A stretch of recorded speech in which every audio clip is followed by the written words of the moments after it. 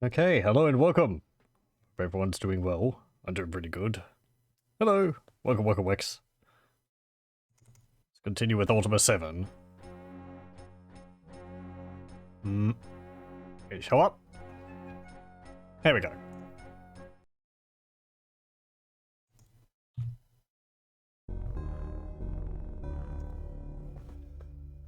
Hello. Welcome, Lothar.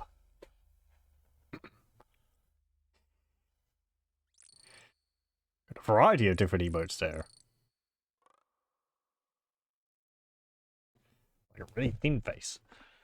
Okay, so what are we doing? What were we doing last? Actually done a fair bit of the main plot, or things to help us with the main plot. We had sorted out the business of Scar Bray. We got the answer to life and death, which of course was there is no answer. Which we went off to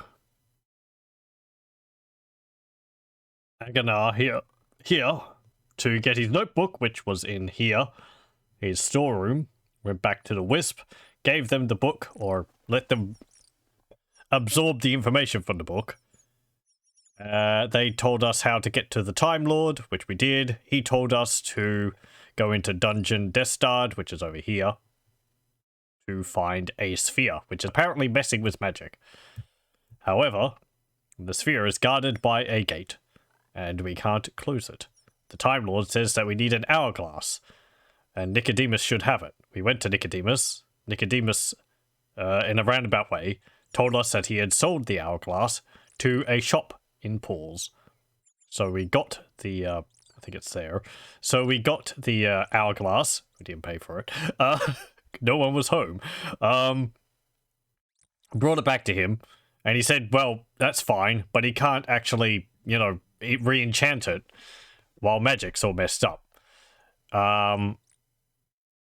So we talked to the Time Lord. He said to go talk to Penumbra, another mage who has been asleep for 200 years.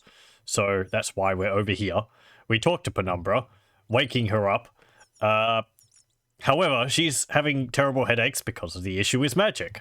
So we're going to have to get a way for her to block out this problem with the ether, which is causing all the mages to go crazy.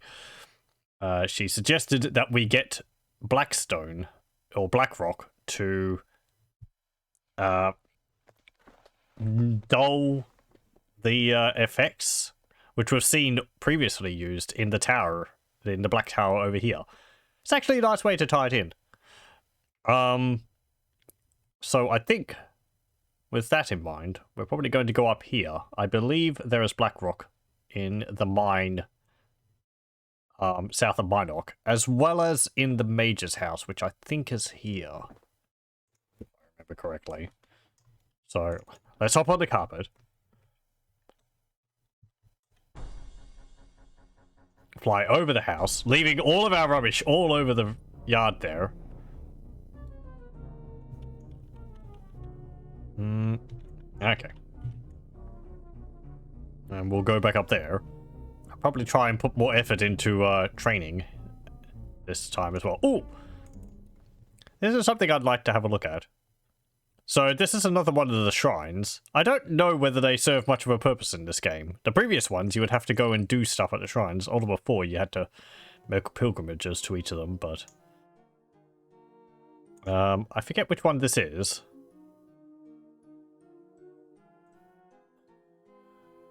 The Shrine of Sacrifice, I think, maybe?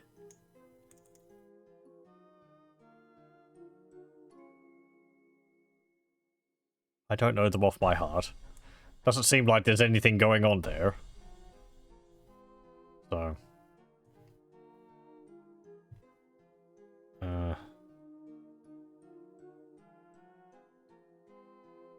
Yeah, there's also the Shrine rune stones in the museum, which I think belong on those pedestals, but I don't remember whether you have to bring them there or not. Okay, oh, right. There's a small pass through the mountains here that leads over the mountains to the sea. is... No. Actually, whose house is this? I don't think I've talked to you. You look like Ceramid. Hello. I can actually hop off the seat before the carpet stop moving. That kind of looks like a modified photo. You see a mountain man who appears to have been in the wilderness a long time. He gives you a long look, then he snorts and looks away. Name? I'm not in the habit of speaking to strangers, but seeing as how thou dost not appear to be very intelligent, I shall humour thee for now. My name is Carl, formerly of Minok. Job? Job? Art thou mad, milady? Firstly, if thou dost wish to offer me employment, I have no interest in it. Secondly, if thou dost wish to hire my services for anything, for any reason, then I reject thine offer most enthusiastically. Thirdly, if thou dost wonder what my job is, then wonder no more, for I have not one. Fourthly and lastly, if thou dost wonder why I have no job, then stop it right now, because it is none of thy business. Fair enough.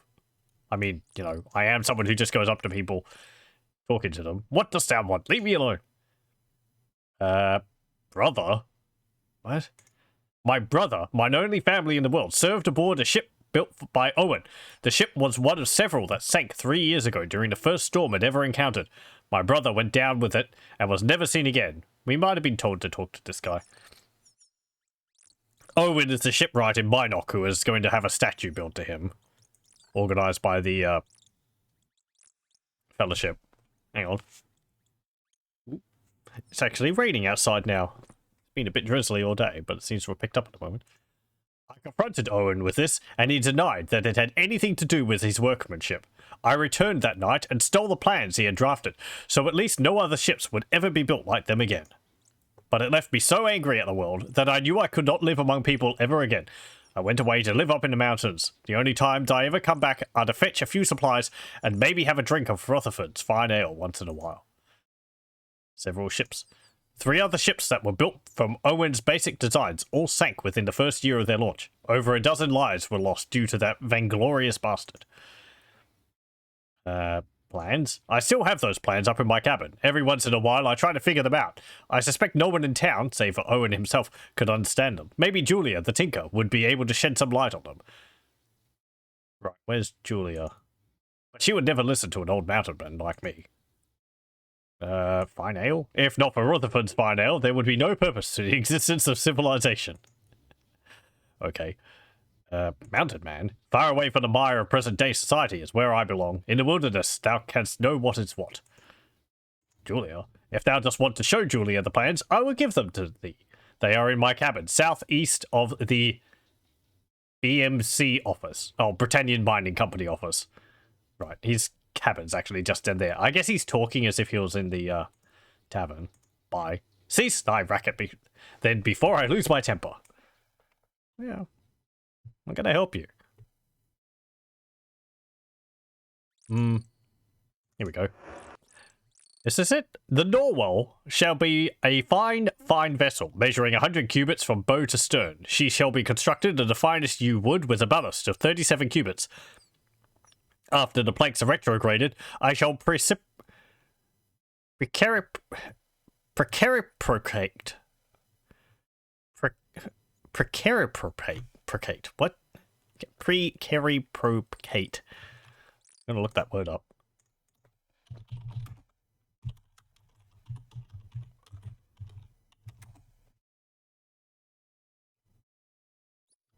How's it spelled? Precariprocate.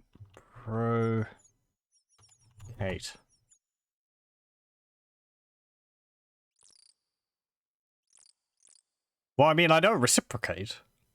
It's like, you know, if someone helps you, then you help them.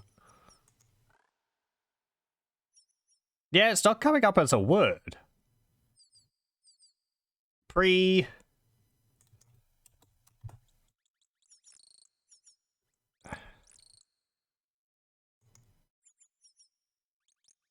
I don't know. The only pop-up in Google is a page linking to this document from Ultima VII, so combination of things? I mean, I guess it's like, you know, sure, doing something to like... Oh, I guess he's just making up words to make it sound like it's smart. After the planks are retrograded, I mean, that's a word. I shall precaricate the bottom decks to ensure their verbosity. Yeah, okay, he's made up this word, and he's just throwing other words around which sound fun. Each bunk shall fit exactly within the 3 foot by 4 14 cubit by 4 14 cubit cabin, except for the first mate and sergeant's quarters, which will be octagonal the size. Octagonal the size. Oh, and a Minoc. Okay. Mystery solved. He just doesn't know what he's talking about. I don't know. I thought it might be something like treating the wood or something like that, but there we go. Anything else in here?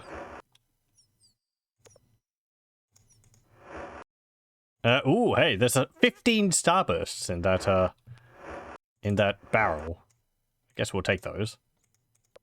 There we go.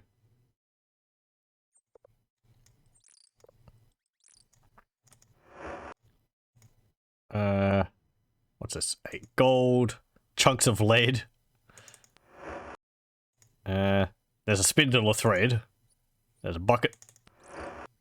There's some food in there. What's that? Oh, it's a roll. And there is some flaming oil. I'm actually curious about something. Let me, try something. Yes, we're doing this again. Oh no, the stacking has commenced. It shouldn't take as long, he says. Because I'm interested in seeing whether I can, like, stack things so that I can get up onto the roof.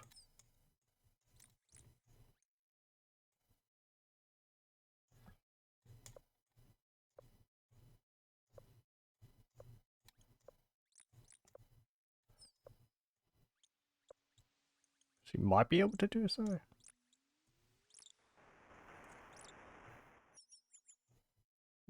Where's that chair? Oh, nearly! Oh, man. What if I get this? And put this sack there. Can I stand on the sack? Would that be high enough?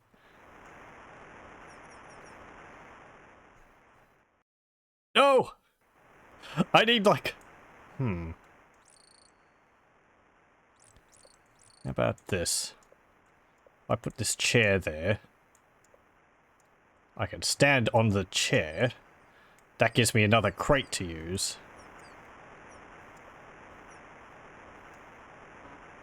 I need to move everything back slightly.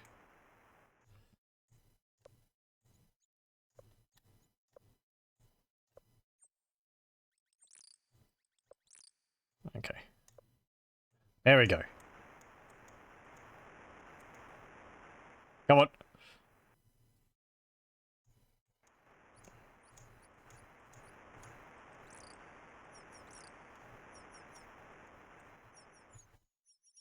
Oh! Oh, so close. Oh. Uh-oh. Help! Hang on. That actually looked like I got up there.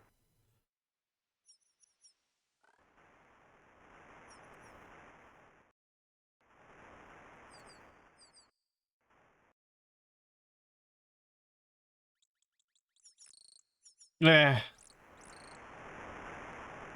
Oh well. Maybe if I had one more chest or crate or something. Okay. So where's Julia? I guess she's in Minoc?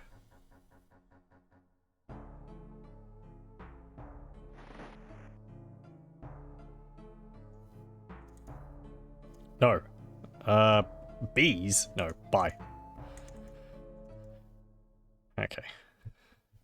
Indubitably.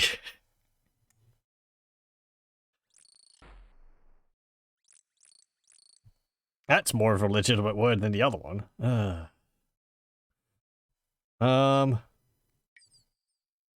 you Julia? Yes, you are. Plans. May I see them? She examines every line of the plans carefully. These designs are unsound. Ships built to these specifications will easily capsize and sink. Thou should show these plans to the mayor. Bye. Okay. There are crates in there. Or chests. I could move those all the way down there. No. Ho, ho, ho, ho. Service! Yeah, hey, job. Hello again, Sir Dupree. Didst thou enjoy mine establishment so much that thou hast returned? My dear Rutherford, this is not a reflection on the checkered cork, but I simply like a good drink. I like that he's got such a friendly relationship with all the innkeepers or all the tavern keepers all over the place. Cheese. Cheese sells for 7 gold per wheel. I will buy 10 wheels. No. Buy. Maybe I can attach them to the carpet.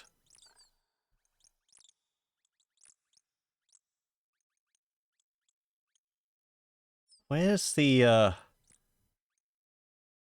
where's the mayor's office? That's not it. That's not it. This is it, I think. Hello, Mayor? Are you in the tavern?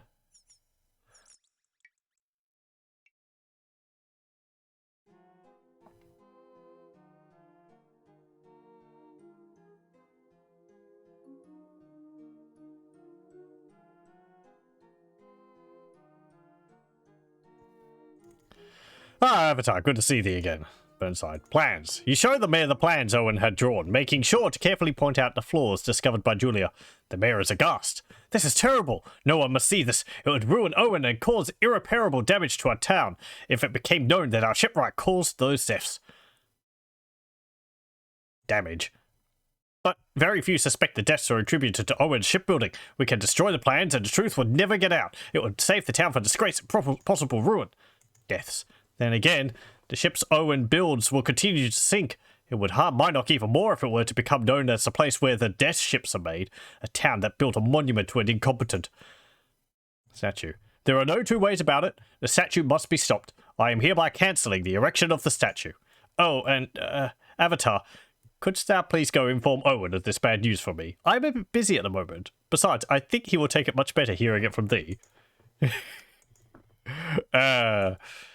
Squeezing your way out of your duties, eh, Mayor? Fine. Who made this slop, he says. It's very important that he critiques the food while he's having lunch. Right.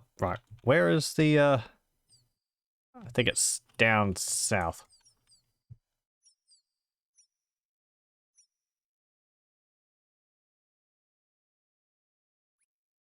Oh, Owen! Hang on. This isn't Owen. What's up with your cauldron? Why is it all glowy? Thorn. Job. Blacksmith. Weapons and armor. Armor. Do you sell magic stuff? Crested helm. No. Do I have anything which I'd want to... People don't really have... Hang on. Dupree! You could do with maybe a breastplate. Get back over here. Job. Blacksmith. Weapons and armor. Armor. Plate armor. 300 gold. That's kind of expensive. Yeah, sure. I will carry that. Thank you. You're going to be wearing that.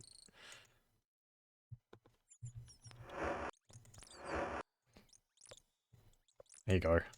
I do wish you could sell things in this game.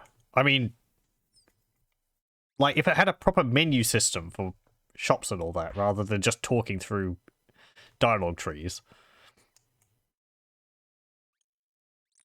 Because I'd like to sell my gear when I'm not using it, but you can't. I don't think you can, anyway. Owen looks at you and sniffs. It would appear thou dost wish to speak with me again. Oh yes, I would. Statue is cancelled. After years of breaking my back trying to make something of this ungrateful little town, I'm giving up. I swear I will never build another ship as long as I live. That will teach them. No matter how they may beg or plead, I will not do it. Oh, that was easy. Ungrateful. Apparently, building the greatest ships to ever set sail in history and all that.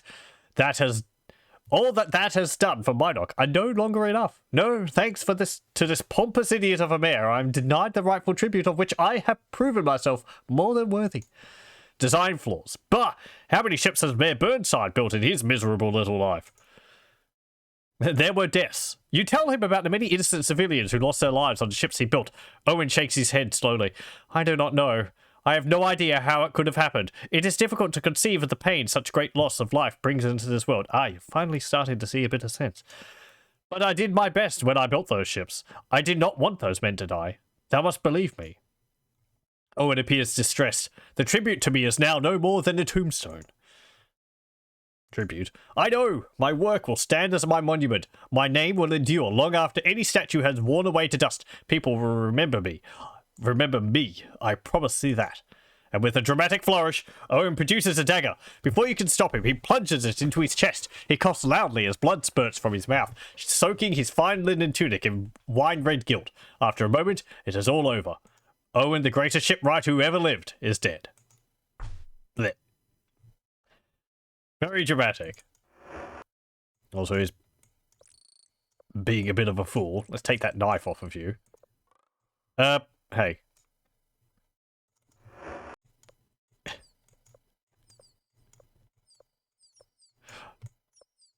Can you put the...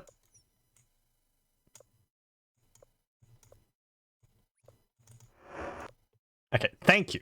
Put it in the backpack. There we go. And I remember this from watching from one of the playthroughs I watched, so we'll take him.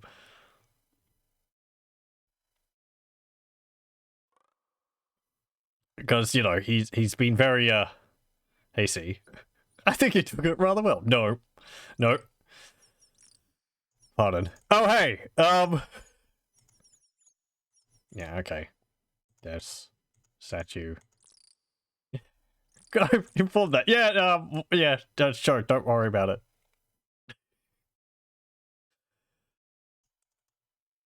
Okay. Let's go to Lord British.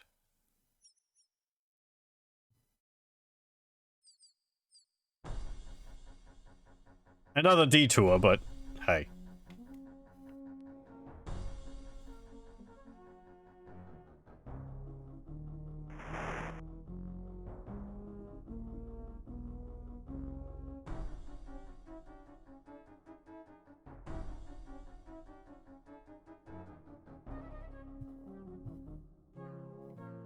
No, Lord British. Let me just bump into the tower.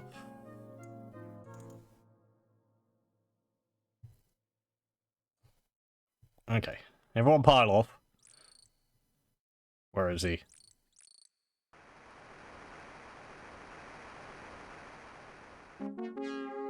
Hey! Plonk. I got a dead guy here. It's not my... I wasn't the cause. Job? Heal. Yes. Resurrect. Indeed, this person is badly wounded. I will attempt to return them to health. Of course, it will never cost thee anything. Okay. Death doth return to the body. Thy comrade is alive. Done. Bye. Goodbye. Greetings. Hey, he's looking alright. Hey, he's back to alive. He's back alive. Isn't it wonderful? Your statue's still cancelled. Oh dear. Ungrateful. There were deaths. Tribute. And he killed himself again. He didn't even have a knife on his body. Fine. Heal. Yes. Resurrect. Thank you. Good. He can just live here in the castle now. We're not going to talk to him. It's a bit of a pity that you can't actually, like, do that legitimately and have a, like, a good outcome. You know, he's like, what? I should be dead. And it's like, yeah, we stopped you from making a stupid decision. It's like, oh. So he could just wander around here. It's amazing. I'm impressed that he was able to stab himself without a knife. Oh, hey. Yeah. What about the Fellowship? Okay. The Guardian. I do not know of a Guardian. Art thou sure he really exists? Thou shouldst investigate further. Yeah, okay. Batlin. Yeah. Headquarters. Yeah, okay. Bye. Useless.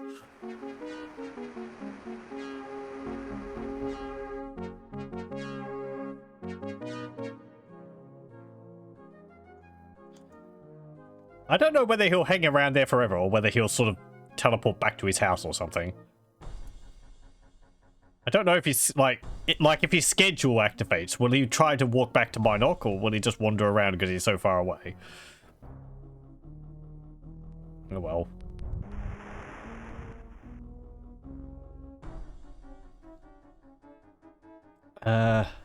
Up here.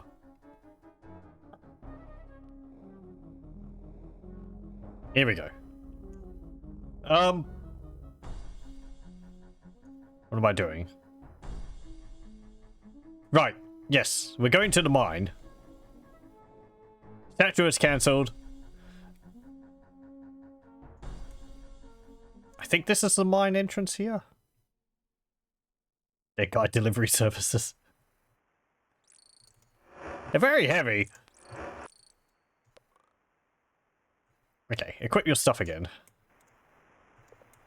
As you would think, but here we go. This is a Minok mine. People are stuck on the carpet.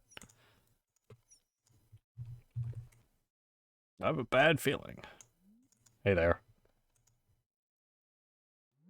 Oh, yeah, right. Can I do this?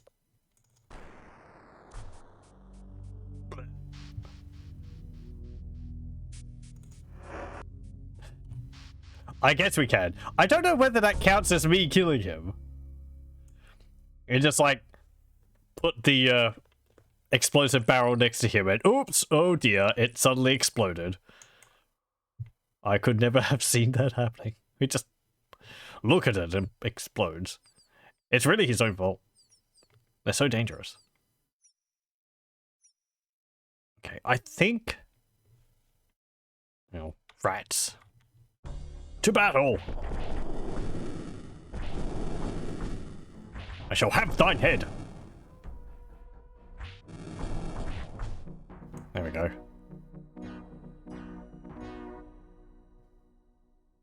Right.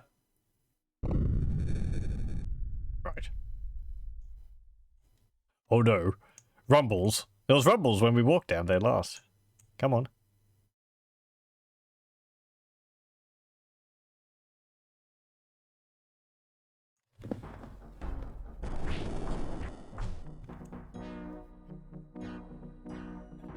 Down here?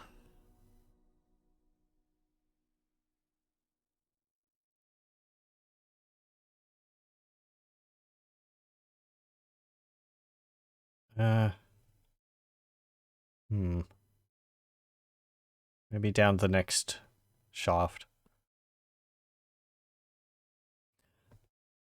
If I'm thinking of the right dungeon, this is one of those cases where me looking at the map, highlighted something which I honestly wouldn't have known was there otherwise.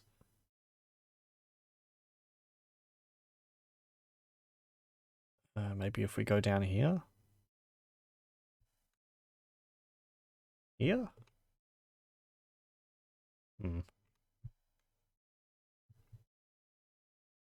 Ah, there we go.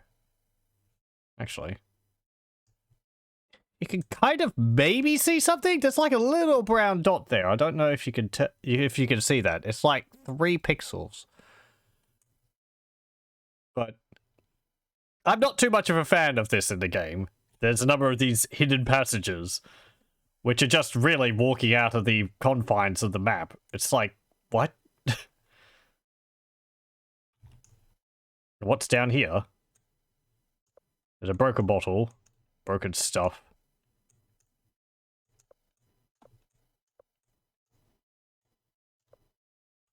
Okay, that's all just rubbish.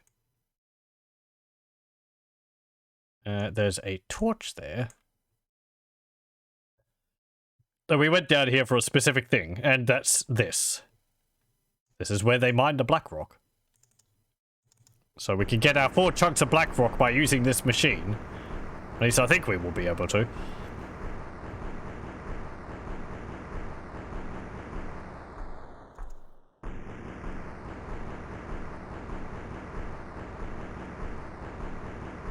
I wonder where this black rock came from. Was it always in Britannia? But they never knew about it?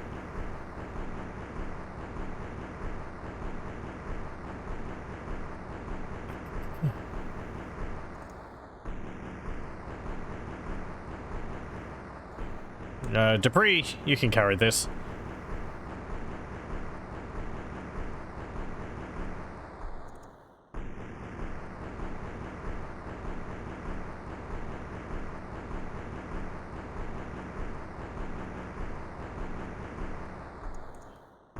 Next bit, please. We need 4 of these. Ah, there we go.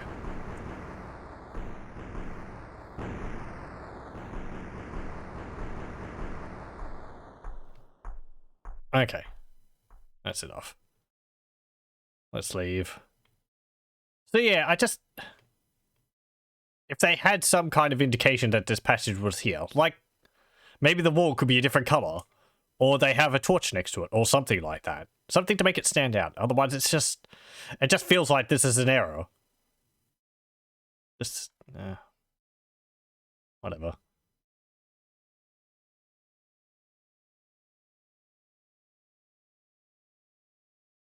And that's not the only time that happens either. There's a few others locations in dungeons where that will be a thing as well.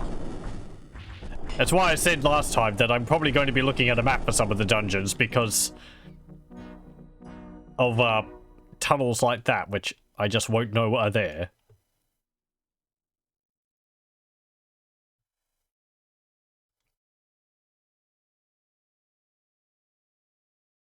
Okay, let's leave. Oh, so bright. Right. Back to Moonglow.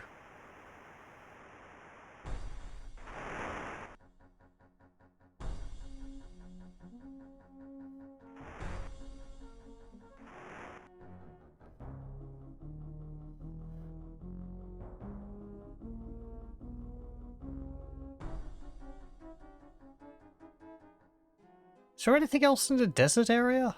I don't think so.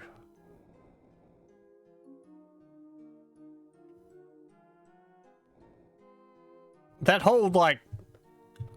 I don't really think there's anything in this part of the map. Like, there's some jungles around here. But... all up here... Might have to have a look at the map again. Aside from some monsters. Okay. Land. Hey, who wants a pie?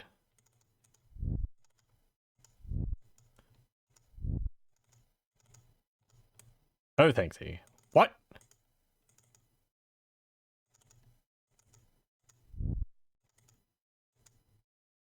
How art thou not hungry? There we go. Okay. Oh, look, she's actually asleep again. I hope I'm not going to have to wake her up again. I think I've got an awakened spell, so that shouldn't be a problem. Okay. Take this black rock, and you have to put it on each of these little pedestals here.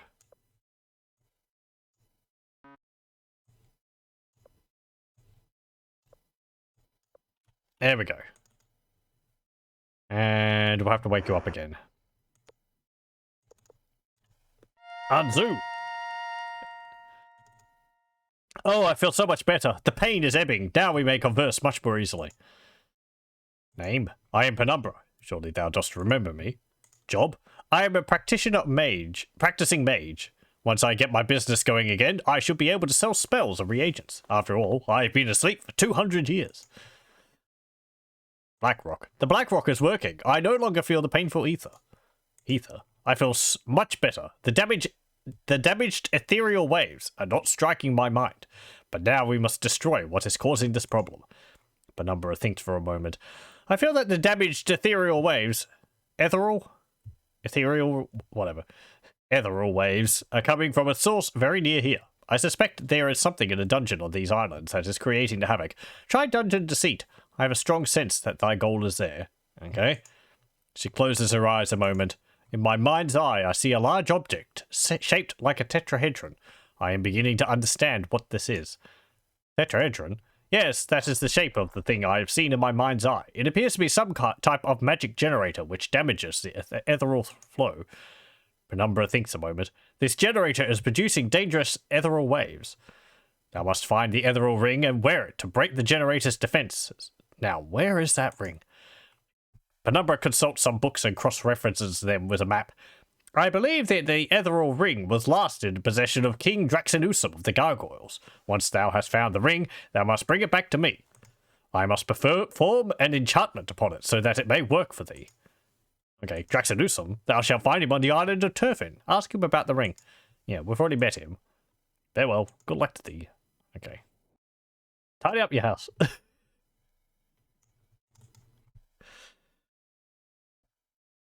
Kind of surprised after like 200 years the roof hasn't collapsed in or something like that.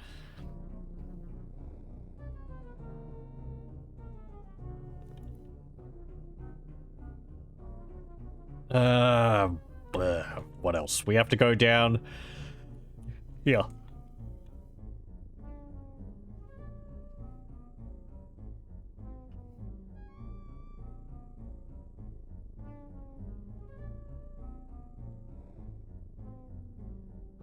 Okay, are we there? No. This is, New Magintia. Is this Turfin? Yes, it is. Okay.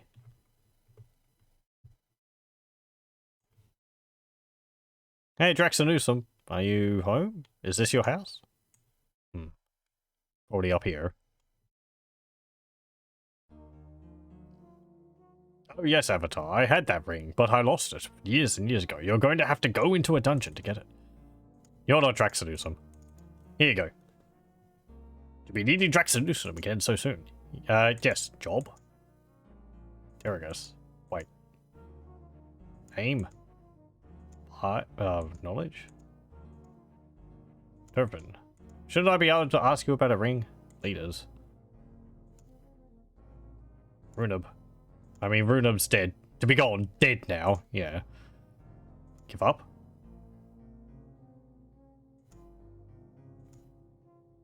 Ah, to especially regret selling my ethereal ring. Selling? To have sold most of my treasures when we were, asked, shall we say, to move to the island. To have all happened rather quickly, you see. To have sold most to the Sultan of Spectrum. Okay. Ethereal ring. Ah, to be. Indeed a lovely treasure. To have been quite useful. A shame to have been, really, to have had to sell it. To have been one of my favorites. Sultan, to have seemed nice enough for a human. To be a bit mad, he is, even for a human. To tell you he lives on an island just to the west of us. To know at least that my prized possessions would be safe in his hands. Safe. He nods his head. To be rumoured to have one of the best guarded vaults in all of Britannia. To be supposedly enchanted. To know not details. Okay, bye. Not that we could have just asked about the ring. We had to ask him about his possessions and all that. Okay. We've got to go to Spectron. I think Spectron is an island which was only named in Ultima VII, though it had been present in a few of the other games. From what I remember reading briefly on the wiki about it. We actually landed there. Because that was where we got the spool of thread. It's just up here.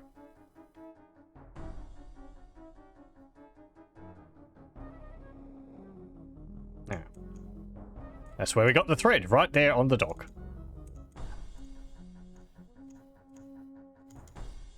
Land.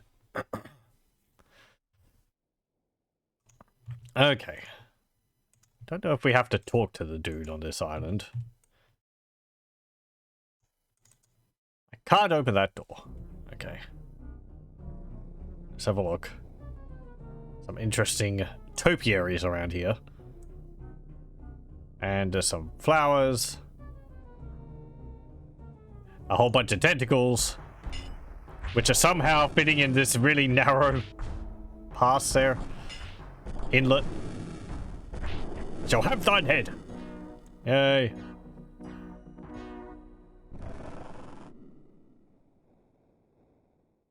Maybe they're just really, really long tentacles belonging to some giant creature in the middle of the ocean or something. They just snake all over the seas. That would actually be a cool idea for a RPG or something. I think.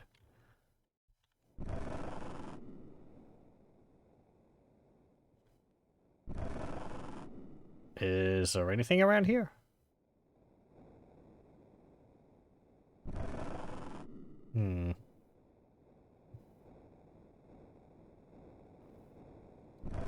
Doesn't look like it. There's just that door. Oh, we can just bump into it and it'll open up. Okay.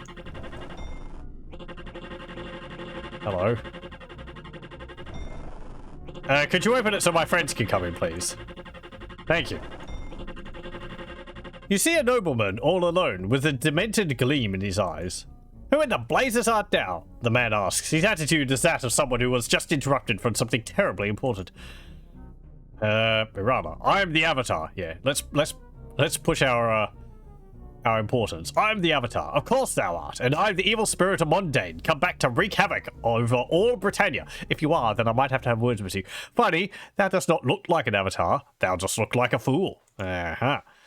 What can I do for thee, Miss Fool? He turns to his right and speaks to no one. What? Oh, really? Thou just think this Avatar looks like the real thing? I doubt it, Lucinda. I doubt it very much. He turns back to you and grins. Name? The nobleman looks at you with impatience. I am Martingo, the Sultan of Spectrum. Is that all right with thee? He rolls his eyes. He turns to his right side and whispers again to an imaginary person. I believe we have an ignoramus on our hands. Job? I'm the Sultan of Spectrum. What? Is thy brain the size of a pea? Do not answer. 'Twas a rhetorical question. Turns to his left side and whispers to no one. Dost thou not think her brain is the size of a pea? I do. He giggles conspiratorially with his invisible friend. Martingo then pulls out a banana and begins to peel it.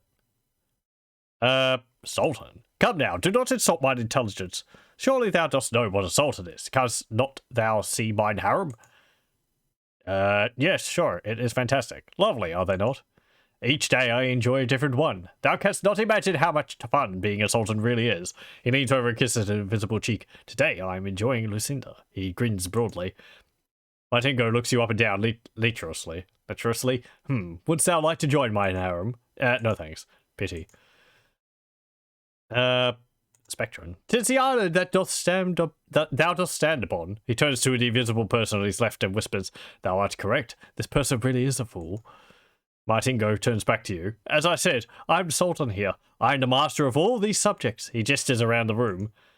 Yolo whispers to you, This man is quite daft. Be careful. Really? I had noticed something odd. A banana? Oh, forgive my manners. Wouldst thou like a banana? Yeah, sure. Well, it shall cost thee 3 gold coins. Still want one? Yeah, sure. Here thou art. Martingo hands you a banana and takes you cold. He turns to Lucinda and whispers, That rotter took my last banana. Well, Lucinda, she's beautiful, is she not? Martingo leans over and sticks his tongue in an ear that isn't there. Yeah, ethereal ring. Martingo looks suspicious. Art thou wanting to steal my ethereal ring? He turns to his imaginary friend and whispers, Thou wert right. Our guest looks like a thief. Yeah, we just went into the front door. He turns back to you and smiles. Yes, I do have an ethereal ring. I purchased it from the king of the gargoyles. What was his name? He leans towards the invisible companion on his right. What? Oh, yes, Draxon Newsom. I knew it all the time. He turns back to you. It is in my vault. Vault? Martingo's eyes light up. My vault is the most protected vault in all Britannia. No one, and I repeat, no one, can steal anything from my vault. I have many fine treasures there. He turns to Lucinda and bites a non-existent earlobe. Treasures? I collect magical items. The vault is full of them, including this ring thou just mentioned. Ooh, sounds like we might want to visit there. Protected. The vault's security is my secret. Feel free to try and enter it. In fact, I dare thee. If thou canst succeed in getting inside, thou art welcome to take anything. Martingo laughs. All thou dost need is the key. He laughs with his imaginary harem, as if they were all laughing with him. I'm sure thou wilt find it. He breaks up, laughing so hard that tears begin to fall down his cheeks. Okay. Bye. Fine, go away. It shall do thee good. What's in your, drawer there? Nothing. Okay.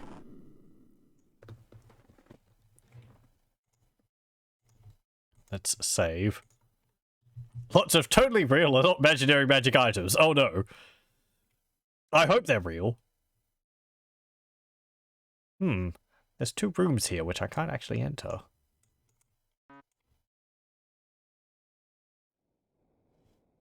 How does he, like, live on an island all by himself? Does he go outside and scavenge bananas from a tree or something? Or coconuts, or whatever.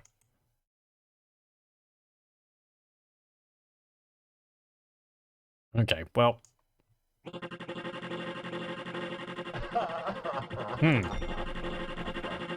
Hey, look! It's a stone harpy.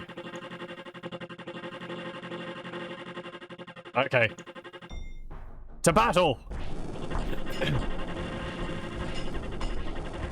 No, not notebook.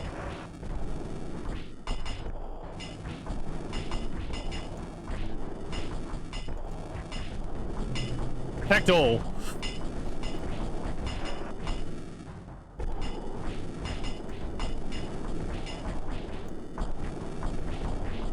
Ow.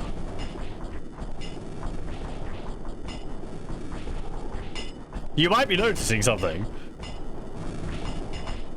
At least, that this harpy is incredibly strong.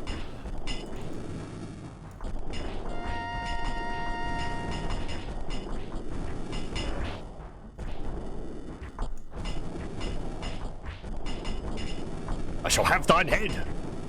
I think we're dealing damage to it. Uh-oh.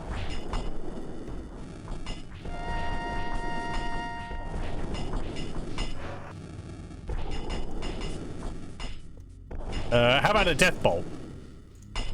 Poor.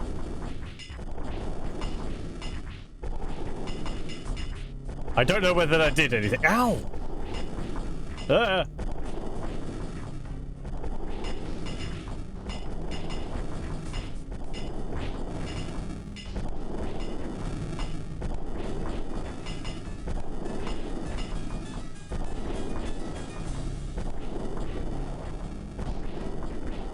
Are you even hitting it?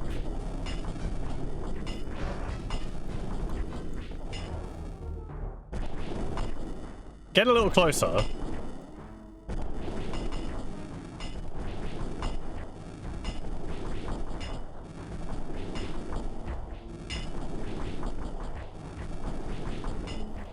It's still hurting. Ow. No, don't go to battle.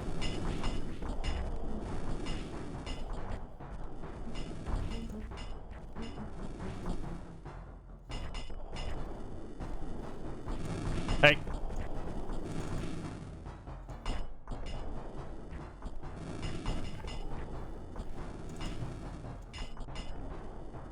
What do you mean out of ammo? Why are all my wands out of ammo?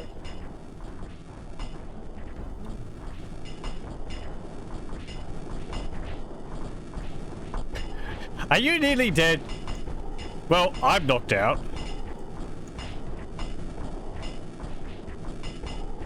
Uh-oh. Uh-oh. Well, I died. Wow. Okay then. I would have thought we would have been able to kill that because we've got a bunch of magical items. Let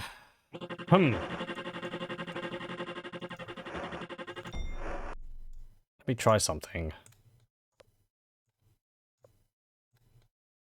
Shabano, equip a glass sword.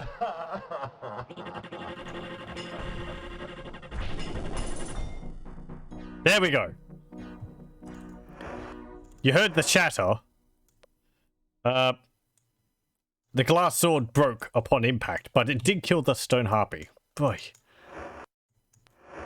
There's the key. Won't fit. Fantastic. Are these all really out of charges?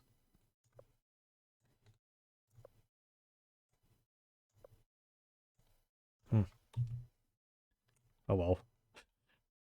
His vault's actually only a little tiny room. I guess maybe there's only one thing in there.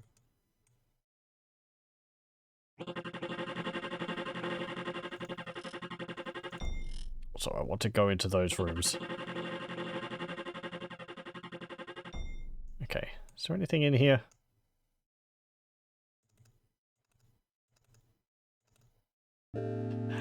That wasn't a spittoon.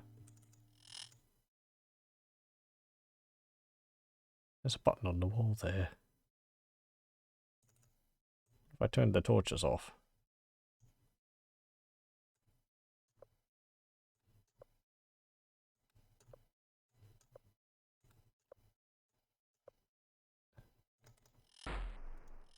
I'm looking for, like, levers around the place.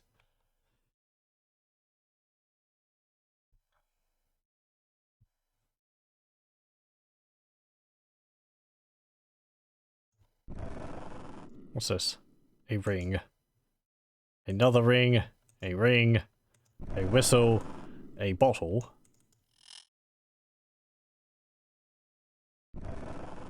Not seeing any levers. Hello, welcome, welcome. Okay, let's open this door. I said open. There we go. What do you mean? Oh, it's this one. Ah, there is a few things in here.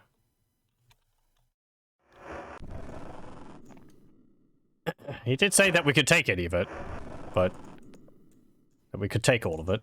But let's see. So we'll take the ethereal ring.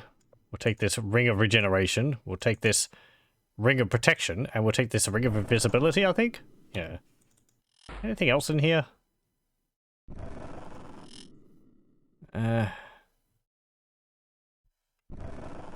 Doesn't look like it.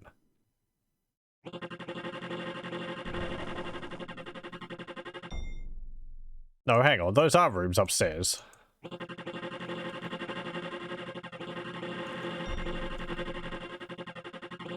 Ah.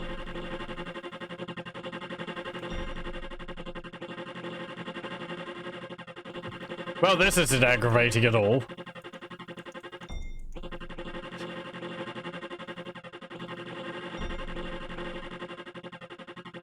There we go. I think everyone's through there. I hope we're doing well. Alright, how am I supposed to get in there?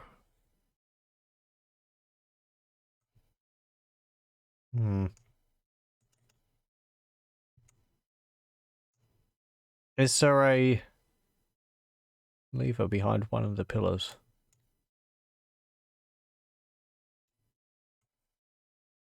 Sound design in this game could have done a bit of work. Yeah, having that repeat over and over again is a little... I think there's like a fox outside which is trying to attack me.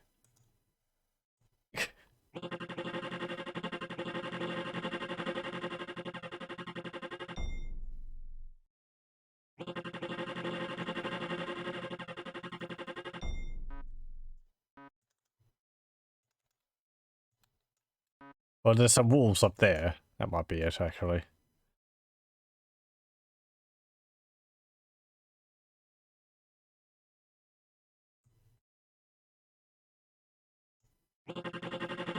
Oh! That's open now.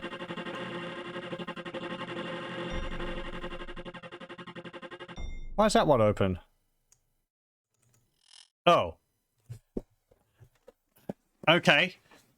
I guess I can open it by pressing the button on the other side of the wall. I guess there's a button on both sides of the walls. Ugh. I've done that before. That hasn't done anything. What's in here? There's a sack of wheat. There's a light source.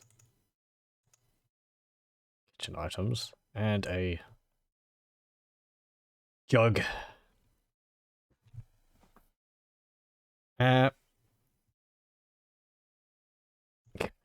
Couldn't they have made the door also, like, open the other way around? What's in here? Cheese. And in this crate, 2 bananas, 3 apples, and some grapes. Okay. And there's ale.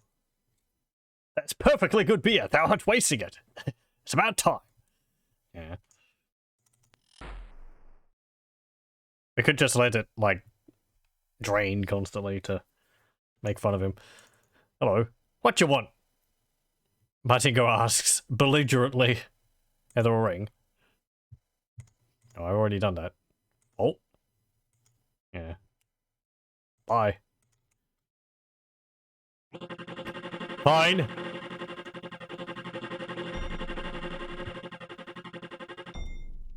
I'm just going to teleport out of there. I can't be bothered having to fiddle around with everyone trying to get out of that room.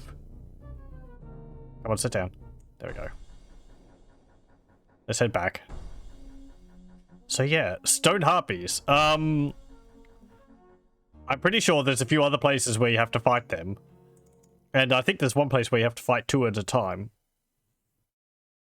I'm gonna have to find a better way to attack them. Or that, or find many more, glass swords.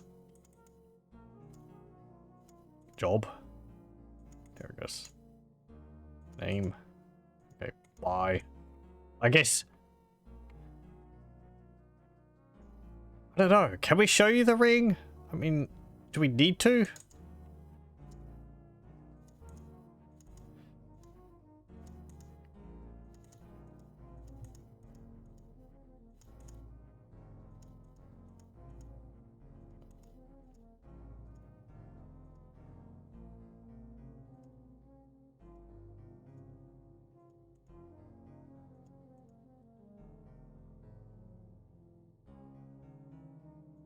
Yeah, okay. Fine, whatever. Doesn't have anything different to say. Let's go back to Penumbra.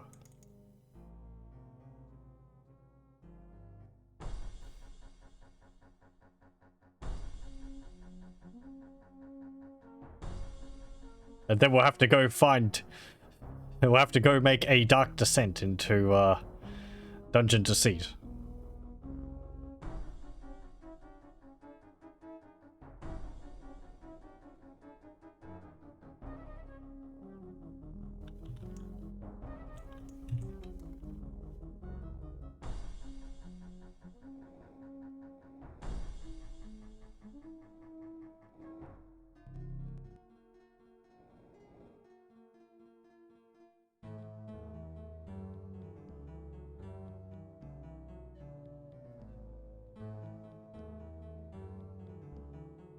Here we go.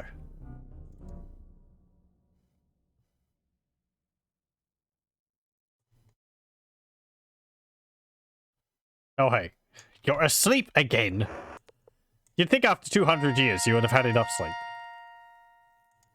Hey, we got the ring. Thou hast the ethereal ring? Good, I must enchant it quickly. Penumbra takes the ring from you and intones a few magical words upon it. After a moment, she hands it back to you. Now thou must go to the generator. Be sure thou art wearing the ring. It should now protect thee from the ethereal attacks. Be aware that it is functional only near the tetrahedron, and tell the companions to wait out of range. Yeah, okay. Good point. I could have just told my companions to, like, wait outside of that place or whatever. Yeah, well. No, because I needed them to attack the stone harpy. And I guess that's to sort of tell you that, you know, it's only going to protect you from the tetrahedron. It's not going to protect you against mage attacks or anything. Thou must enter the generator alone. Penumbra thinks a moment. By the way, how did Sal happen to know to come to me about this problem? Nicodemus, Time Lord? Yeah, Nicodemus told me. You tell Penumbra the story of how you need to get the hourglass enchanted. I see. Well, thou best be on thy way, so that thou canst indeed get thine hourglass enchanted. Ether. Tetrahedron. I can't tell you about the Time Lord. Yeah. Okay. Bye. Don't think it really matters, but...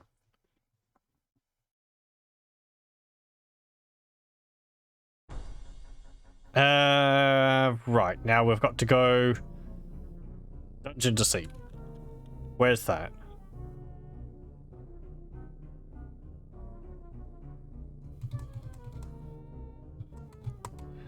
I'm gonna need to look up a map, because I don't know where Dungeon Deceit is.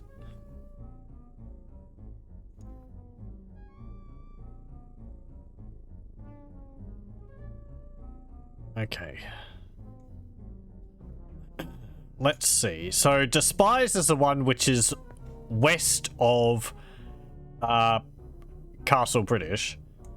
Shame is north of Castle British. Hate is to the northeast of Castle British. And it's actually in 2 parts.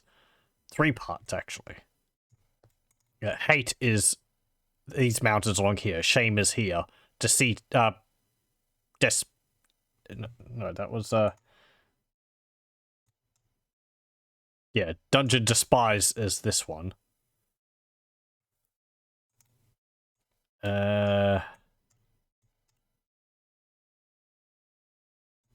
Destard is this one.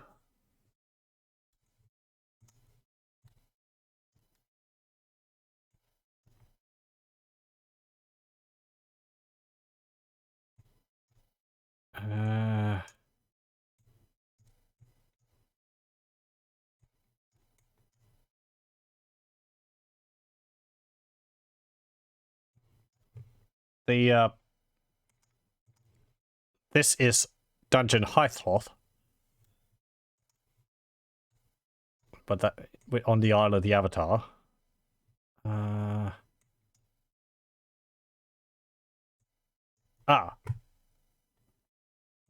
Okay, Dungeon Deceit is up here. Let me see, is there any others around? Minot Caves. B Caves. No, there should be 8, shouldn't there? 1, 2, 3, 4, 5.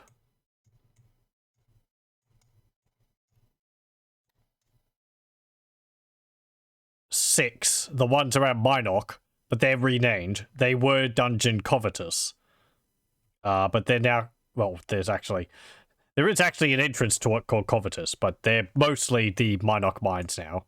So that's 6. 7, Deceit. And 8 would be... What are all the dungeons? Let me see.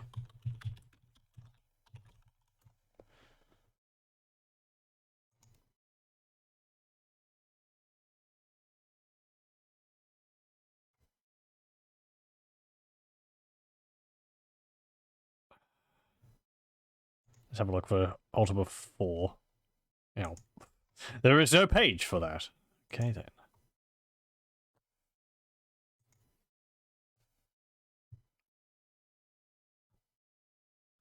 Let's see. There's Destard, Wrong, Covetous, Shame, Hythlos, Deceit, Despise.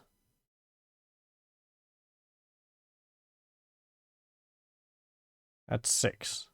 It should be 8, shouldn't there? That's also for dungeons, for Ultima 6. What about Ultima 4? Deceit, Despise, Destard, Wrong, Covetous, Shame, Hythloth. Okay, so some of them have been combined into one, I guess.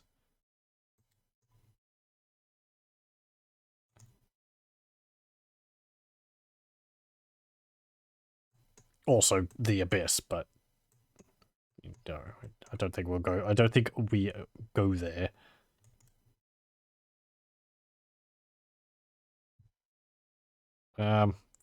Fine. Enough of that. Okay, so we just have to go north.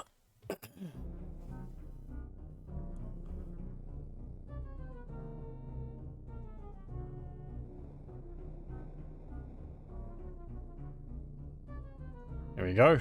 I think this should be it.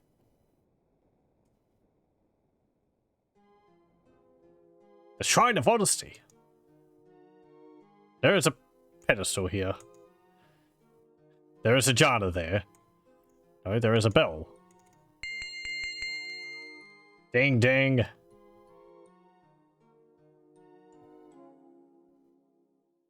Okay. Is this a dungeon? Yep, here we go. This is Dungeon Deceit.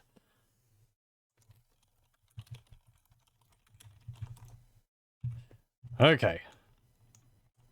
That's actually paved. Let's see. That's magically locked.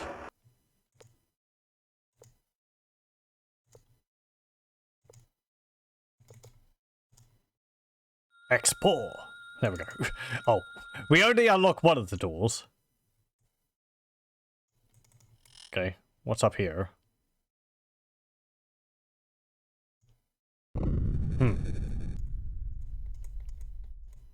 There's an arrow there. There's actually an arrow trapped there. It's causing shaking. It's messing up the thingies. Can I cast Destroy Trap on that?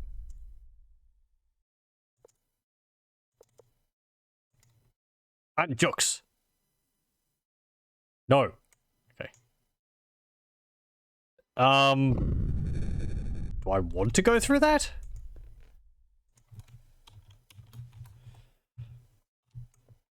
I have a bad feeling.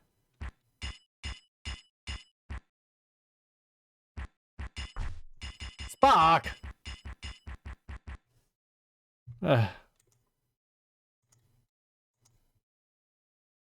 Could you crawl?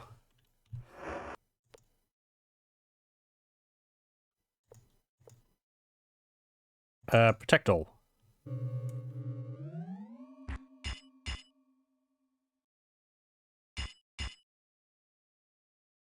Okay, that's not too bad. Ow! Lightning? What about down here? I'm sorry, people. You see a stunningly attractive oriental woman. She is armed to the teeth. Name? My name is Eiko. Job? I have no job. I have a quest. My quest is to share with my half-sister, Amanda. Quest? 18 years ago, my father was murdered by a Cyclops called Iskander Ironheart. Mine half-sister, Amanda, and I are his only surviving kin, and we have vowed to avenge him. Amanda? Neither one of us knew that the other one existed until after the death of our father. Oh, geez, that's quite a portrait. I had always felt like I had a sister somewhere, but I attributed those feelings to the natural loneliness a child feels upon losing a father. Learning about each other has been the only good thing that has happened to me since father's death. Our father was a mage named Kaladeth. He was working to find a cause of the disturbances of the ethereal waves that had been preventing magic from working for the past 20 years and more, as well as the madness that has afflicted all mages since then. Our father was a wise and kind man. His death was a loss for all of Britannia. She sniffs. His killer deserves to die. Iskander. Yes, I know I'm not pronouncing it correctly. I understand he has a more human nickname that is actually a translation from the ancient Cyclops language, but I do not know what it is. Job. Farewell. Hello. You see an attractive woman dressed in armor and carrying a small arsenal of weapons with her. A small armor with her. You there. Now, again. My name is Amanda. Job. Mine half-sister and I have no job but to serve our quest. Quest? We are on the trail of her father's murderer. Half-sister. Mine half-sister is Eiko. She, like myself, is a warrior trained by Karena in the ways of combat. I think we've met Karena. She's the trainer on New Magentia, I think. We studied long and hard together to master the skills that will be required to achieve our vengeance. The two of us had not even met before our father's death, but we bonded like sisters in the rigorous disciplines we learned from our trainer, Karena of Minok. Well, okay, in Minok, not in New Magentia. Killer. Our father was slain in the most violent manner by a vicious and terrible Cyclops. He was impaled on a spear. It took several hours for him to die. She looks up, eyes glittering. Hast thou ever watched anyone die from a belly wound, milady? The agony cannot be imagined. Cyclops. We have been tracking this creature for years. Ever since we completed our training, we have followed him from one end of Britannia to another. Sometimes he was just one step ahead of us, but now we know that we are nearer to him than we have ever been before. When we find him, there shall be no escape. We want vengeance, and we mean to have it. Impaled. Our father fought bravely for his life. He did not die easily. He died a hero's death. Although we may both die in the effort, we intend to give his murderer a death fit for a true villain. Eiko smiles wickedly. Okay, bye. Good journey to thee, milady. You got a bunch of gunpowder there. Let's go up here. Is that the effects of the thingy? Tetrahedron. Help, help! What? Oh. Ghosts. Come on, we've seen ghosts before.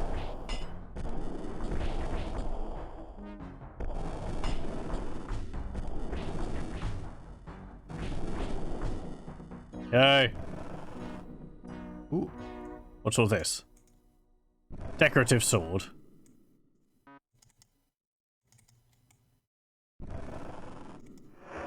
Nothing there. There's a shield there. Curved heater. Can anyone use that? A spark. Could maybe use that. What have you got there? Don't use that. What this? Nothing on that. Nothing on there. Nothing on those legs. Nothing on that skeleton. There's a two-handed sword there. But there's nothing else there. Okay.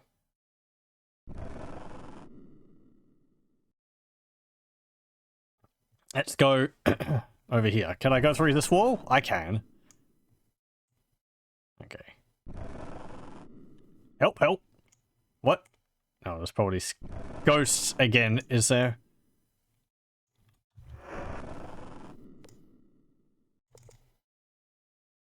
Oh, I'm out of magic. Okay, everyone. I'm gonna have a snooze. 8 hours.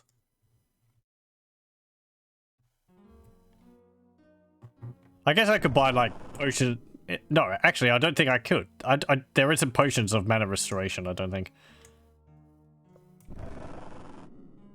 And I don't think there's even, like, rings of mana regeneration or something.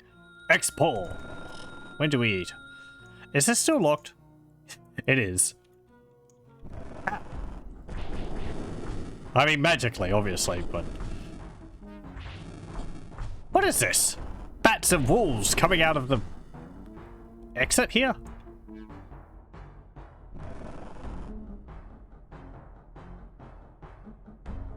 I could use a little food.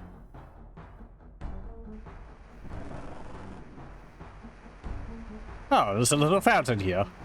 How lovely. Look.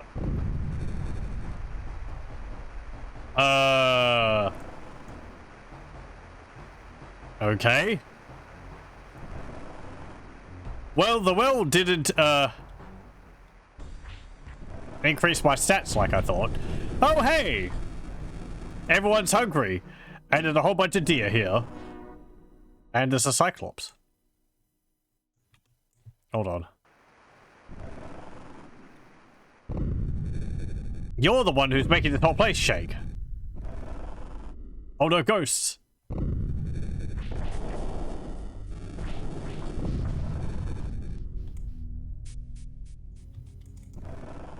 Quick, get the deer. I see another ghost coming as well. You can see the arrows through the wall.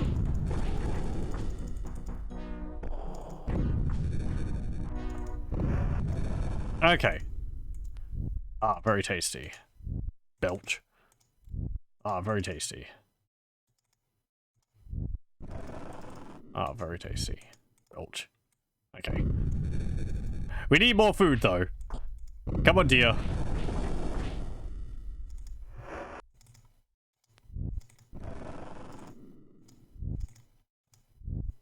There we go. And you can carry the other 2 legs. There we go. Okay, now everyone's been fed. Let's save. Hey there. You see a large Cyclops. It looks at you and blinks its eye in irritation. Or blinks his eye in irritation. Name? I am of the clan Ironheart, the 11th son of Valador. They call me Iskander. Job? My Cyclopean people say I am a hero. Many of you humans say I am a monster. No doubt the truth is somewhere in between. Echo and Amanda. Yes, I've heard those names before. Those are the names of 2 warriors who have been after me for revenge. They say I killed their father, and I must admit to thee that it is true. I did kill their father. Oh. Hero. 189 years ago, I slew the 7 Gazer princes when they used their magic to steal the eye from the leader of our tribe. But such things are now ancient history and are no longer of any consequence. Sounds like quite the accomplishment. Monster. On numerous occasions, I have caused the unpleasant end of human interlopers who mistakenly believed our race was fit for nothing save to be plundered. But I have no quarrel with thee. He pauses to scrutinize you for the moment.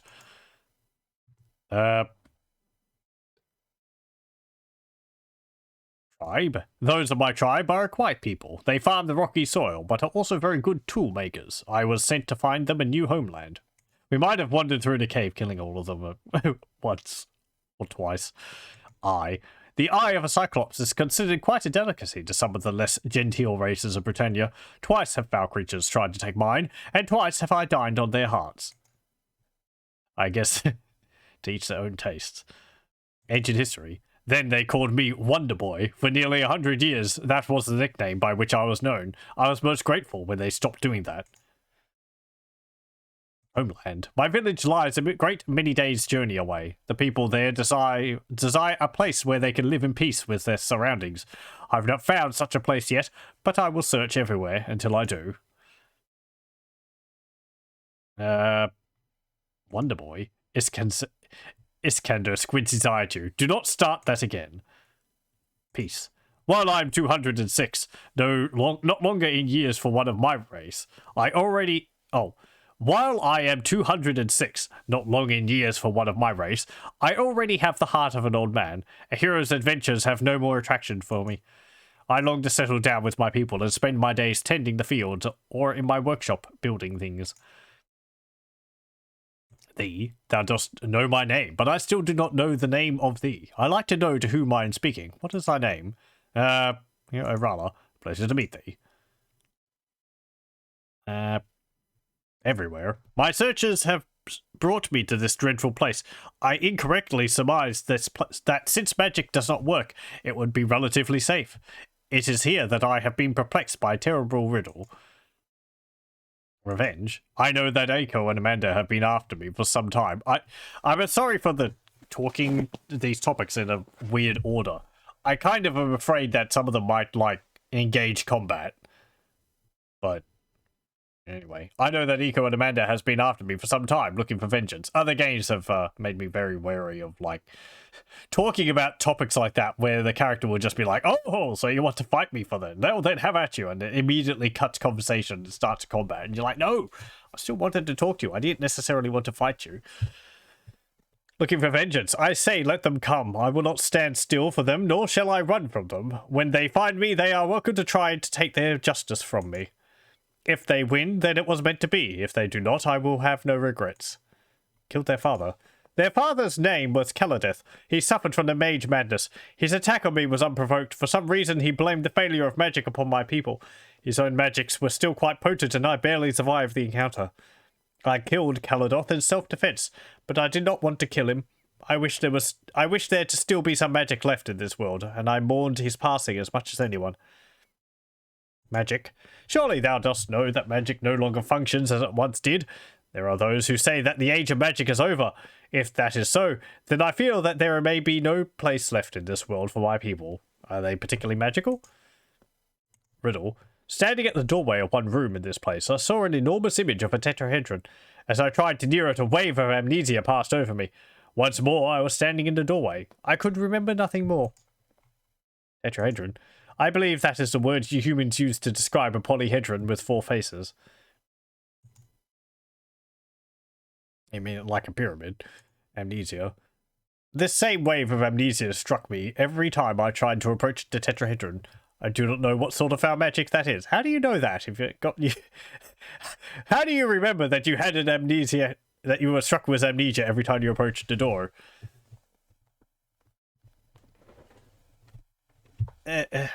Wouldn't you just be standing in front of the door, constantly trying to get in there, because you think that you hadn't done so?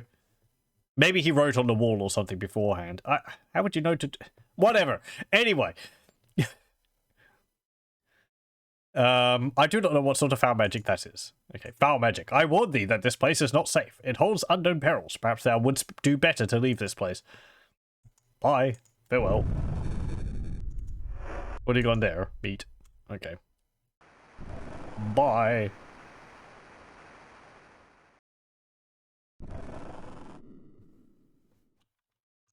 Ow. Bats.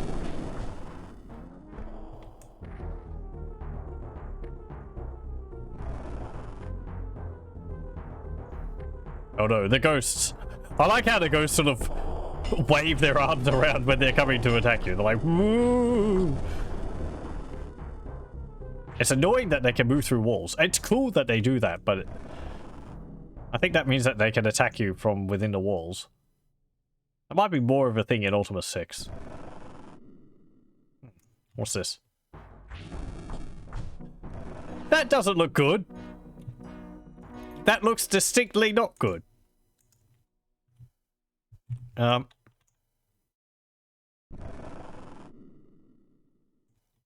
Actually, before we go there, let's go down and talk to those two. Echo and Amanda again.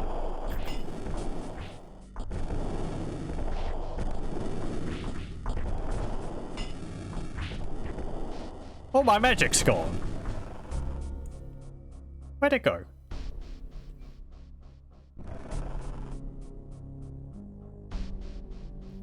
Okay. Hey, you two, I talked to the Cyclops.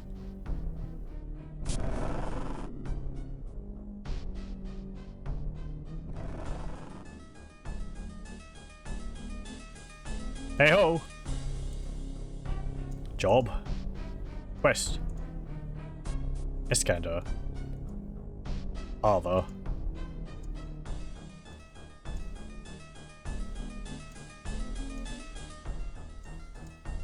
Bye.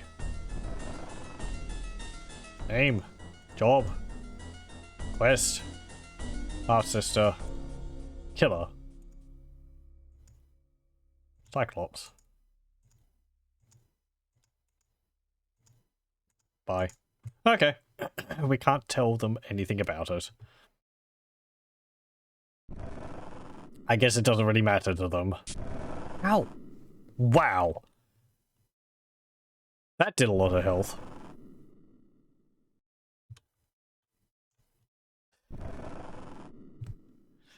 The ghosts are just really happy to see me. They're like clapping their hands the whole time they're flying around. Yay, it's the Avatar.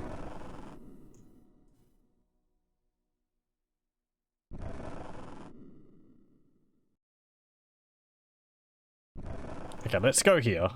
And I need to rest again. 8 hours.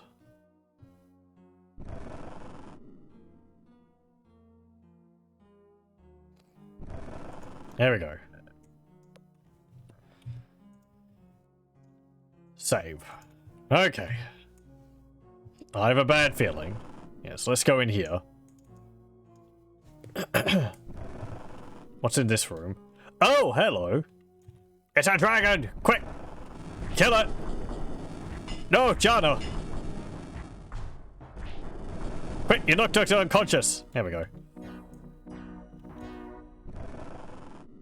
Don't... Oh, you... Chana! You idiot.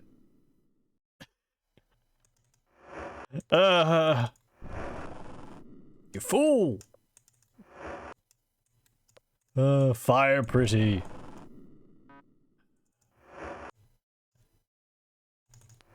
Now what am I going to do?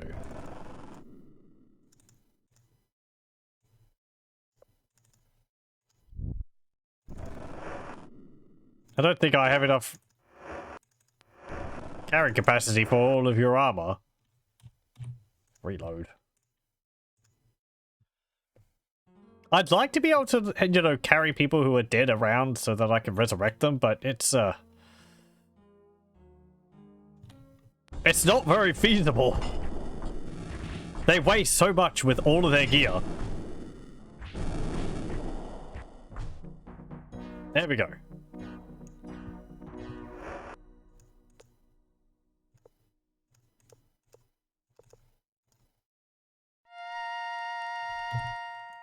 Okay, save. That dragon didn't even have the good manners to have something on its body. Ooh, hello. Actually, never mind. Here's its its hoard. There's 36 gold, a gold nugget, there's a gem, there's a ring of regeneration, a normal ring. There's some magic armor. Who gets this? Let's see. Yeah, how about you get that? There you go. And Spark can have this. Too heavy. Is it really? No, hang on. Oh, I guess it is. Wow. Plate weighs 10. Magic only weighs 1. I'll give that to you. You can wear that. Okay. There's a shield. No. Who needs a shield?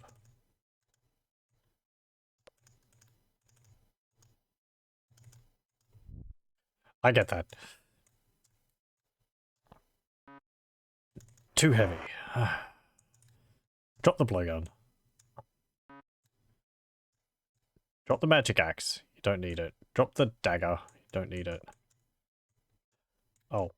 You're weighed down by gold. And I guess your armor.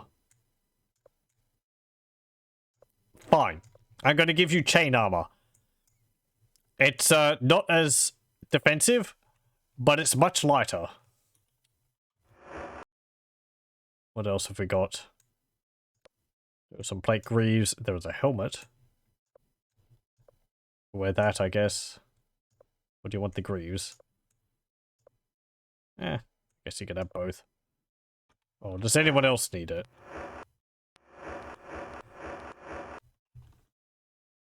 No, not really. Okay, what else is there? There is a glass sword.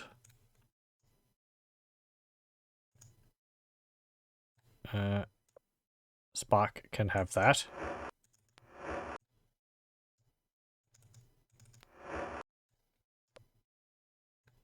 Put it into the bag there. There's a key there too.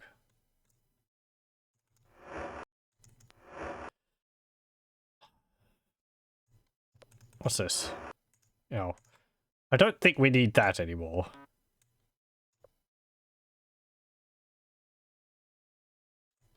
Where's that key gone? There it is. There's a gem. Another gem. Another gem. And another gem. There we go. Okay. Well, is there anything else around here? There's the tetrahedron. Gotta get over there.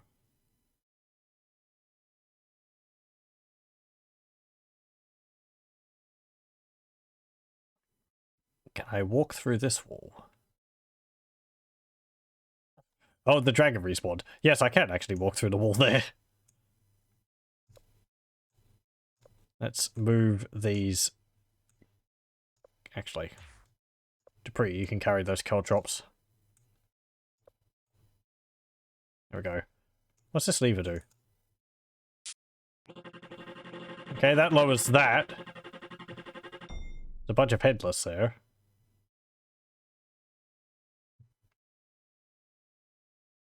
What if I go down here? Yeah, support armor. Door is locked.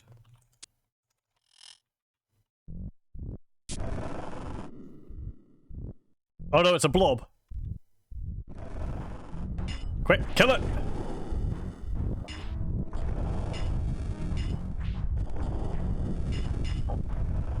Wow. That is a lot of blobs.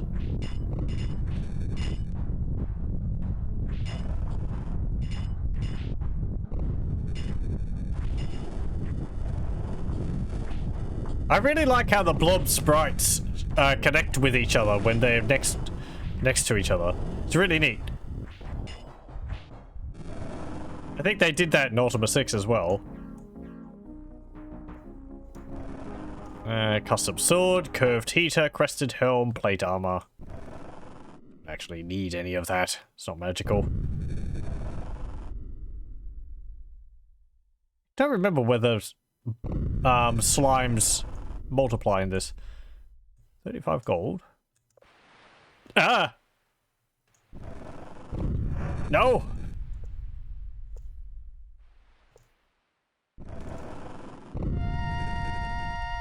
There we go. And a ring of regeneration. Pick that up. You can put that in your inventory. I didn't even need to actually step near to that. I could have just reached across the entire room to pick it up. Can we go through here? We can. Oh boy! Hello. Spark? You know that sword I gave you?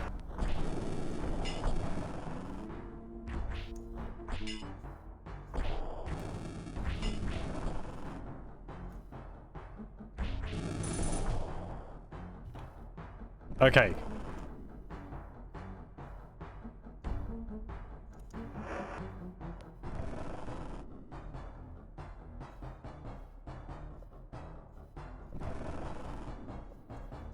Spark, equip your lightning whip, please. Spark?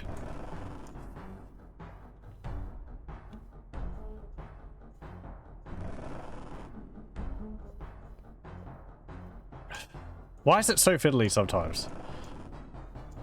It's like it gets stuck on a,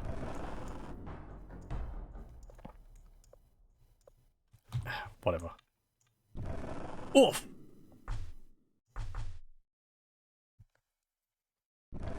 Okay then. Everyone died. Let's reload. Oh. Did I not save after that? Okay, fine. I'll equip that. You can wear that.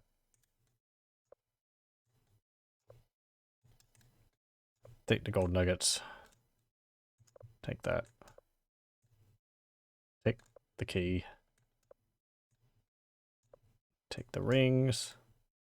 I won't bother with the armor. It's not that big of a deal.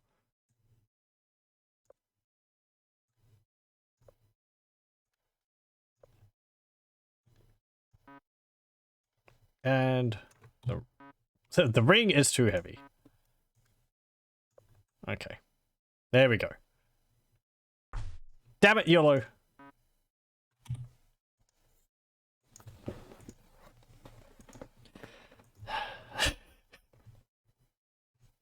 Let's try this again.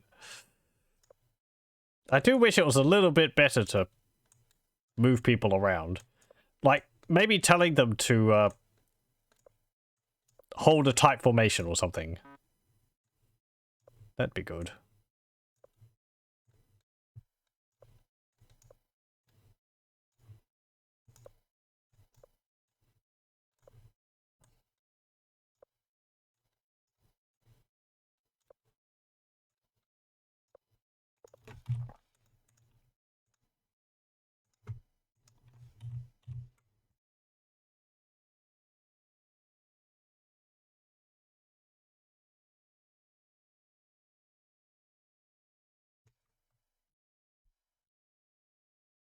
Okay. And pick up the caltrops. Pull the switch. There's a gazer over there. It's weird in this game, the gazers actually have legs. They like scuttle around on spider legs. In the other ones, they float.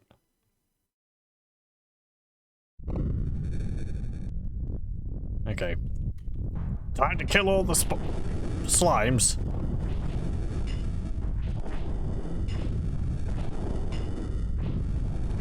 Yeah, you can see them like joining together down there.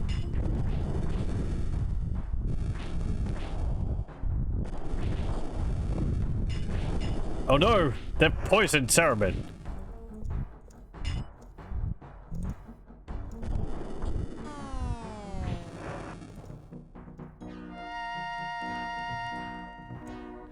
There we go.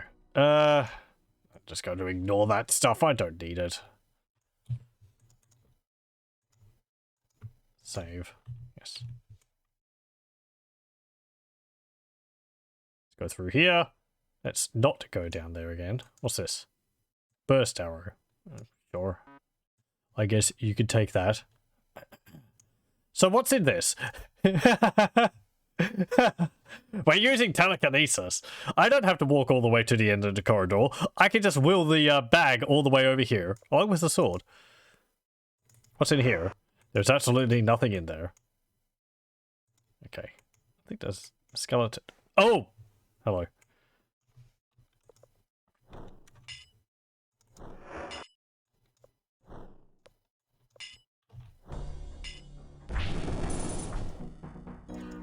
There we go. Hey, you actually had some stuff on you. 10 gold and a nugget. What about on here? Nothing. Okay. Looks like there might be another... Ow! Dragon to the south as well. Okay, here we go.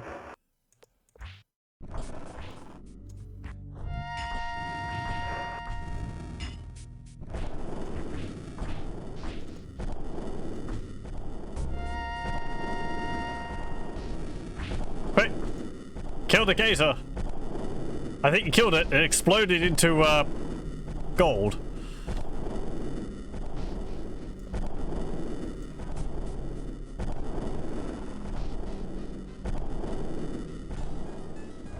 Okay. I think the, tetrahedron's just up there.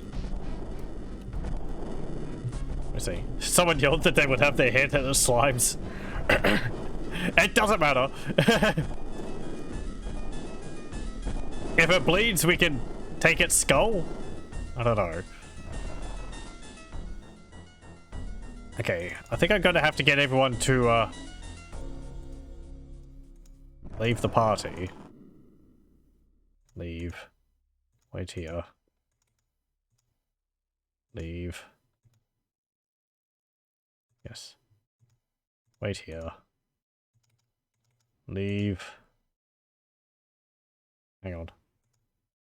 Actually, who's got the ring? Do I have the ring? I do have the ring. Okay, good.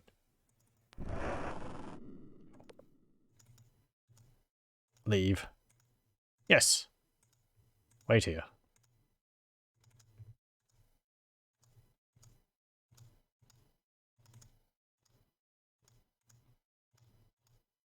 And Shabado. Wait here. Okay. Let's save. I have a bad feeling.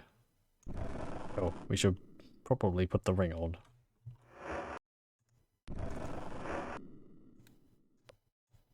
Since I think that's kind of the point of it.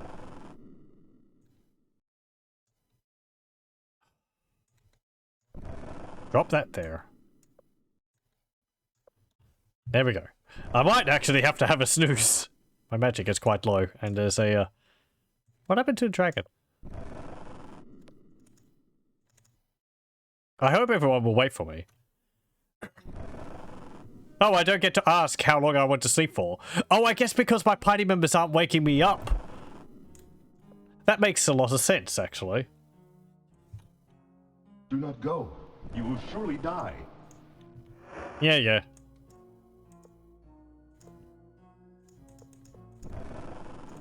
It's looking out for me. Explore. Nope. You can't hurt me. I guess that's the ethereal attack. Okay. Oh, hello. You're kind of spooky. Ethereal monster.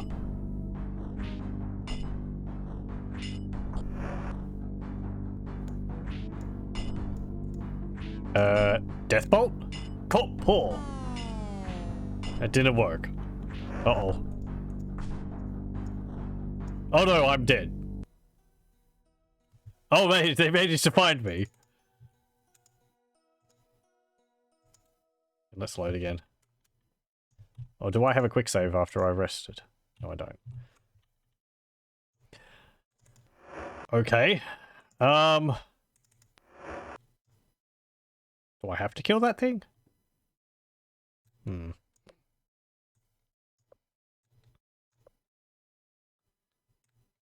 Let's see.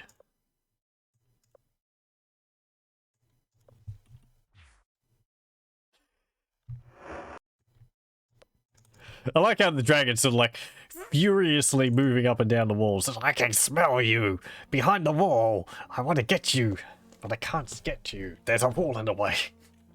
I'm gonna cast invisibility on myself. Maybe then I can get through the wall. But it wasn't to be so.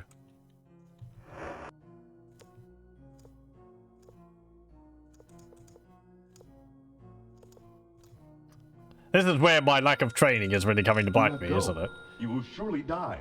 Yeah. Actually, do I have a protect spell?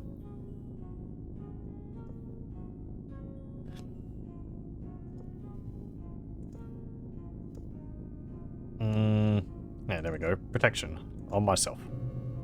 Was us sankt. When do we eat? Okay.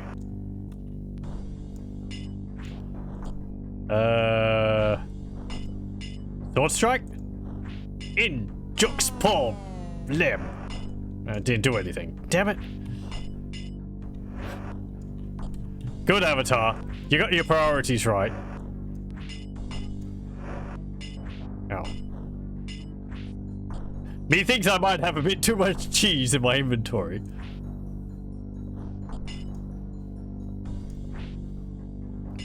Do I have anything I could, like... No, I don't. Wow.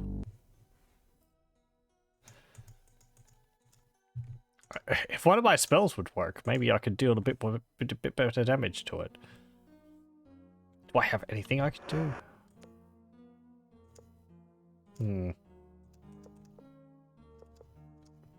Throw cheese at it.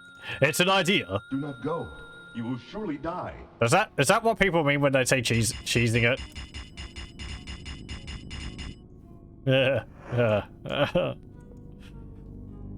Mass sleep. Nothing. I guess my spells don't work in here. That would make sense.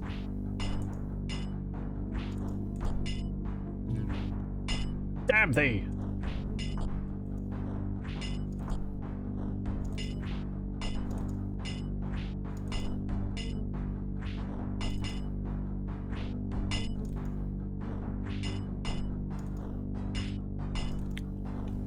I didn't remember this thing at all. It's quite a different monster from everything else you fought. Just visually.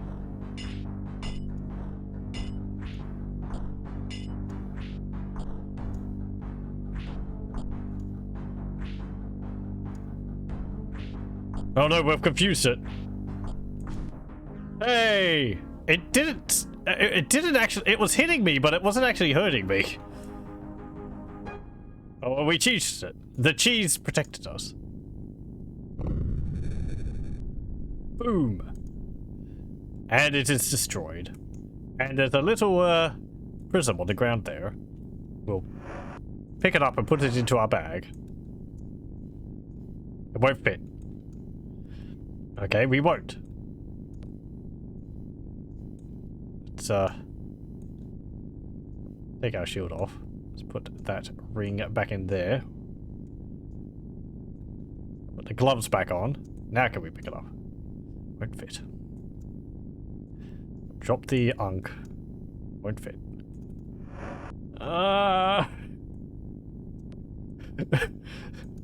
The pained noises of someone who's having to deal with, like, inventory management.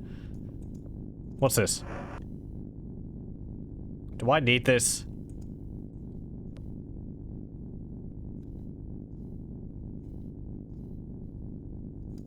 No man has as many friends as a man with many cheeses. Or woman, as the case may be. There we go, we can put it in there. We can bury it under the cheese and forget about it. There we go. This inventory system in the game, I like dragging things around. It's kind of an enigma of how it decides how things fit. Holy crap, people! Yeah, job. That's fantastic. Join. Thank you. Bye. Job? Elizabeth. Yes. Yes. You. How do I get you to join? I have to talk to you about bees, don't I? Bees.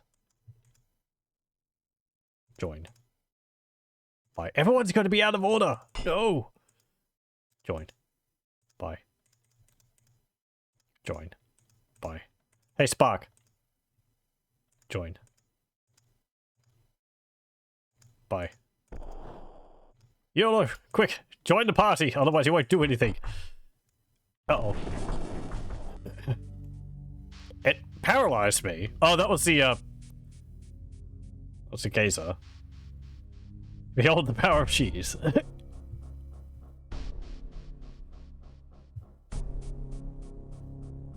Cheese saved my life.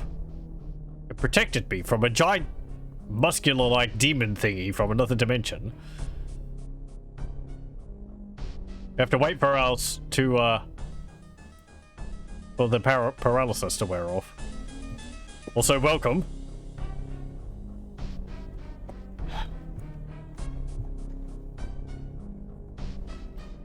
I'm glad that dragon can't get to us up there.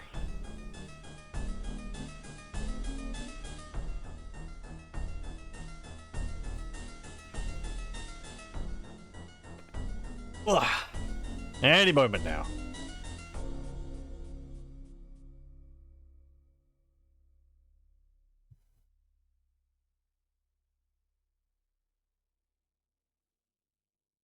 Okay, we've already got Dupree to join us.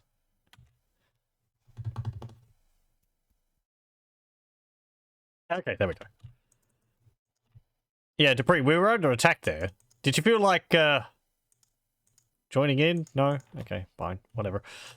Let's save. Save. Yep. Okay, now let's leave this dungeon.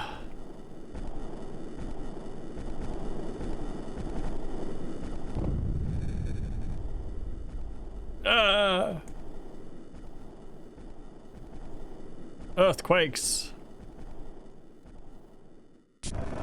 Ow. Yeah, you can see a bit more clearly there, all the blob sprites, like, connecting up with each other.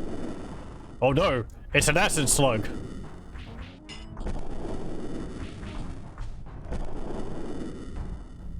I think we've fought one of those before.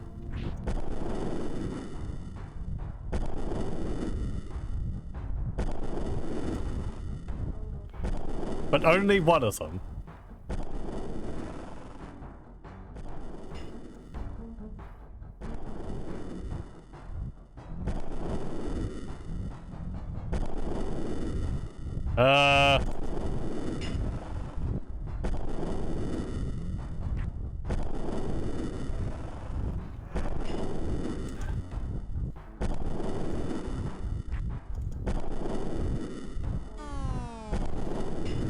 fine.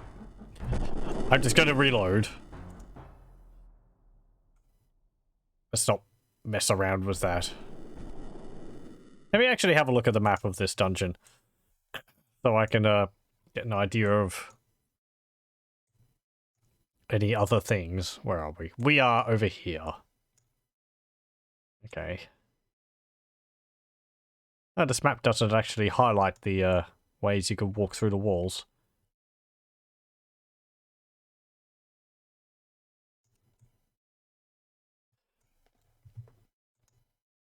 Okay. Okay. Never mind.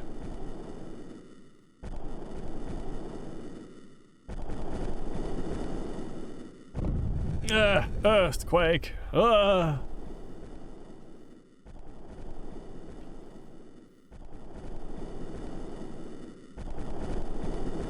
on, debris.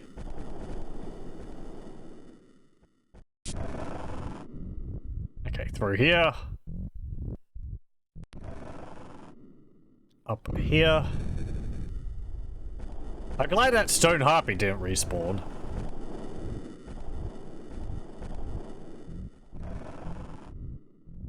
Okay. Oh, I left that note there. That was for the shipwright thing. I don't think I need that. No, because we did it, so. Spark.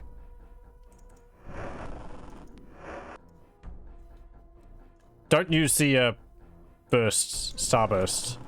Use your whip. No, the gaze is stuck in the door.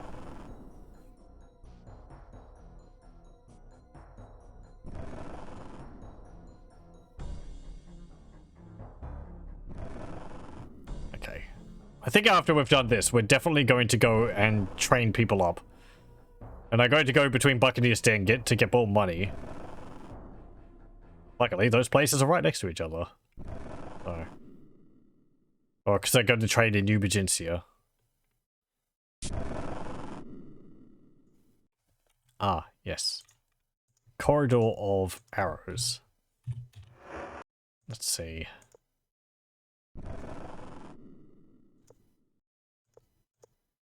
Where's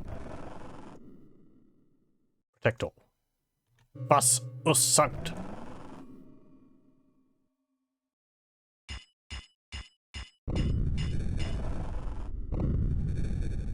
There we go. It's like occasionally when you're moving through it, you'll sort of hit on the right timing where they'll basically won't hit you at all. I think if we want to go through that door. Oh, hello. You weren't on the map.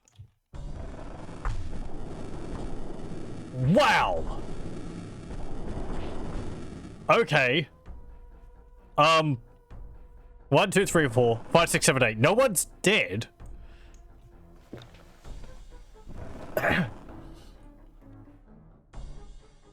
Three people are knocked unconscious, though.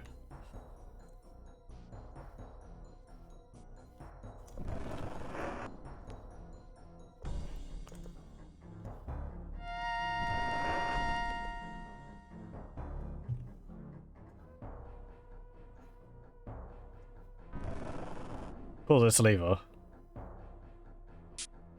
There we go. I guess that should open the door. Hey, Cerebid.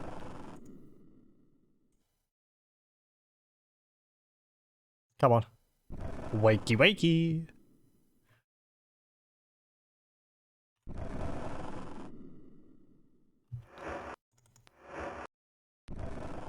Okay. While Cerebid's having a snooze. Cheese for everyone. I hope no one here is lactose intolerant.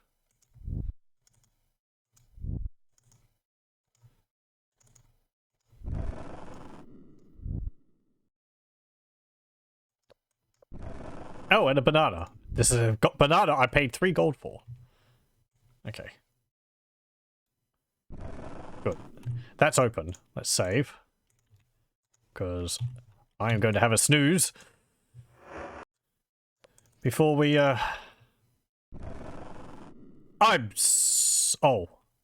Where the heck did you come from?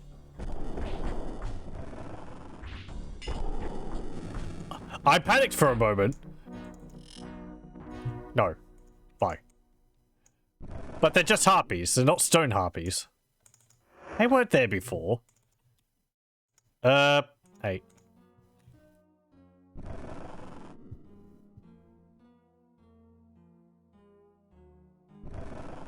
There we go. Okay. Save. Okay. Can I put, like... change the settings for autosaves?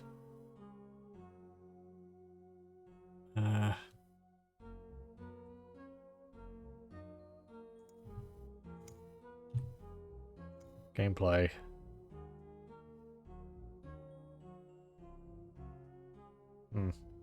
Yeah, okay, whatever. Go up here. Lights have gone out. Lights have gone back on again. Hey, Yellow, come on. Oh no, spiders!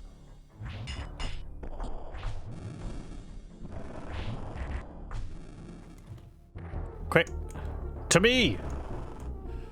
Who is using a Doom Fire Staff?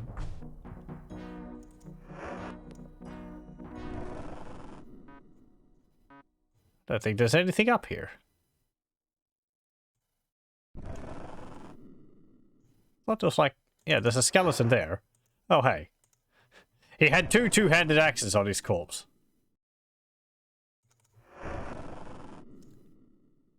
Don't use the... why would you use a blowgun instead of your sword?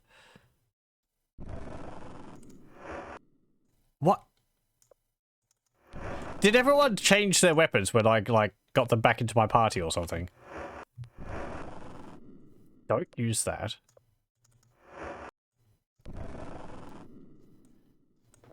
Use the sword and the shield.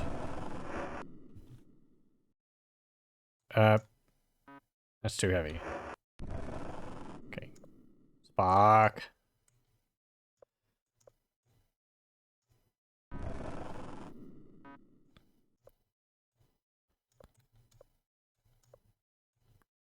Oh, because you've got the...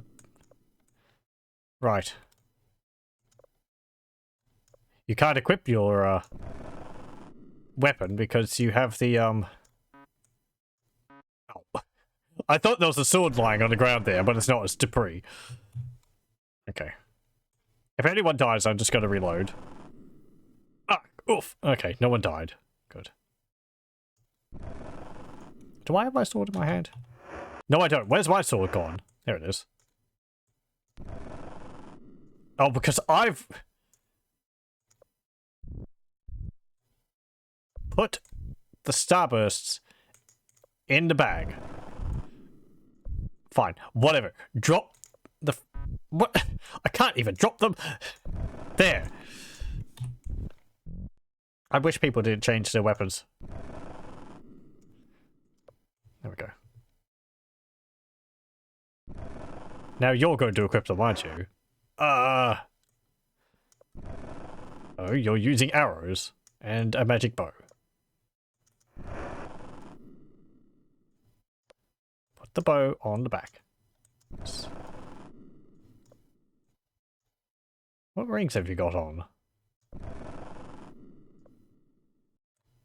2 rings of regeneration, you greedy sod. Drop the caltrops. We don't need those. I wonder whether you could, like, use caltrops offensively. If you knew where an enemy was, you could put them on the ground and let the enemy walk into them or something. Did you have gloves? Oh well. Let's go. Yes. Yes. I know. Okay. Now, let's rest up again. 8 hours. I've got a pocket watch. Ah, it probably doesn't have an alarm built into it. It's not a digital watch. Not that... you could have, like, pocket... you know, clockwork pocket watches which have alarms on them? Absolutely. Maybe ours doesn't. I should pick up a grandfather clock and carry it around with me. That way I'll be able to wake myself up if I'm all alone in the party.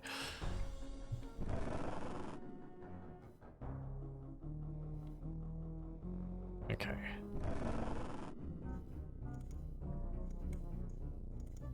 Land.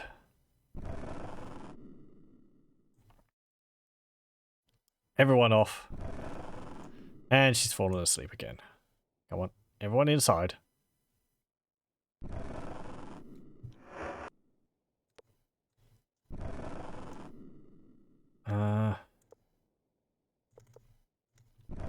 Anzu!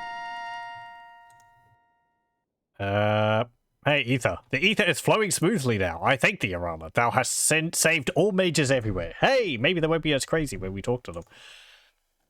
Ring. What does thou want? I have already enchanted the ring. It could do no more for thee. Blackrock. It's quite a material, is it not? I imagine it could be used for many magical things. Yeah, I can make it blow up. I've got a wand which can do that. You want to see? Oh well. Okay.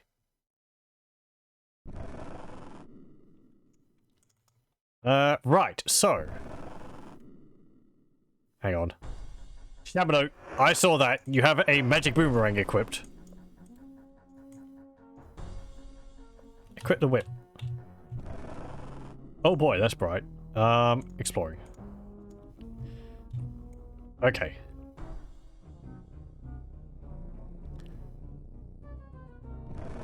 Let's go to...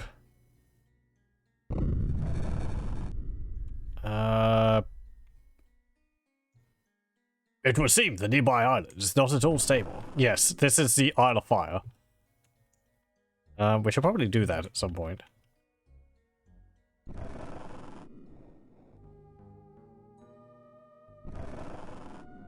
Let me see. How much gold do we have? 2,899. Okay. I believe...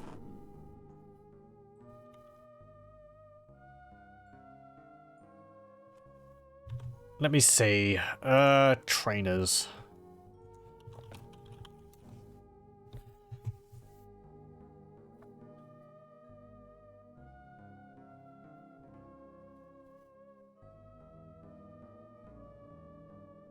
Okay, here we go.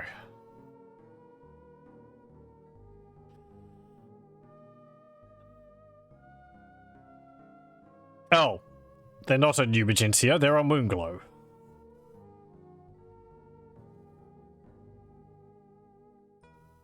Okay, fair enough. So let's see. Chad is the one which trains combat before dexterity, therefore he's good for people whose combat is lower than their dexterity. Who is the best trainer for magic?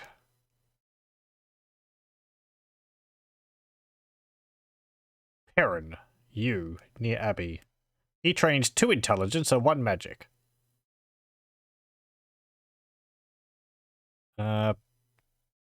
There's also Jillian, who trains 1 intelligence and 1 magic for 2 training points. Okay. Okay, back we go. I thought they were on the wrong island.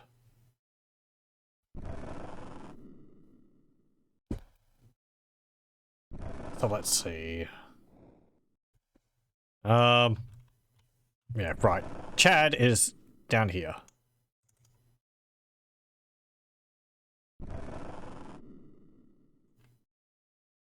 Okay, everyone off. I said everyone off. There we go. I'll be training people's strength as well. Who's the best strength trainer? That's Minion in Serpents Hold.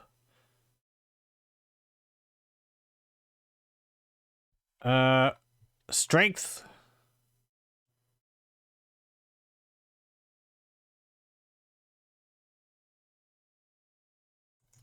And let me just remind myself what they do. I think strength increases their number of hit points.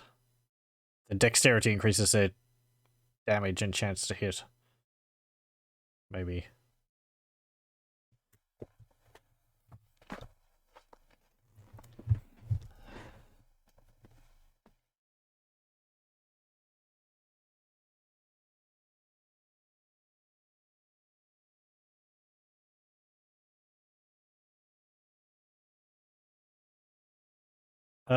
Let's see.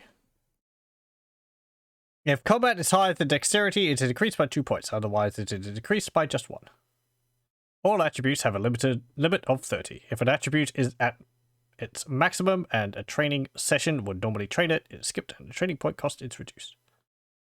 For example, if a character with 30 combat takes a session with a trainer who trains strength, dexterity, and combat, only strength and dexterity will increase at the cost of only 2 training points instead of the usual 3. Combat increase to dexterity training will not take place if dexterity is at its maximum. Okay, so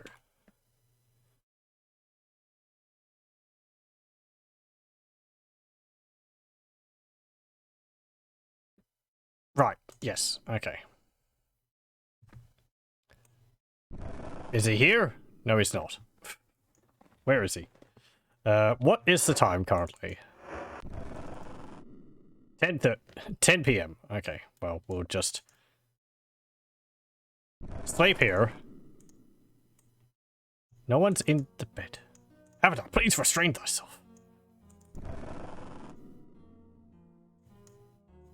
Sleep for 12 hours. Everyone's going to be very hungry when we wake up. But we'll summon a bunch of food and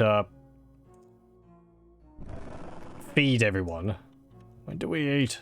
Yes, yes. Okay, create food. Hey, cheese. Burp. Oh, very tasty. Hey, look, we summoned fish and chips. Johnny can get that. YOLO, you can have a stick of butter. More!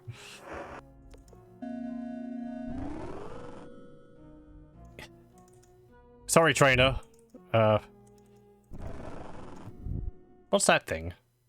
Oh, leaks. Johnny, get 2 rounds of fish and chips. And a fruitcake. What do you mean too heavy? And a finger bun. No? Okay, there we go. Save. Exploring. Actually, no. Training, too.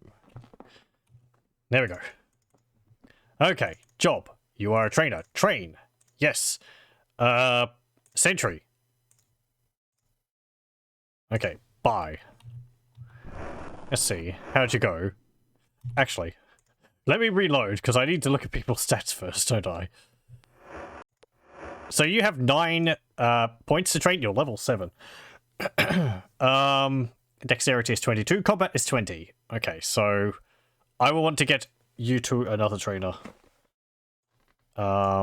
Because your dexterity is higher than your combat. So, not you. You're using a bow again. Don't...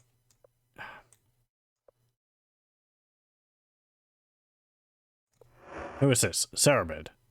Combat is 12. Dexterity is 17. Okay, so we want to train you. Where'd the dude go? There he is. Train. Yes. Ceramid. Bye. Okay, so Ceramid trained. Its combat is 17. Dexterity is 19.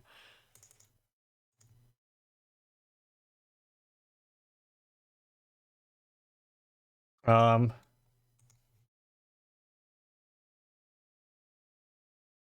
does that work? Work again?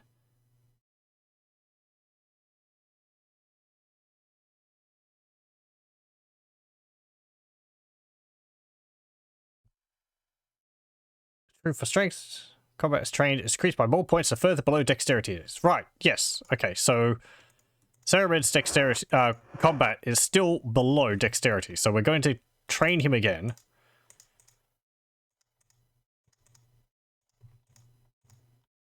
There we go. And his combat is now 20. His dexterity is 21. Actually, give you another training session.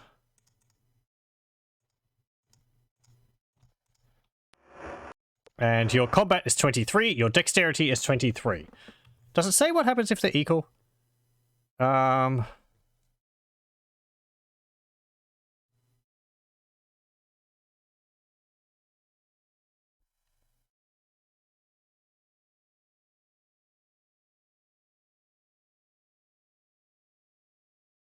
whether combat is higher than dexterity or not. Right. Combat is higher dexterity. Is increased by 2 points. It doesn't say what, equal to or greater.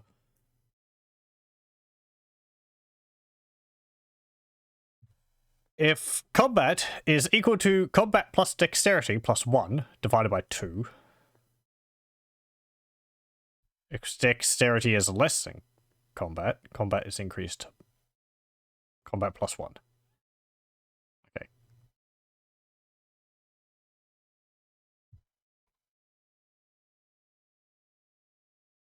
Let's see. He always starts with the following dexterity in combat. Dexterity 19, combat 19. Training session with Karena involves 2 dexterity trainings, followed by 1 combat training. After the session, the YOLO sets become dexterity 21, combat 22. YOLO instead trains with Chad, who trains combat once before the 2 dexterity training. His attributes become dexterity 21, combat 24. Okay. So if we... Let's see. We train Cerebed again. 23, 23.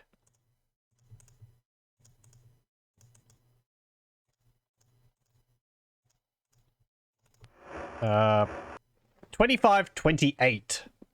Okay. So now combat is higher than dexterity. We should instead train dexterity first. Because otherwise combat is going to increase by 1 point. Whereas before, because it was equal to or lower than dexterity, it was increasing by more. And apparently if it's equal, it raises it by like 5 points instead of 2 or something. I don't know.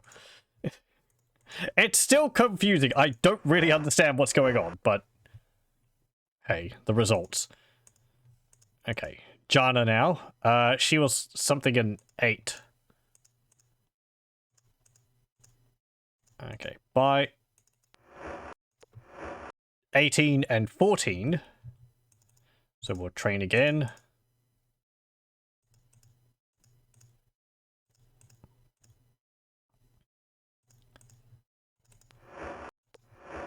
Okay, so dexterity is now 20, combat is 18. We should train again. 20 and 18.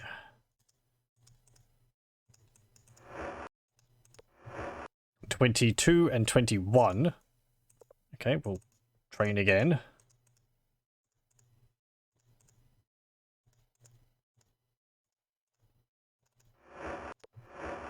$24, 24.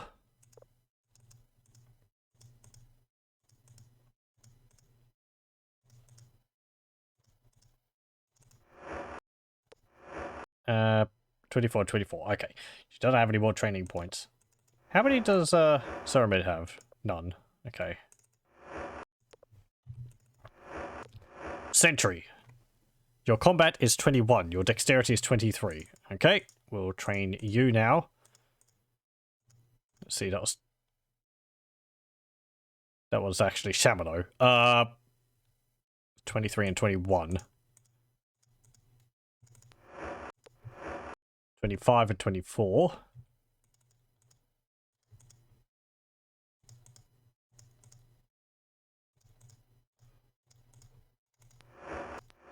$27, 27. Job, train, yes, Shamano. 30, 29. Okay, so 30 is the maximum that a stat can be. His dexterity is only 1 point away from max. So he's maxed out his combat skill. Dexterity is 29. Next, we'd want to train just dexterity and a trainer who trains like 2 points of strength or something like that.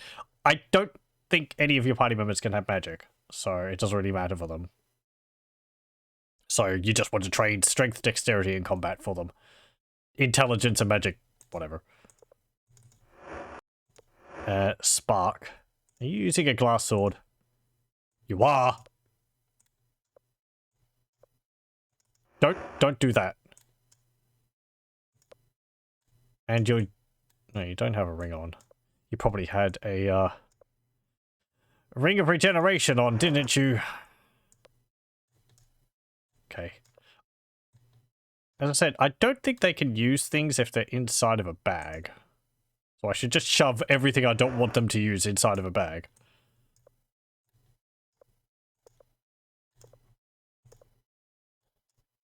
So your dexterity is 26, your combat is 23. Train, yes. 26, 23 by 28, 27.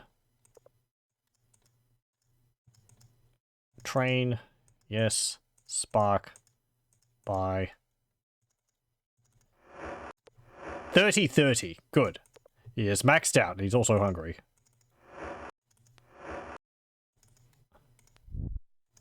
Okay. YOLO! 1919! The very situation that we read about. Bye. And it should be something 24. 21, 24. There we go. Dupree, 1820. Get back here. Train. Yes. Dupree. 2221. We'll train you again.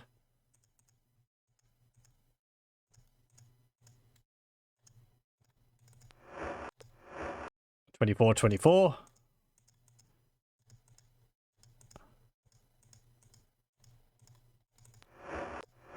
$26, 29. Okay. Now. Let me just check everyone's stats, including mine.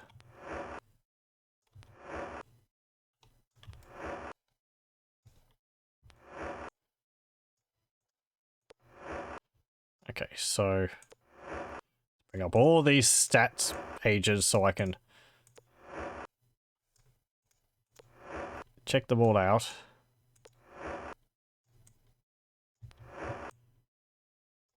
No, keep your gloves on, YOLO. Okay. So many stats.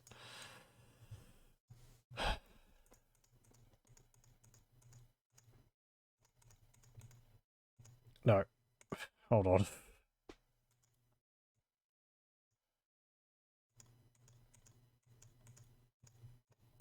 There we go. Okay. I could do as a training session. Sentry could do as training as well. Theramin's fine. Jana could do as a training session, but she doesn't have a skill point to spend. Shamano's fine. Spark's fine. Spark can't train in this manner anymore. Iolo's fine. And Dupree is fine. Okay, so just Sentry and me.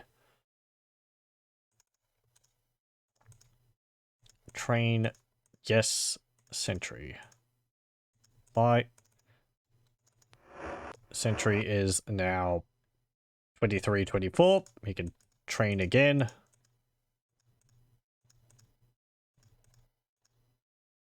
Okay. 26, 26, he can actually train again.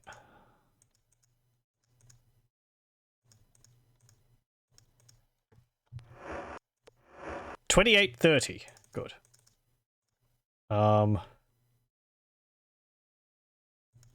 Job. Train. Yes. Train me. By 22, 21. We'll train again.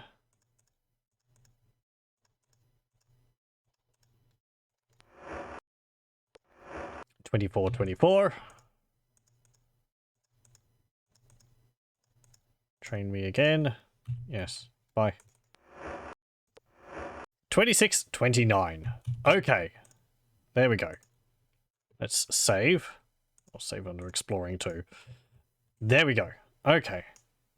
That's all of the, well, part of the training done. Next we'll go to the Lyceum so I can train my magic up.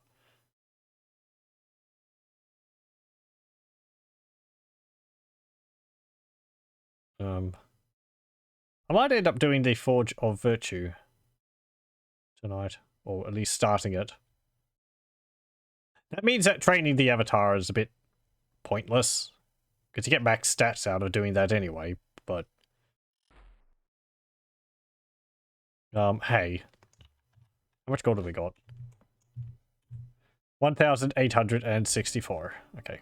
We'll also talk to the mage here. She still looks crazy. Yes, your brother, how may I help thee? Maria greets you. Surely thou dost recognize thine old companion, Maria. Job. I sell spells, reagents, and sometimes a few potions here at the Lyceum. Dost thou wish to buy any of these? Buy.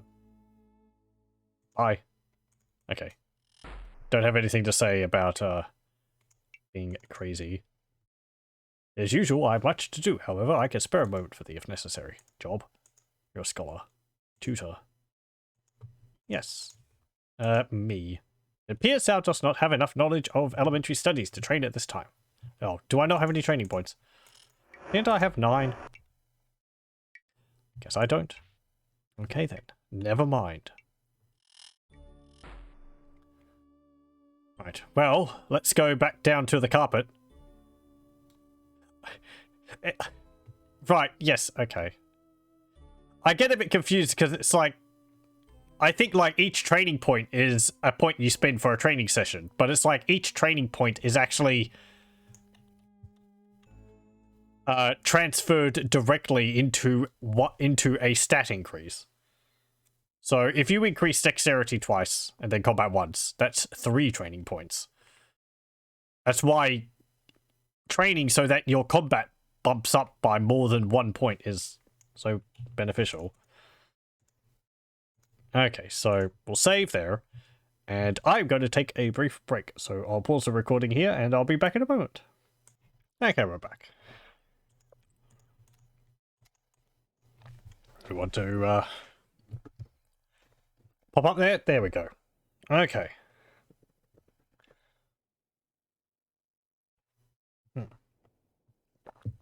So, if we don't have any,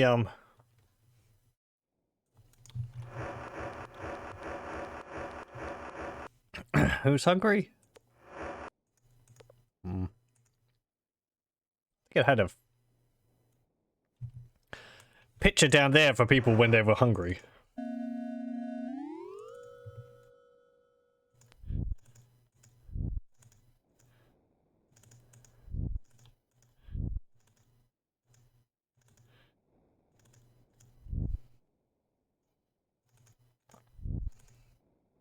No, no, no.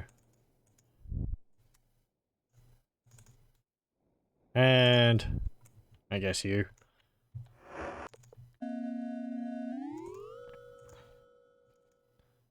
Okay, who wants some more?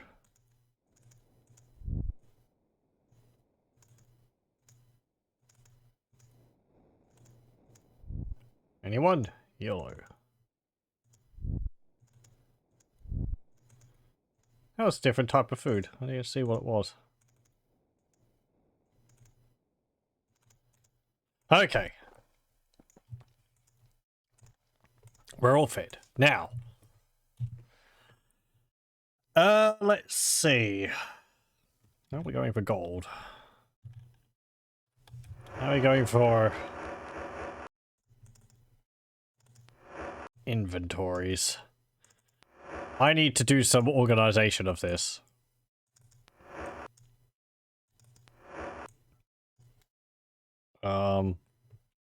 Probably do that off stream. Got a lot of money still. We should have a bit more space though, because we've spent a bunch of it training. This hourglass. That's only waste 1. We've got some gems. I could go to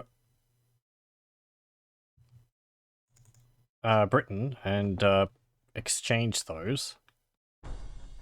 Let's see. Yeah, I think I'll get started with the Art of Fire. If anything else, having maxed stats will mean that the avatar will be able to cast many more spells. And also be able to carry a lot more, so it'll be very useful.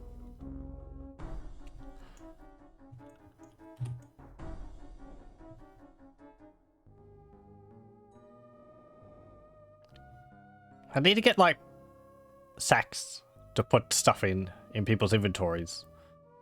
There's been a few of them around. But I ended up leaving them behind because, they take up a lot of space in the backpack. I think it's the issue. Okay. Also, I need to have a look at how many reagents I have, so I can... we need, like, an abacus for reagents. That'd be useful.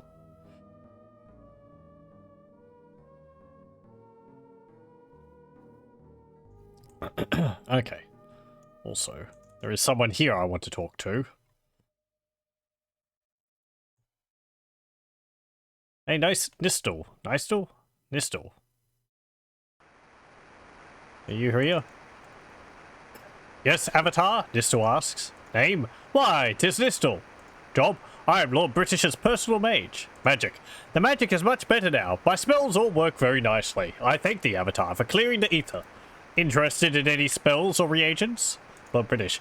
He is the greatest ruler this land has ever known, and I am proud to serve him. Isn't he like the only ruler? Aside from when there was the other 3 provinces. Yeah, whatever. Spells. What have we got? Enchant? I think I've already got that. Yeah. Third. Heal, swarm, protect all, sleep. Sleep? Protect all. I've got that. And I've got swarm and heal. Fourth. Conjure, mass, curse. We don't have that. Reveal. Fifth spell. Dispel field, great heal, visibility of 5 field. I think I've got all those. Sixth spell. Call sphere, fire rings, flame strike. I don't think I've got flame strike. Sleep field. I've already got that. Firing. I didn't have that. Call sphere. Already got that. Seventh spell. Death bolt, energy field, energy miss, mass might. I think I've got all these. Eighth. Death vortex, mass death, mass death. Invisible all. Okay, bye. We're missing 2 spells from first circle. We've got all the second circle spells. Missing 1 from third circle. Which would be... let me see.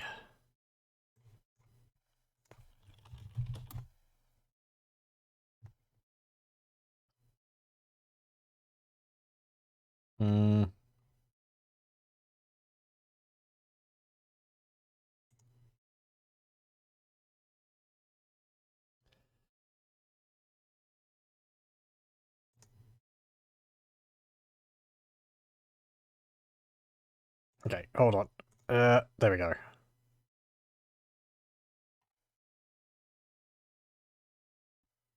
Third is... that is curse. That's the one we don't have. Okay, so we don't have curse. Let's move away from the fountain. First circle. We don't have... no, we've... hang on, let's see. Awaken all. Okay, we don't have that. Create food, cure. Detect trap. Great douse. So we don't have great douse and awaken all for first circle. Second circle, we've got all the spells. Third circle, we're missing curse. Fourth circle, we're missing lightning. Fifth circle, we've got all the spells. Sixth circle, we've got all the spells. Seventh circle, we're missing 2 spells. That is create gold. And mass charm. Where do I get create gold?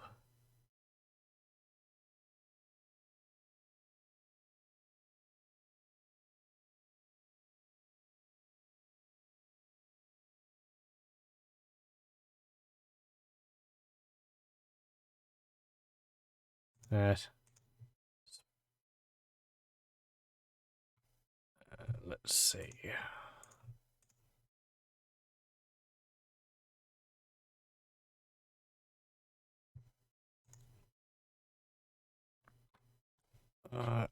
S.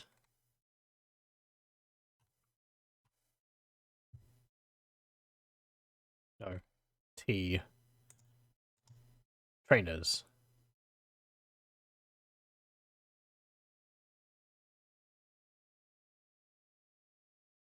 Magic shop.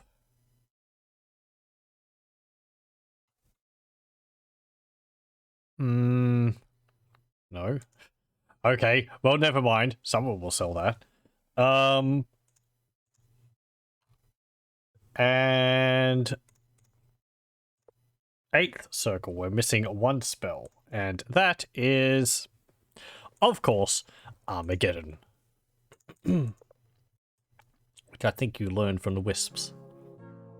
Because they like giving people the Armageddon spell.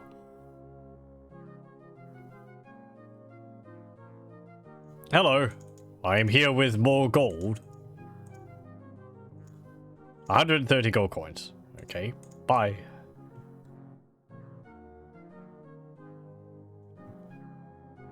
Let's go down here.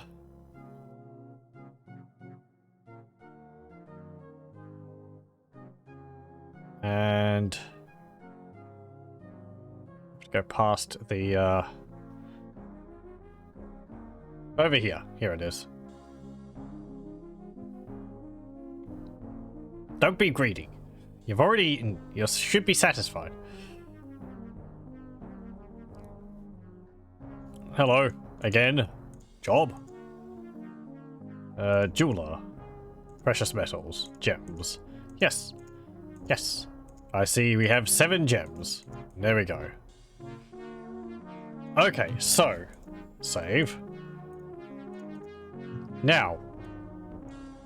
Turn the light off. If we want to do the Forge of Virtue, that means that we have to go get the ship which Lord British said we could use, which I think is called the Golden Ung.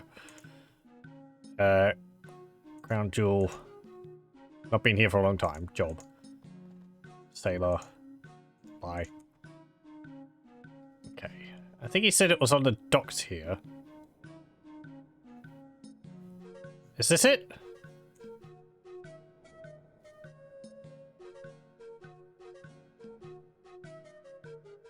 Or is it down here? Hang on. Let me just look up where Lord British said his ship is.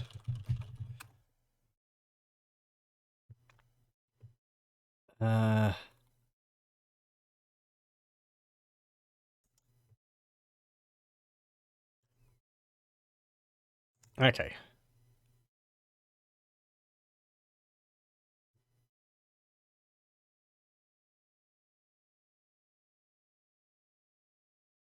Well, I guess we don't need to take his ship. We could just take the magic carpet. We don't need to sail there specifically. I mean, we've flown over it a few times. I don't know why I was under the impression that we had to, like, teleport to the island or something like that by using the ship. So, let's go there and do that.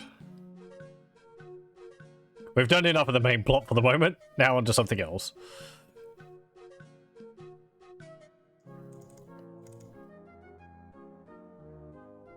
Okay, come on, everyone sit down. That includes you, Dupree. Thank you. Okay. What? What?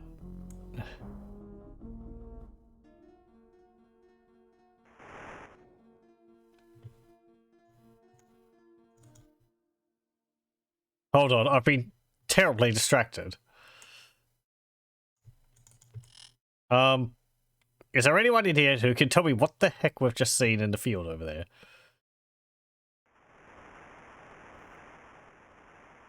Someone here?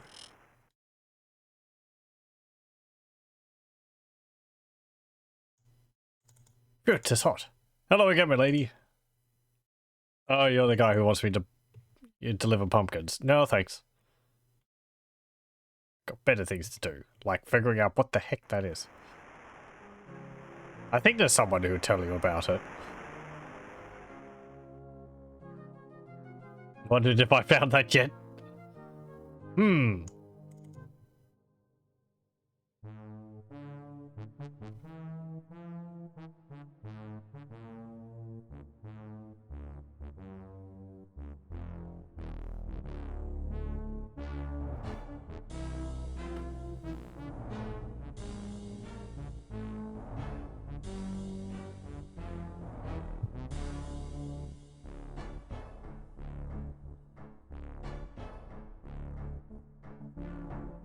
Oh, we get a whole song, do we?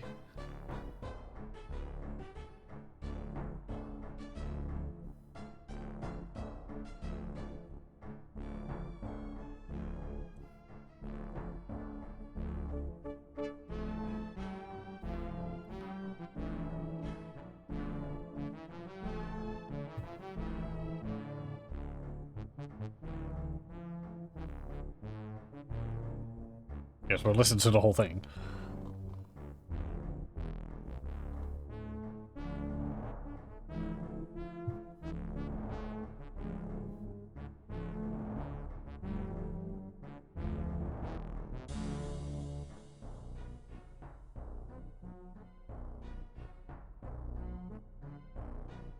There's much more of it? This sounds like it might be like a 3-minute long song.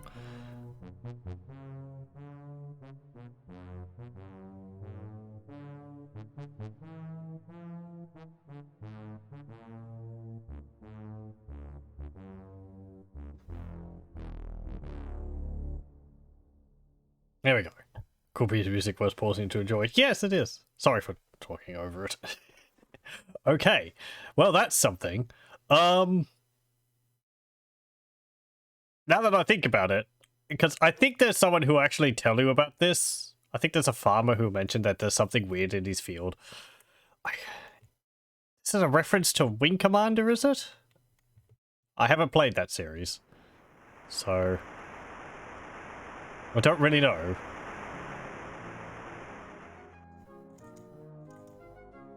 Like another Origin systems or software systems, Origin systems game. Actually, maybe it's this dude here. Not believe we can land here safely. Tending to the non-existent chickens. See a farmer with wild eyes widened in excitement. Name, I'm Mac. Job, I am a farmer, though most folk just call me a lunatic.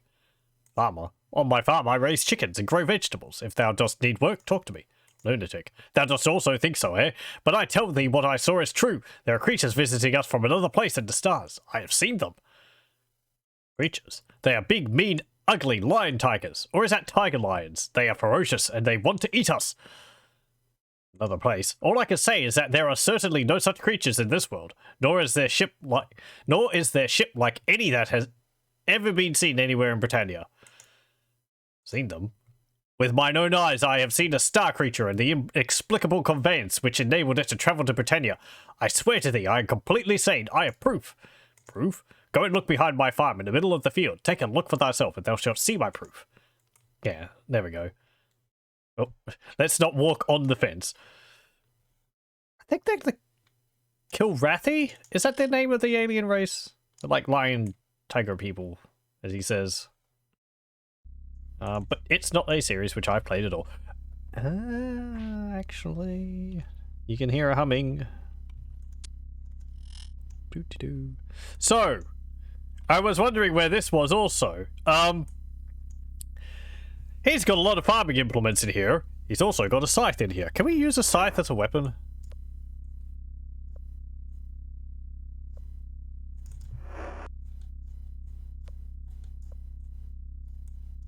Yeah, you can actually use a scythe as a weapon. That's pretty cool. You can also use a shovel, I'm pretty sure. Yeah. And a pickaxe. But there's this in here. This is the Hoe of Destruction. We've read about this. apparently, I think it was described as a farmer went to a mage to like, or was it a warrior went to a mage? I don't know. Someone went to a mage to get their like weapon / item enchanted. Maybe like a warrior went to a mage with a sword to get enchanted, and a farmer went to a mage to get their farming implement enchanted so that it would be sharpened or something. And we got them mixed up. So he ended up making this Hoe of Destruction, which is a stupidly powerful, or a really powerful weapon. Not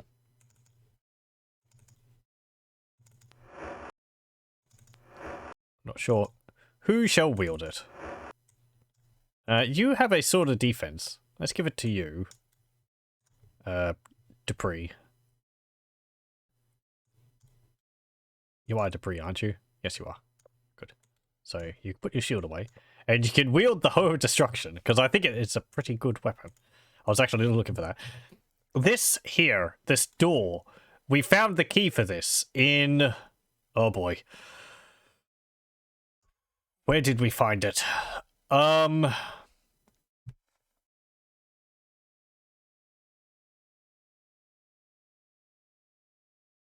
want to say it was the key which we got for opening up the Serpents Hold armory. Which I never actually showed the second key which you can find there. One of the keys you find is in a cave to the south of Serpents Hold. The other key... So, Serpents Hold is... here. So there's a cave down here, which has... You need to get a key from inside of a fish. And then that allows you to get in here and get another key, which opens the armory over here.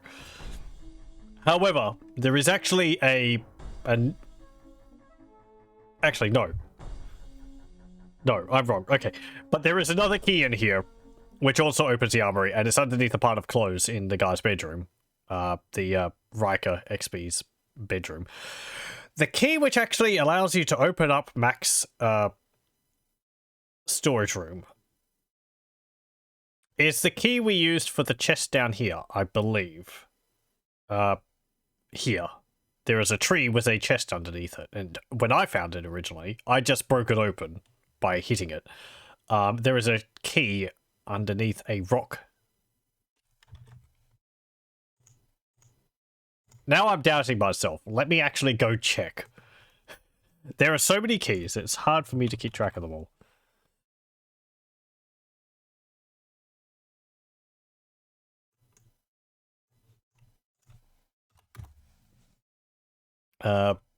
Thankfully, the wiki actually does have a page of all the keys and what they do.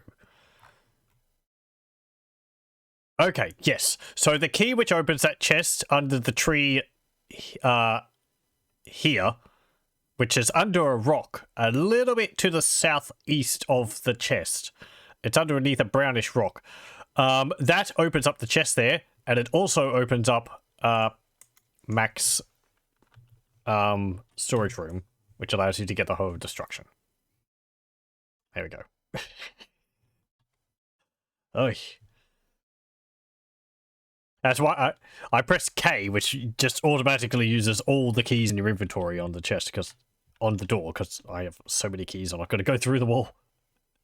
Trying to find which one was the one I originally picked up. Okay, I think... Right, this is the Isle of Fire. There should be a little beach around here which we can land on. Up here. Here we go. Okay, so if we land here, we'll start doing the Forge of Virtue expansion. Okay, everyone pile off. This place looks rather destroyed. Uh-oh. Ooh, neat. Dragon statues. There's a dude up there. Talk to you? At your approach, the old man straightens and looks directly at you. He says, "Well met, Irala. I am called Etherian. Although thou dost not know me, I know thee well. I have seen thee destroy Mondane's power and so defeat that misguided mage. I have seen thee vanquish Enchantress Minax. I have also seen, in a very unique way, how thou brought low the Hellspawn Exodus. This is the events of Ultima 1, 2, and 3, respectively. We came to this island originally because we were told that I think some aspect of Exodus has risen again. As he says, Mondane, an evil wizard from Ultima 1, Minax, another evil wizard, actually the apprentice of Mondane, and Exodus is kind of a demon / computer hybrid, I believe, from Ultima 3. He falls silent here, and you notice that the old man's eyes are milky white. I think you actually destroy Exodus by using a bunch of punch cards. Which shows you how old the game is. I think it was made in like... Oh, jeez. That would have been like 84, 83 or something like that. When did Ultima 3 come out?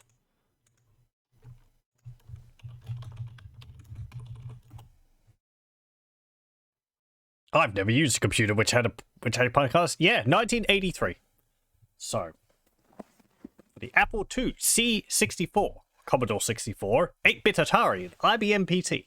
Later ports for the Macintosh, Atari ST, and Amiga were with enhanced graphics followed.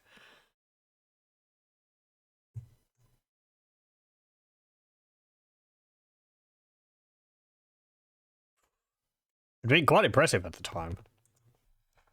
Another whole world to explore. It looks very similar to Ultima 4. Anyway.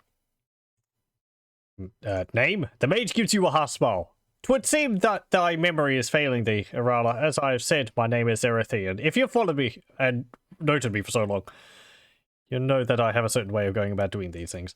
Job? I am a follower of the principle of truth, but unlike those of the Lyceum, I would prefer to seek out the knowledge instead of waiting for it to come to me. It is this curiosity which has brought me to this island, for which Exodus, the spawn of Mondane and Minax, sought to rule the world. The books and scrolls here have taught me much of Britannia's history and other interesting subjects. His clouded eyes sparkle with intelligence, but you can't help wondering how books and scrolls are of any use to a man afflicted with blindness. Mondane? Erethian scowls. Now there was a mighty wizard, a bit twisted, but then who knows what happens to the human mind when 'tis subjected to the powers he wielded. 'Tis even said his skull alone had the power to destroy enemies. He must have locked a magical matrix upon it. I'll have to research that. He nods his head, seemingly making a mental note, then continues with a wistful look on his aged features. Aged features? I would have loved to study that fascinating gem of immortality, but alas, I was born in too late an era. I don't remember what that is. That might have been something which you had to destroy in the process of destroying Mondane. I think I've seen a playthrough of Ultima 1, 2, and 3. I honestly can't remember.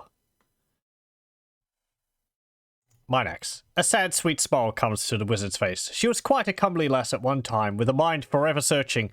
His expression darkens, but then Mondane forced all of the good sense from her. She became a power unto herself in time. I do not think she quite rivaled her former mentor, Mondane, but she was a force to be reckoned with nonetheless. And that thou didst with the quick sword, Enildo. That act will most likely have tales sung about it for the next eon. Under his breath he adds, even if Iolo is the only one who sings it. With a look of indignation, Iolo says, Pardon me, sir, but I'll have thee know that ballads of the Avatar still grace all of the finest drinking establishments of Britannia. And what a dubious distinction that is. The corners of the mage's mouth come up in a delicate smile. An angry retort dies on Iolo's lips as the elderly mage lifts his hands in a gesture of peace. Please forgive the offence I have given. Thou shouldst know that I have seen almost first-hand the Avatar's bravery in the face of adversity. I don't know if this guy's actually showed up in the previous games. I don't think so. Just sort of someone who was watching from the shadows. I have nothing but the highest regard for the destroyer of the age of darkness and harbinger of the age of enlightenment. Exodus.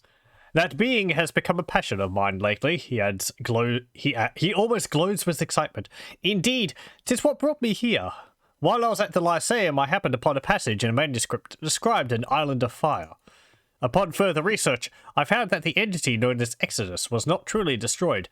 The interface between its two parts and the world were merely severed.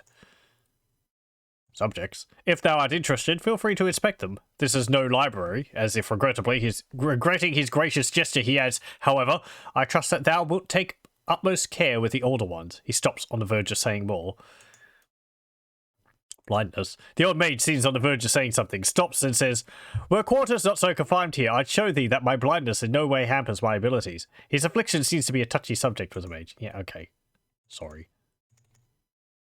You never get any work done like this. What do you wish of me? Job. Okay, let's not talk about that again. Mundane. Minax. Yes, it. Exodus. Gem of Immortality. Milky eyes glitter up at you like twin marbles. Yes, but thou knowest all too well about that little bauble. After all, it was thee who smashed it into the shards which caused thee so much trouble during the regency of Lord Blackthorne. Yes. That's the events of Ultima VII. Should I give my vague recollections of the plot for that one? Lord Blackthorne, we've heard about him in Ultima Underworld. I think we found the Shield of Valor, I think, was originally apparently owned by Lord Blackthorne. He, in Ultima 5, he is kind of a despot. Lord British has gone missing on an expedition to the Stygian Abyss, I think. And Lord Blackthorne is ruling in Lord British's place.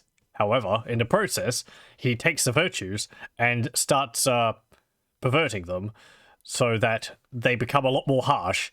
Sort of like, you know, where justice is about evenly doling out justice to anyone in accordance to what their crime was. It ends up being, you know, punishing people for even the slightest infraction with no degree of mercy.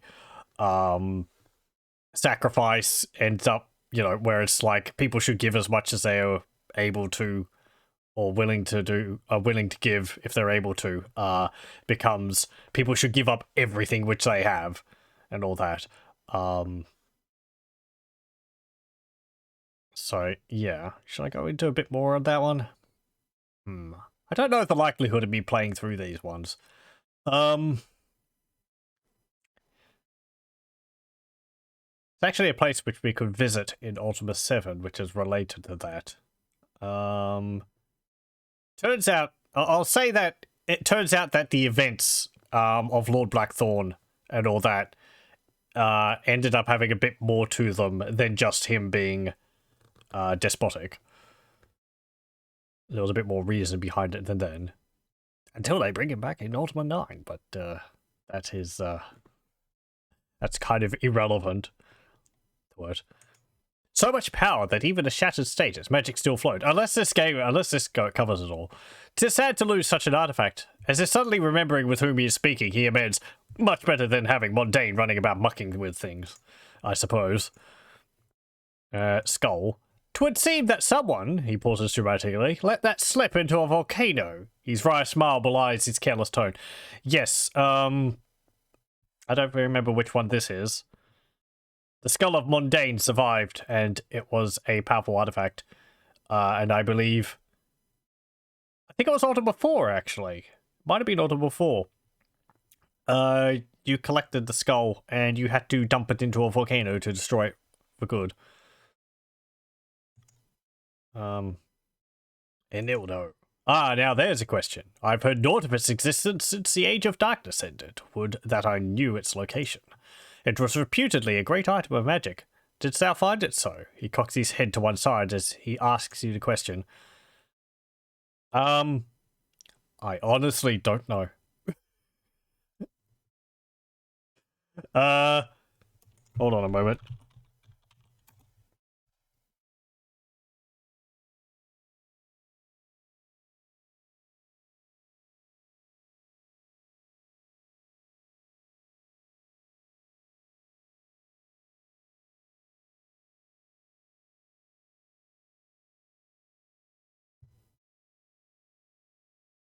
Oh.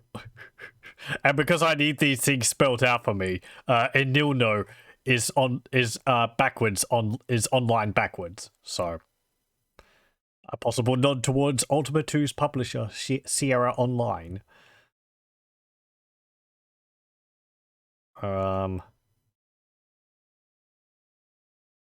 Yeah. Okay. Yeah, sure. It's quite powerful, apparently. Yes, 'tis a pity to lose such an item of antiquity. Perhaps as time unfolds, it will turn up. These things have a way of surfacing at the strangest times.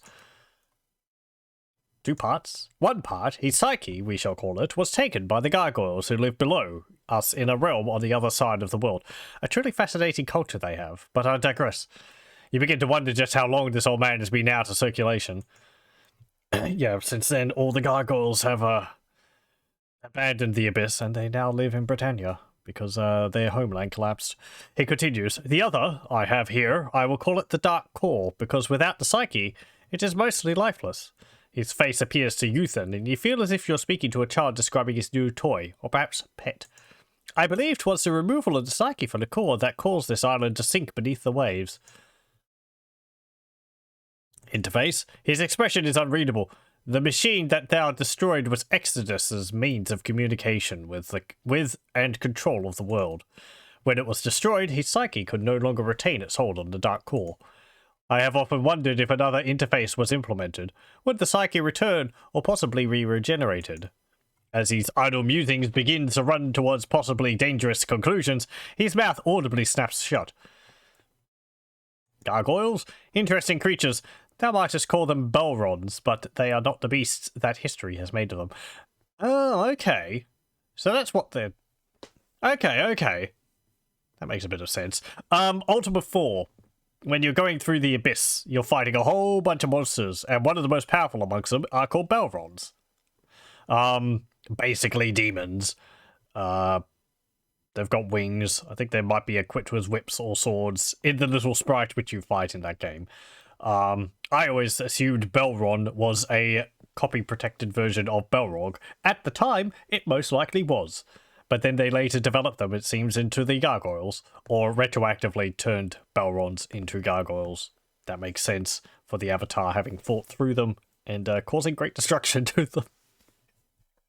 They attacked first. It's completely justified. No, the Avatar made quite a mess of things. Ultima 6 kind of tried to fix up a bunch of that stuff, but some things you can't really fix. The larger, winged ones are intelligent and magical by nature, while the smaller, wingless ones appear to be the workforce for the species. He turns his head in your direction with a puzzled expression in his eyes. I have the honest feeling that thou hast heard all of this before. Erethian falls silent. Psyche. Eventually, I shall turn my studies to that being. The gargoyles have placed it within a statue, in a shrine they dedicated to their principle of diligence. On Turfin? Dark Core. I have found it to be quite a treasure trove of useful facts. Its sole purpose seems to be the storage of information. Ah, it's a giant punch card. Or a reel-to-reel disc. Or a reel of magnetic tape. Much of the Avatar's career seems to be summed up in one word. Oops. Yes. Oops, I destroyed the most powerful mage available. Oops, I destroyed their apprentice. Oops, I destroyed the computer. Oops, I accidentally decimated this culture.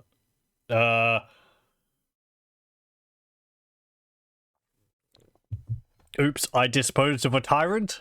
Oops, I accidentally destroyed the innocent people's culture even more. I like that they don't make like everything completely It's an interesting way they have of, like, tying into later games. It's neat how they sort of came up with the plots for them. It's like, oh yeah, by the way, that thing which you thought was completely cut and dried. No, actually, it turns out it wasn't. It's like, it's an interesting wrinkle in the storyline. Much of the information is trivial, such as the detailed description of the colour of the sky on a particular day eons ago, while other bits give instructions for the manipulation of the world. Within it, I even found the knowledge to raise and sustain this island we stand upon. It is truly a remarkable artifact. You've done all this yourself. That's very impressive. He thinks for a moment, then looks nervously in your direction. Please do be careful around it. Artifacts seem to have a tendency to, shall we say, disappear around thee. No promises. Okay. Bye. Goodbye and good luck. Thou'lt need it. The old mage snickers under his breath, as if enjoying a personal joke, quite possibly at your expense. Okay, you have a lot of books here. Time for reading. The Dark Core of Exodus by Erethian. Exodus was a mixture of ethereal being and magical mechanism. Its living portion, or psyche, was comprised of its ambitions, desires, curiosity, in total, its personality. The subject matter of this tome, however, lies upon a part of its more physical manifestation. The core was the receptacle of Exodus's memories and mental force.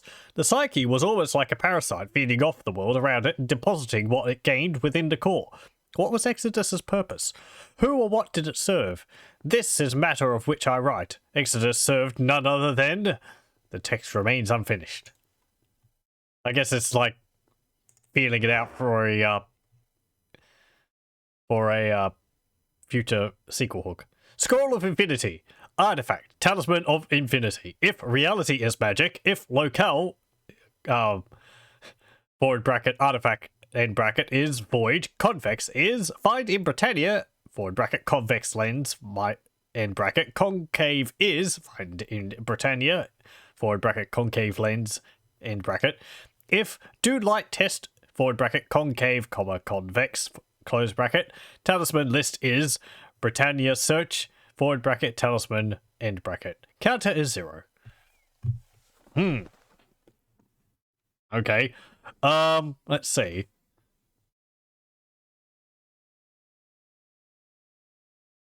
This is actually quite important. It's telling us something which we need to do. So it's mentioning, let's see, find in Britannia. We need to find convex and concave lenses. These are things which we used in Ultima 6, or the Avatar used in Ultima 6, to get the Codex of Ultimate Wisdom. We've seen them in the Museum of the Avatar. They are a blue and purple disc which were up at the end of the hallway, around the statue of Lord British, I think. They're quite big, so I left them there. If do light test concave convex talisman list is Britannia search talisman. Okay. Don't really know what that means.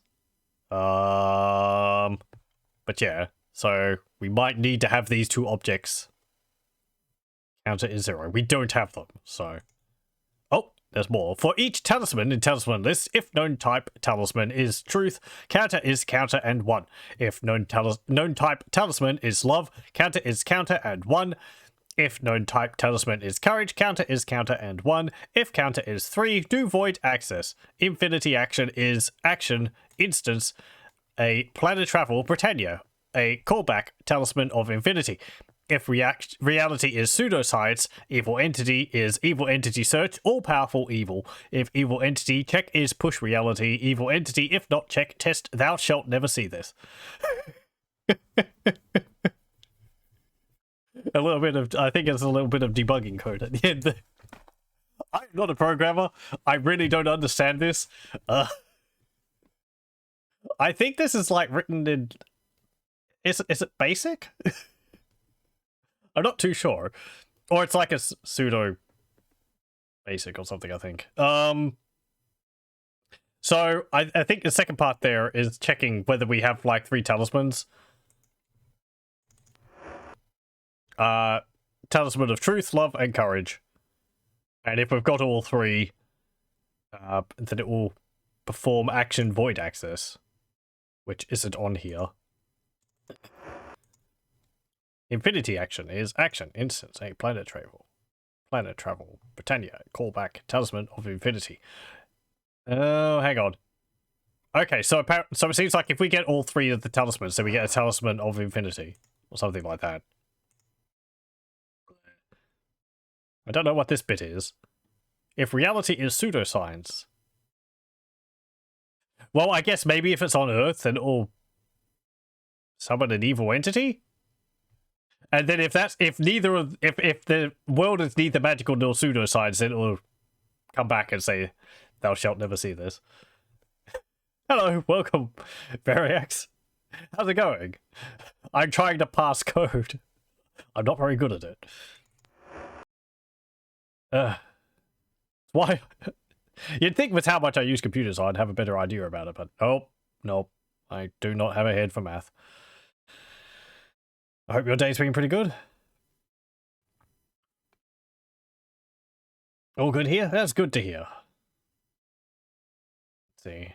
The Diary of Erethian, Entry 1. Perhaps someday I shall have the time and inclination to write on this parchment, but for now it pleases me not to. Okay. How are things with me? They're pretty well, thank you. Weather's been a bit cooler here. It's been raining a little bit. So, not too much to worry about at the moment, which is rather nice. I like having everything sort of done and out of the way. Which is, totally the truth.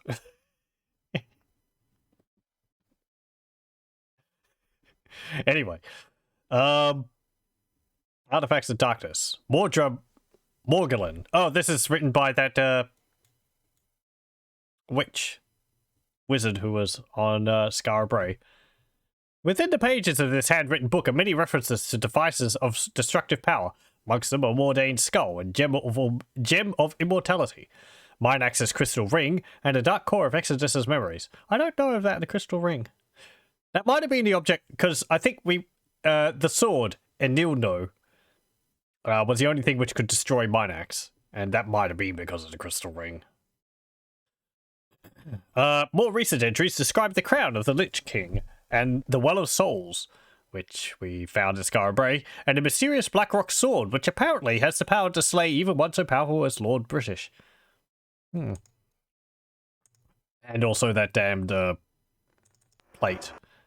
Pathways of planet travel. Yeah, okay. Ethical hedonism.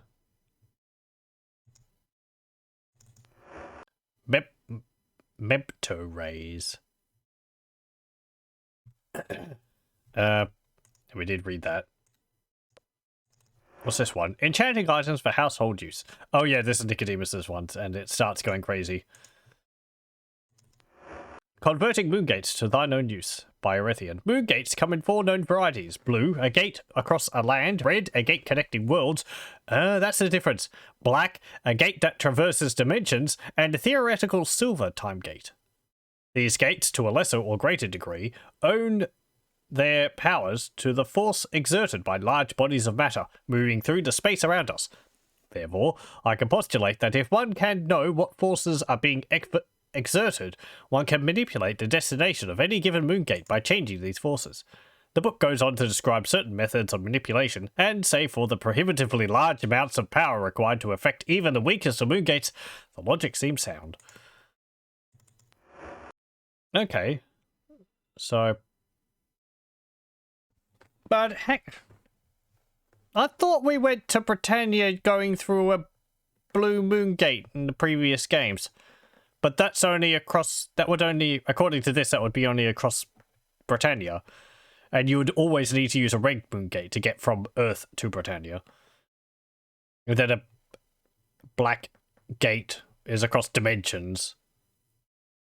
So I guess... I thought Britannia was in another dimension from Earth. Or are they like... vastly separated planet. I don't know. I'm not going to think about it. It's not important. Okay. The Dragon Compendium. Talks about dragons. We've read that. Okay, and that. There we go. What have you got on the table there? A roll. Okay. Let's leave you. Let's have a look over here. Doob doop doop doop doop. I see a sleeping thingy over there. What's this?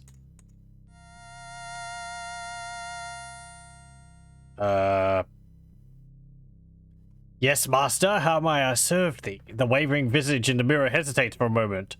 Thou art not my master. He then continues with a small bow. Greetings, Britannian. What dost thou wish of the great demon Arcadian? Name? The big demon smiles ingratiatingly, showing inch-long pointed teeth. As I have said, I am the demon Arcadian. Job? Arcadian attempts to smile, but failing miserably, he gives you a grimace that could turn a dragon to stone. I am currently in the service of one mage, Erethian by name, he states, rather formally.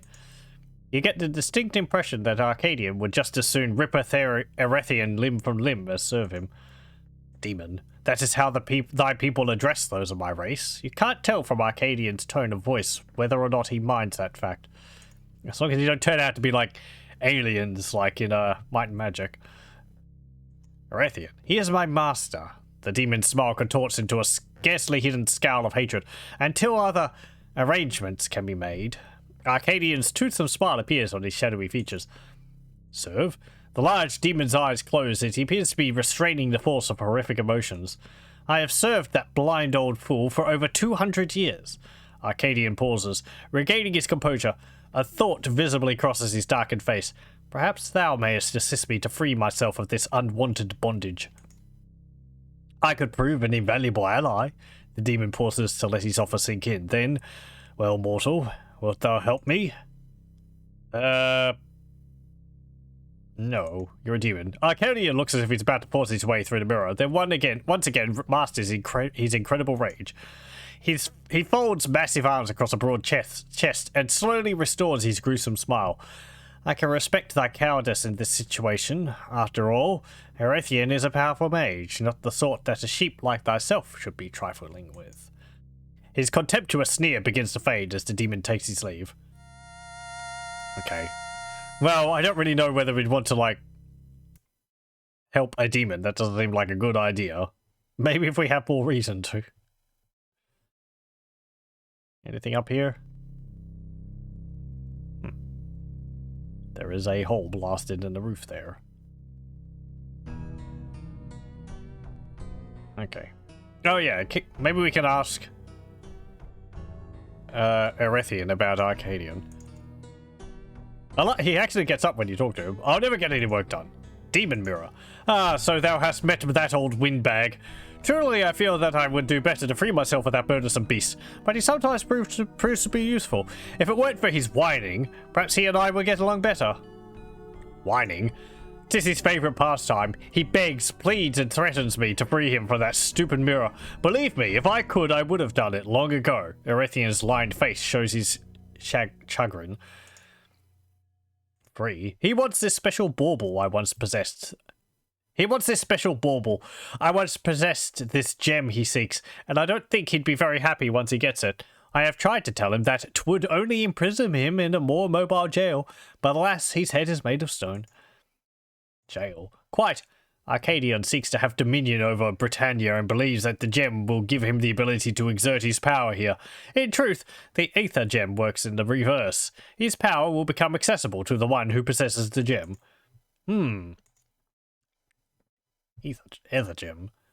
The gem was pilfered from me by an ill-tempered dragon. She blew her way into this castle, waylaid the golems that protect the Shrine of Principle, then destroyed a perfectly good secret door on her way to the Test of Courage. Oh, that's why there's holes blasted all over the place. Okay then. I'd have liked to see her squeeze through the hole she made. 'Tis hardly big enough for a creature of her bulk. The mage's milky eyes twinkle with suppressed mirth. Yeah, that would be kind of amusing. Maybe they're like cats or like rats. As if they can fit their head through the gap, they can sort of squeeze the rest of their body through there. Golems? Yes. This pair of misshaped magical constructs used to guard the Shrine of Principle, Alas, one fell prey to falling rocks when the dragon assaulted the castle. The other picked up his brother, for lack of a better word, and carried him off through the portal to the test of love. Shrine of Principle. The shrine lies through the doors at the rear of the main hall. There thou canst find 3 statues, each one dedicated to a principle set forth by Lord British at the beginning of the Age of Enlightenment. Conspiratorially, he adds. A bit stuffy, but they make nice cloak racks. Test of courage. I believe 'twas set in motion by Lord British in order to test, he gestures in your direction, a virtuous heroine's fighting ability and courage. The statues in the back of this castle can tell thee more about the tests, though. Yeah, Lord British is the whole reason for the test of the virtues. Which I've always held that anyone can do it and become an avatar. It's not just restricted to me, but whatever. Gorathian grins mysteriously. I mean, maybe they can't go get the Codex of Ultimate Wisdom again, because it can't be found. I don't know. Lord British could just come up with another test. Test of love. I not had the chance to inspect that oddity yet. However, thou art welcome to peruse it at thy leisure. He smiles like a grandfather giving a present to a child. Okay, bye. Oh yeah, do you have anything in your chest there? What the heck is that? Shears. Okay. Clothes. Food. What's in the bag? Utensils. It looks like a spatula. You flipping burgers?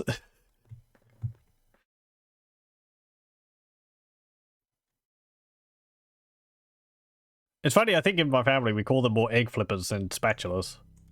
I keep using the word spatula to describe it, but I think people still call them egg flippers. Oh well. Hey, let's talk to Arcadian again.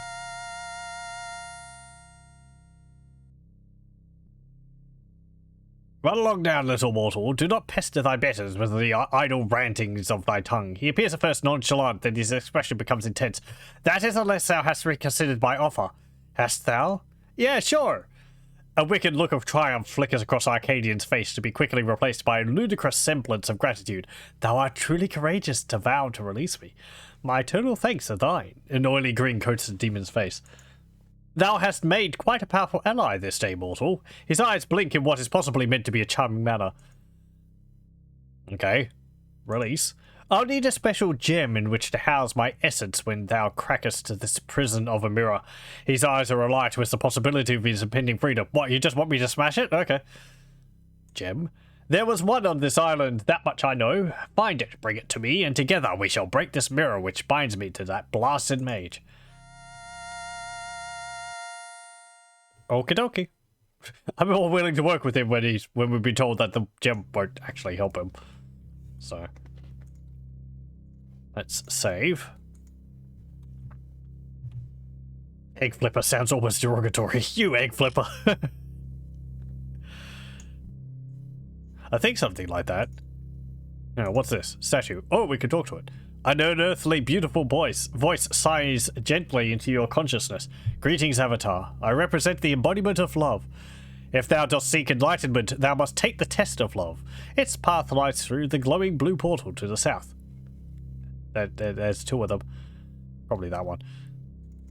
A strong, vibrant voice rings out in your mind. Greetings, Seeker. I am the Keeper of Courage. If thou hast the will to seek my reward, thou must enter the portal to the south. Suddenly, your mind is filled with the crystal clear resonance of an authoritative voice. Greetings to thee. I am the Keeper of Truth. Dost thou seek the wisdom and boon of truth? Yeah, sure. Very well. Prepare thyself. The voice falls silent. Oh. Okay, he teleports us away.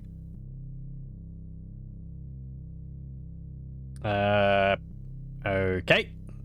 That certainly says something. Do do do do do. Do do do. Do do do do do do do do do do do do do. Da ba da. Boop doo doo boop. Doo doo. Okay. What that sign say? That should have worked. I did wrong. NPC flags. Oh. 4. No. Don't turn on ethereal. There we go. Only appearances are deceptive. Okay. Truth is truth. Doop doop doop doop. I'm not ethereal still, am I? No, good. Okay. Hey, there's a little torch there. What's this? There is a corpse there on a pile of rocks in a cross. There is a skull there. Or no, there is a head there. There's another, like a gargoyle head there. There's a human head there.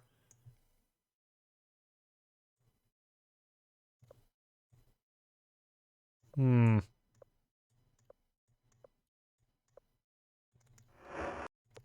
Okay. I don't think I want to step on that where the skull was. Ugh! Earthquakes. Okay, can we just walk through the door again? God damn it! There we go. There's things in these rooms. But we don't seem to be able to pick them up. Those doors are not actually real doors.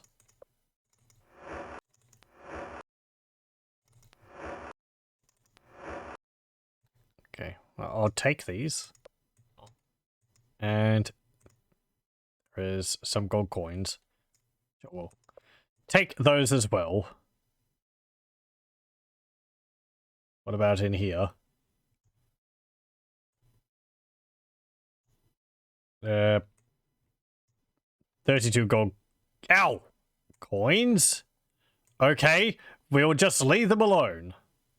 There's also a ring of regeneration there, but whatever. Whoop. What's all these skeletons? Nothing. Nothing and nothing. Okay. Oh, hey! Worms! Kill the trolls! There we go. I think I saw that.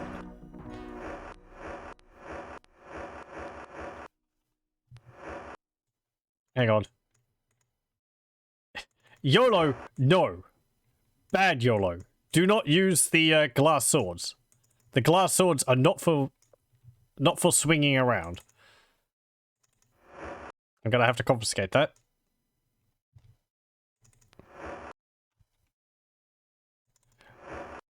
Who knows how many glass swords people have squandered. There. And these 2 wands as well. Again, I really wish people would just leave them alone. Okay. Some gold on there. Your punishment, YOLO, is to carry that. Nothing in there.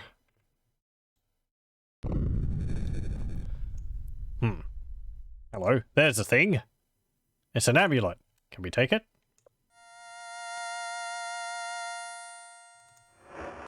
I guess we can. Maybe? Do I have it here?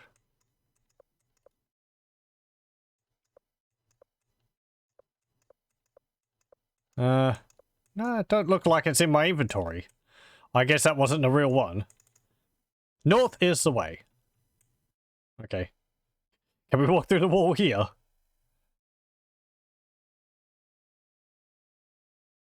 No. This way. Logs. Okay. Do we have to make a bridge?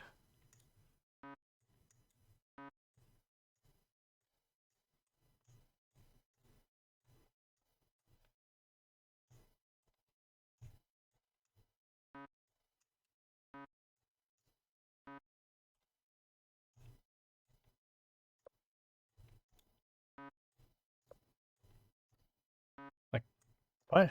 Like that? Oh, hello.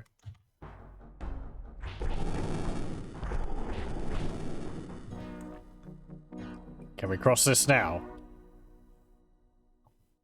No.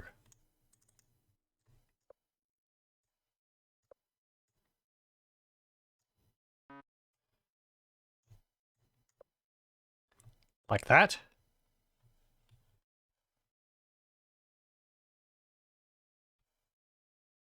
No.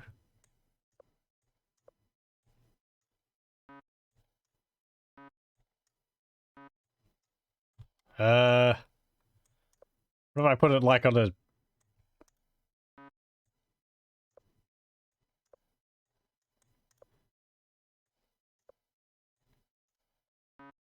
zigzag pattern or something?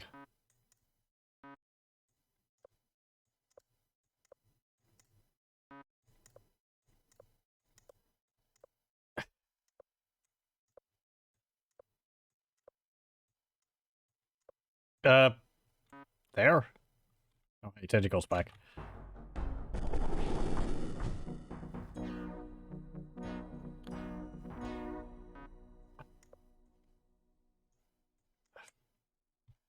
Come on. Can I get up on that? Do I need to?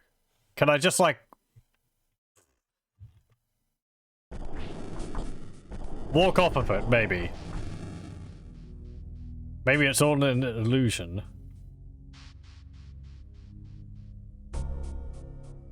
Actually, some other rocks down there, but I can't pick them up.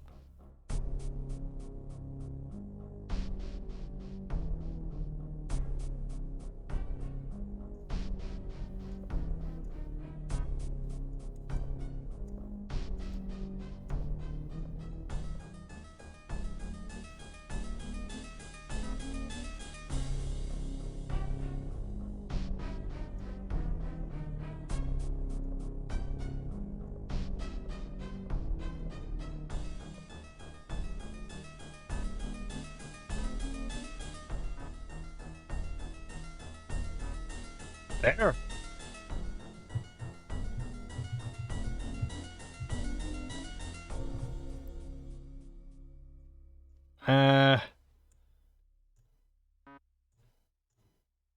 Okay, what am I supposed to do?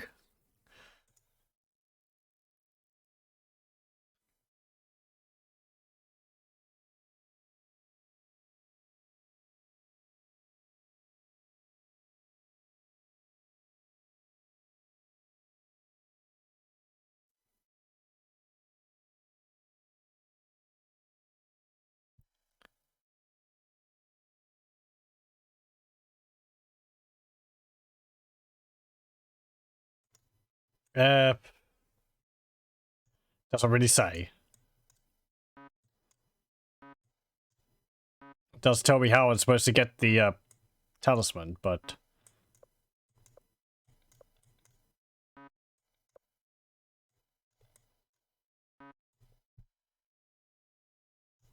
Okay, there we go.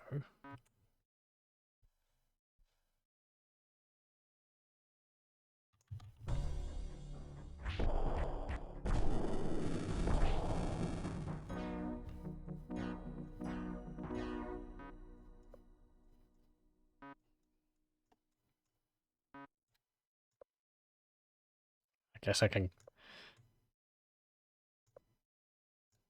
Do I have to, like...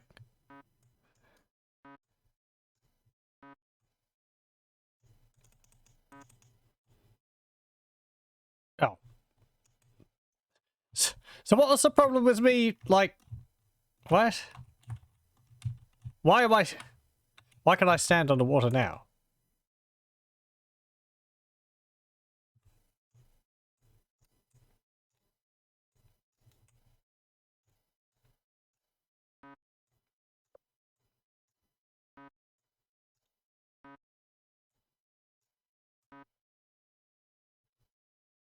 Is there a...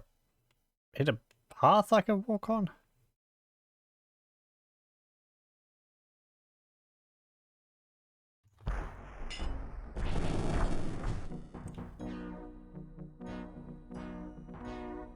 I kind of would like to figure this out myself, if there is a solution to it.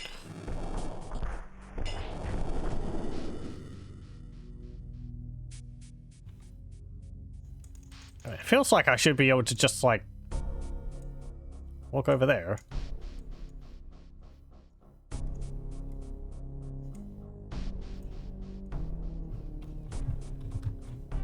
Hang on. Now I'm actually, like, stuck here.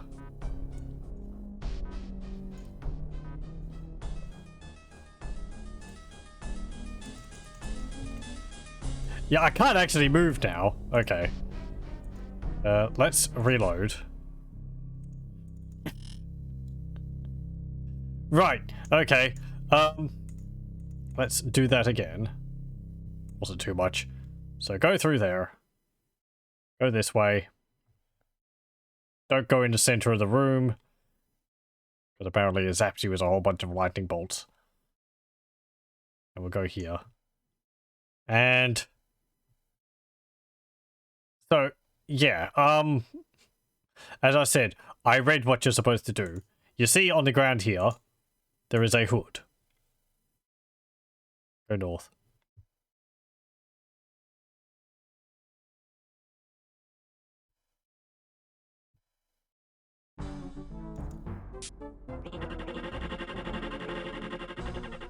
There we go. There's the amulet of truth. Thou hast mastered the test of truth, and so a boon of great intellect and magical ability will be bestowed upon thee. Use and respect thy powers well, Avatar. Yay. Our intelligence and magic are now 30. Thou hast now experienced the full meaning of the principle of truth. Yeah, truth is a bitch. The value of such is beyond measure, for truth shall guide thee throughout thy life's endeavors. You can't handle the truth. The statue's voice takes on a warning tone. Know this, truth. The psyche returns. Know this, truth. The psyche returns to the core. With that said, the statue becomes quiet once more. Okay. Let's save. That's actually one which you could do right at the beginning of the game. There's no combat. So you could just go off and get your intelligence and magic maxed out immediately. Okay, have to go through one of the portals. Let's go over here. And we'll do the test of love next. Can I get in there? Yeah, there we go. Okay, the test of love. Boop.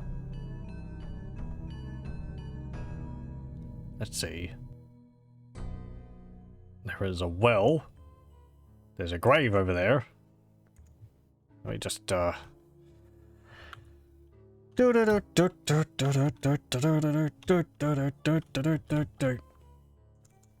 Here lies beloved father and master.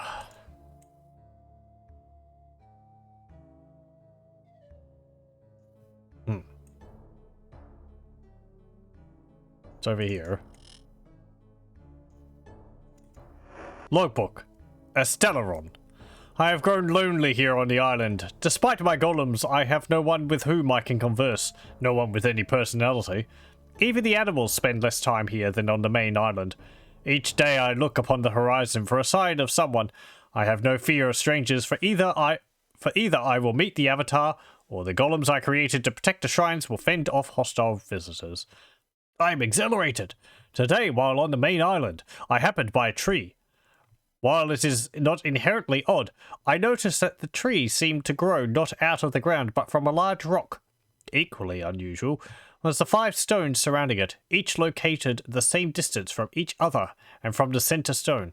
They looked much like they could represent vertices of a 5-pointed star. And then I realized to what I was witness, the legendary stone of Castamber. Even had I not noticed the tree of life springing forth from the boulder, the pentacle of rocks gave it away. The first test was a success. I used a pick to chip away a bit of the stone. I was startled at first by the bleeding, but as I heard not a whit of any sound indicating pain, I continued. I am about to confer with the book to determine my next action. I'm afraid I will have little time to continue this journal for the moment. I realize that a true scientist would record daily with the utmost accuracy what he has done and witnessed, but the amount of work each day required leaves me long past the point of exhaustion. I've done it. My newest 2 golems can actually speak, and they offer original comments, not mere echoes of my own thought. The instructions in this book are correct. Bollocks, my first attempt succeeded, but my inexperience left him a little less intelligent than I would have preferred. However, his brother, Adja, benefited from my mistake with the other and has full speech capabilities. As I sit now writing this, I can hear them discussing weather. I must go now and talk with them. Oddly enough, the sky no longer seems overcast. Golems for Clay to Stone by Castodon. Stone golems can be created from any hard rock. However, it is important to note that the enchantments require they be anthropomorphic in shape. Any other construct, or an incomplete one, will not be able to hold the creature together or permit locomotion. Once the sufficient amount of stone has been gathered and placed roughly in the shape of a man, thou must cast the Vus Rel Alem spell, see Appendix QQ for spell description, to form the rock into a person. Needless to record, perhaps the creature will barely resemble anything human, but will be able to function similarly. The next enchantment is Kelmani, Appendix QQ. This will breathe life into the newly created golems, or rather breathe animation into them. Once created, each golem will have enough rudimentary intelligence to obey and respond to 3 single-word commands, or 1 extensive request of any length. The Stone of Castambre. This mythological rock has legendary powers that permit one to shape and enchant stone, and only stone, to create golems by following only a single short ritual instead of the lengthy and time-consuming process described in previous chapters. Though the stone's existence has never been confirmed, there are also other purported powers that could make a risky investigation quite worthwhile. For additional information, see The Stone of Castambre by Macuth. Okay. Anything in here? Got some bandages. Nothing else. Okay. What's over here? What's this? There is a tunnel. There is flour in that barrel, and other stuff. Okay, and there's powder cakes. And mushrooms. Okay, not much. Let's leave. Maybe it's a quarry where he was mining the rock from or something. What about here? Okay. Let's go down here and we'll talk to these. We've actually flown over this spot a few times and seen them. The stone statue stands with a lowered head. Despite its granite features, a downcast look is apparent on its face. Surprisingly, it turns to speak with you. Why, by the stars, I believe it is a creature. Slowly, as if with great effort, it raises its head. Help him? It asks carefully, pointing to the fallen statue lying beside it. Help? My companion, Adhar. He is dying. Thou must help repair him. Please, I beg thee. I have a book here that Adjar told about our creation. This might help bring him back. He hands you a very old tome. It is evident the book has seen much use, for the leather covering is wearing away to reveal the wood beneath, and the pages are quite dog-eared. I have already set up 5 rocks to mark the spot for the blood. Creature. We are called stone golems, because we are made out of stone and rock. Job. I am a guardian of the shrines of the principles. Okay. Blood. I did not understand the book, but I remember blood. Adyar. He is my brother and my friend. We protected the shrines together. We cannot let him stay like that. Help me assist him. Paid. I know nothing about the process. but a Stellaron once told me he used something called magic to give us life and animation. The golem pauses, obviously conscious of his next thought. He did not like his solitude. He said he was lonely. Stone? We were fashioned out of the rock from the quarry on this small island. Guardian? We were created to protect the shrines and the principles. Only the Avatar should use their power. Adja and I were keeping watch when the wall fell on Adja, and the loud noise came. I carried him here so that I could restore him. But I do not know how. Magic? I do not know what it is, but there are many books in his house. Perhaps there is something there about magic. Lonely? Stellaron said it was how a person feels when no one is around. He told us how happy he felt after we were born. He called me a son. Stellaron made us. He is our master. Okay. Books? There are several. More books lying about the house. I do not know what they are about. Adja read them. Okay. Bye. Goodbye. And there is a dead bullet body. Okay. Bark. An inanimate golem. Is there anything over there? Weeds. Okay. Let's just leave that.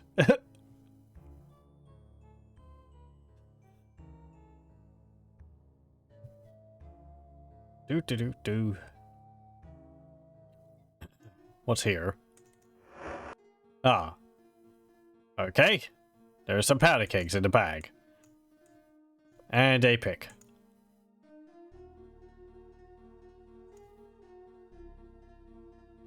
Do I need a pick? I might need a pick. Let me take one.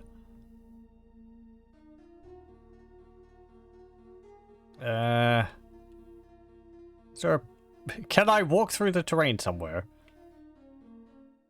No. Okay. Did he say something about there being like a tree of life around here or something?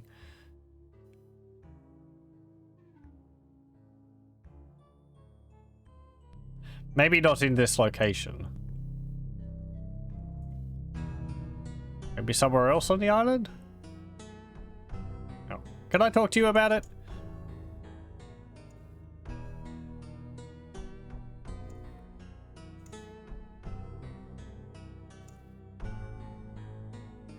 Oh. Psyche returns. Could this possibly be true? Erethian's blind eyes light up with unabashed glee. What an opportunity I have here. He once again notices your presence. Now, do not let any strange ideas of destruction enter thy mind, Avatar. I shan't let thee deprive me of this chance to experience a true wonder of the world. Run along now. Is there not a right to be wronged? Somewhere else? Okay, bye.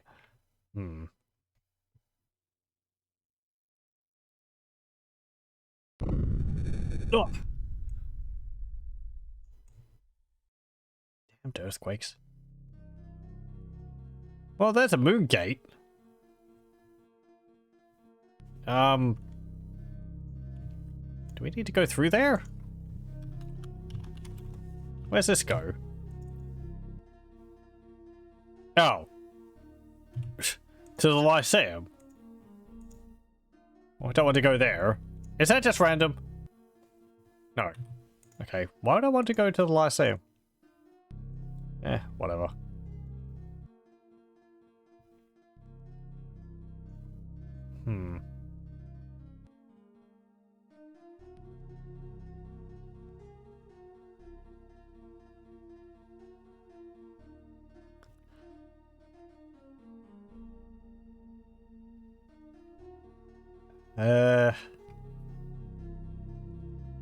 Thing over there.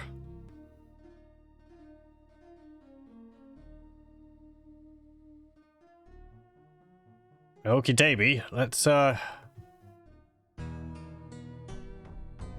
back through the portal.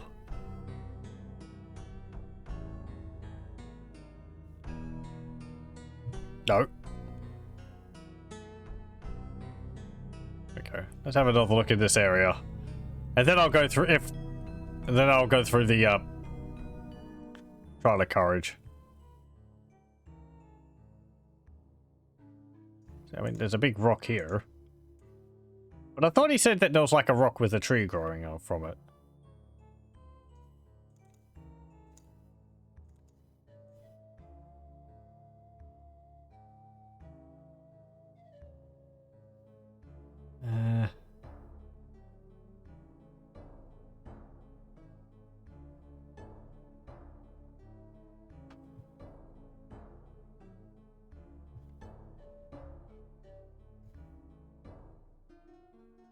Oh. Okay. I wasn't expecting that.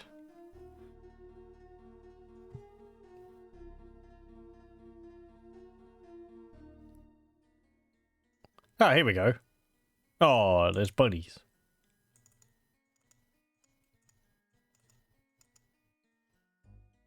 And there's a deer.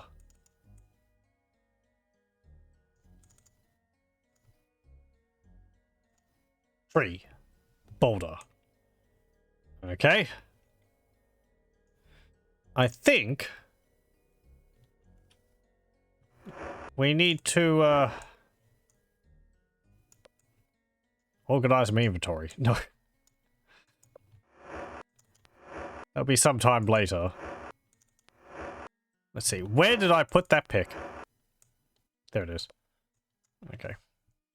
Oh no. Not you. Get your boots on. Okay.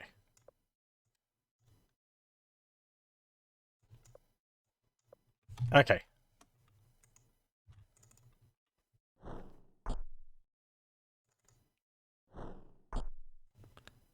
I think we have to hit this.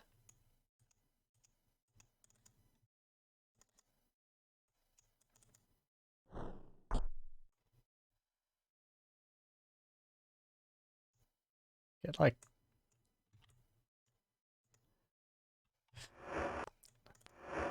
I didn't take the book with me.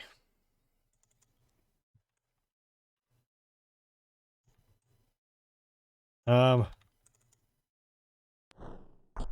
think he said something about, like, getting chips of rock from it.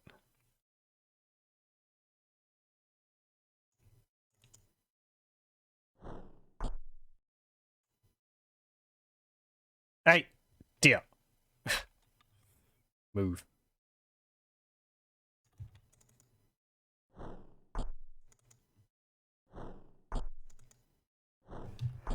Maybe we've got some in our inventory now?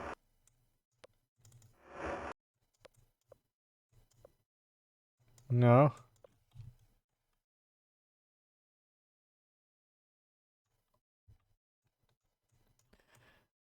Okay. Let's go have another read. Oh.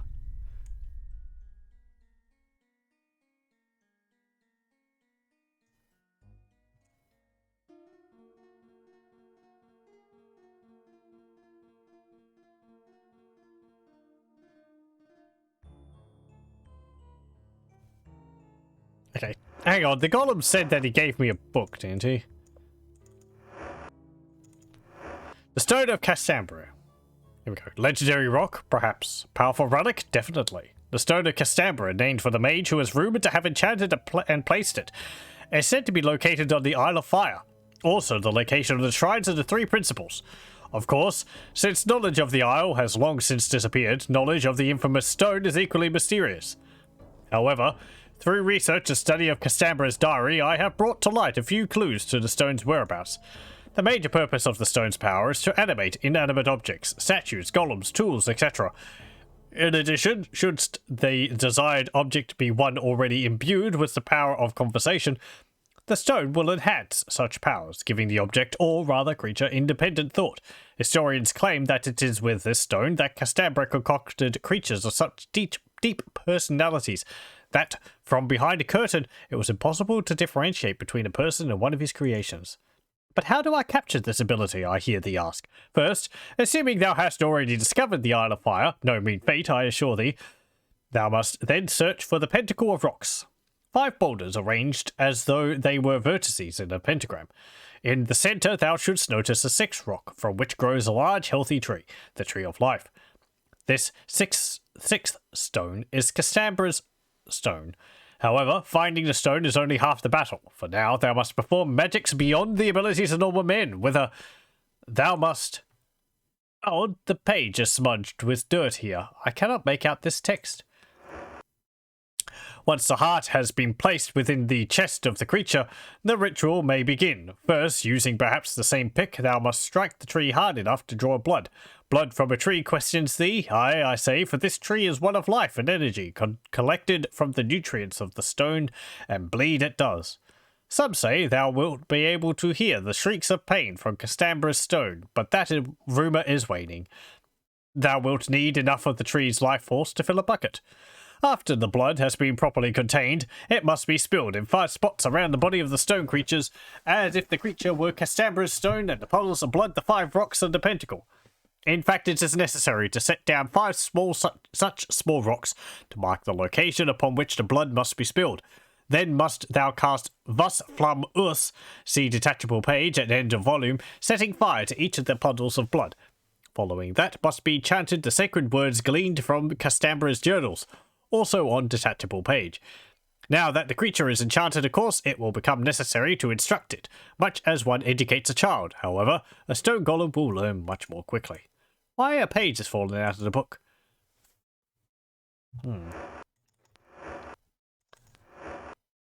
I guess this is it. No, that's my ownership of the ship, which we didn't take. Oh, maybe Sparks got it? No, hang on. Oh, no, that's my ownership of the other ship. This is the ownership of Lord British's ship. That's Alagnar's notebook. We did give that back. We should give that back. I got terribly distracted. We even promised we'd give it back. Oh, no. Oh, hang on. The page is on the ground. Vus Flum Us.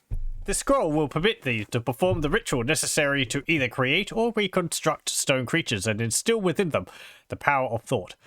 First, gather the materials discussed in the previous chapters. After thou hast performed said task, thou shouldst refer back to the scroll and begin. Blood must cover the rocks. Yes, thank you.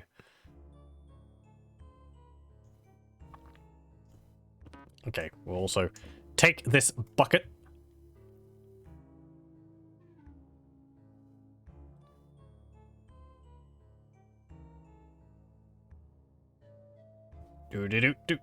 Do.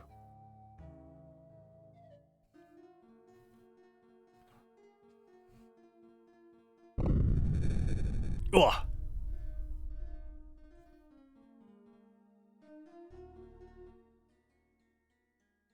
Okay, let's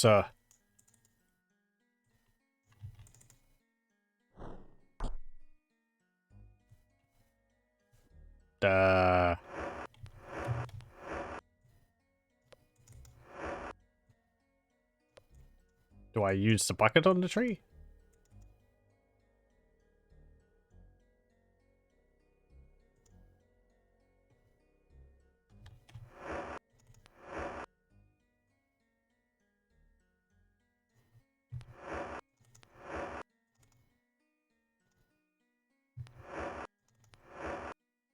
No. Hang on.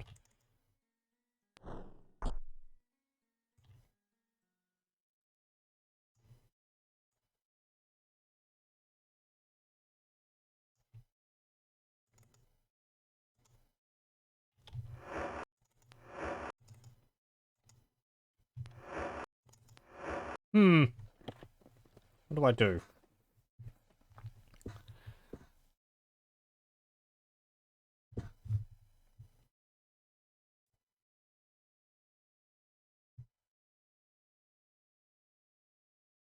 Oh. Okay. You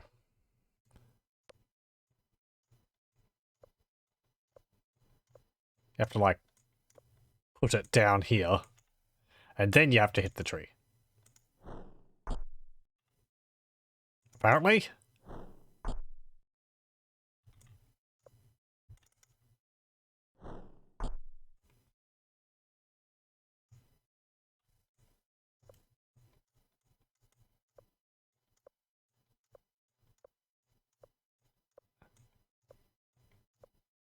Like there? To the death!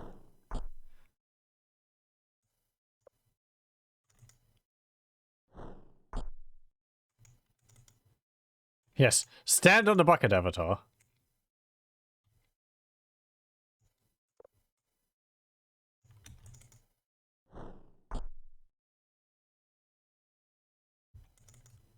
That should be like filling it up with blood, I think. Oh!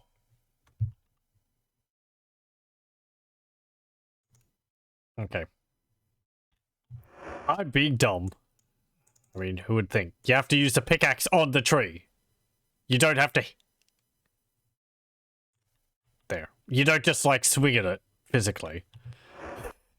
There we go. And we get a bucket of blood.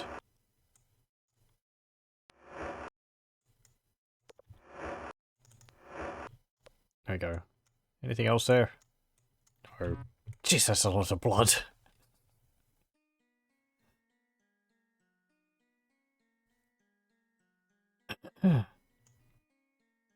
Okay.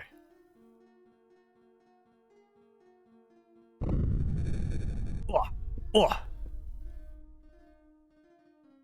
I hope that's not indicating that the island's going to sink or something. Okay, so now we have the blood. Let me save. Order virtues. Okay. Let's see. You have the blood. Get the blood. And stick it on the rock. Oh, he actually passed it to me. That's interesting.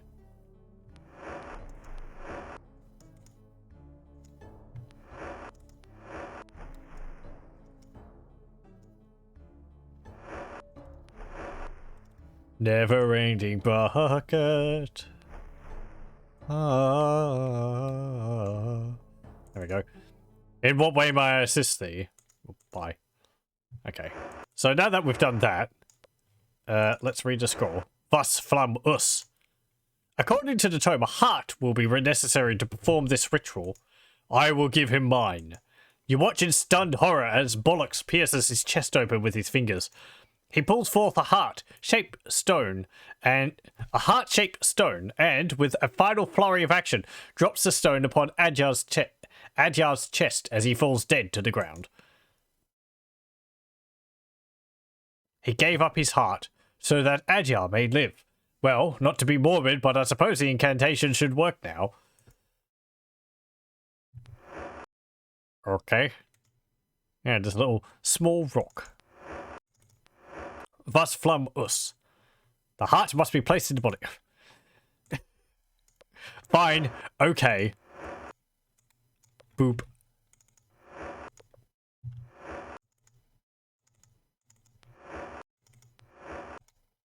In Liem.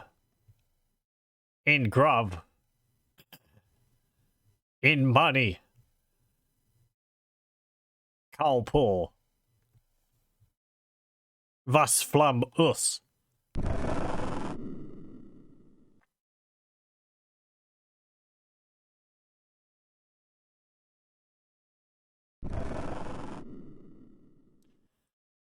Hey! Golem's alive.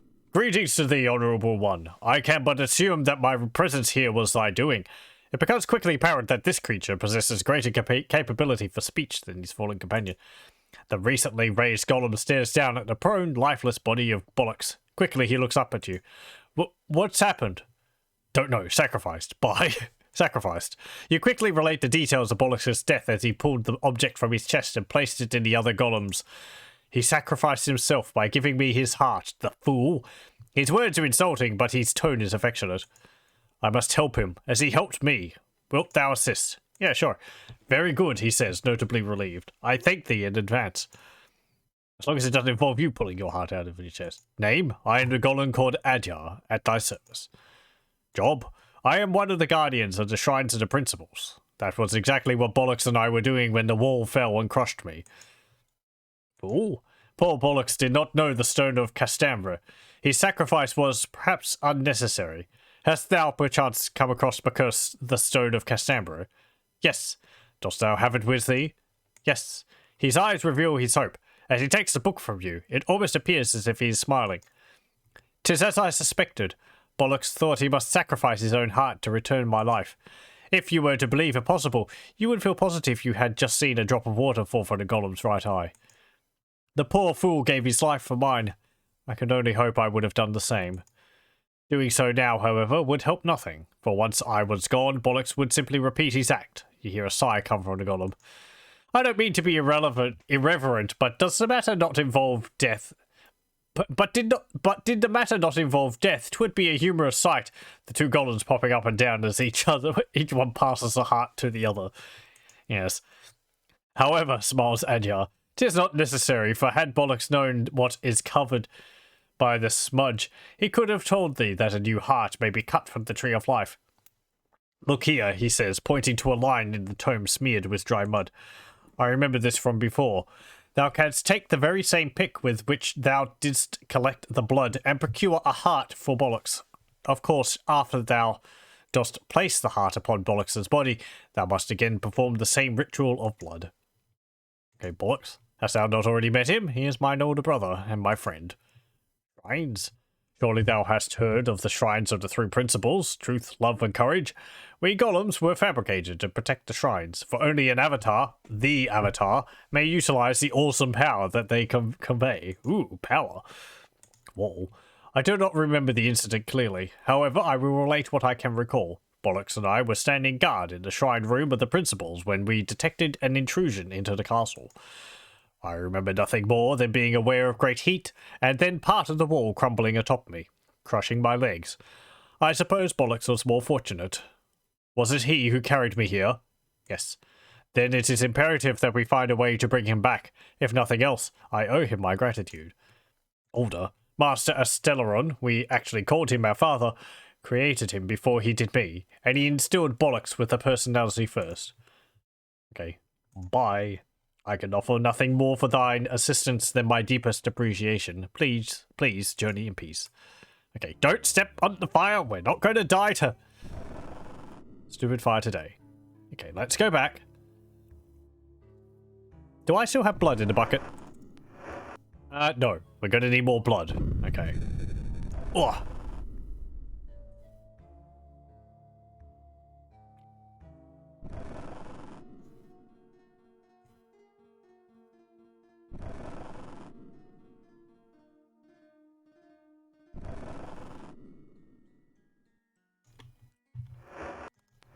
Okay. Put the bucket near the tree. Said, put the bucket near the tree. There we go. Use the pick. It seems a pick is not needed for that. Right, you have to use it on the tree. Oh no. Well, that doesn't look good.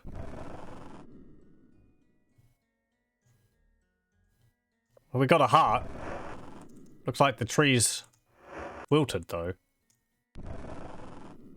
Who would have thought that, like, drawing blood from a magical tree would be detrimental to its continued existence? Maybe it will get better over time. Okay. Can I get some blood now? There we go.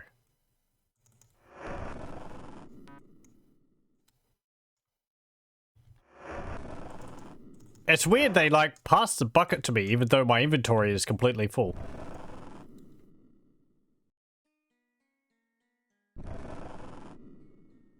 It was, like, forced into my inventory.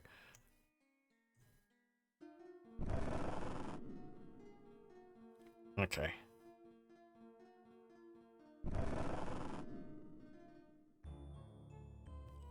Do. Hey there. What next? Dost thou have the book entitled Stone? Yes, I do. Okay, you're just going to repeat what you said. Bye. Okay. So we put the body here. We get the heart. Put the heart in the body. Get the blood. Thank you. Put it on the stones. I can drop this pick, because I don't need it anymore.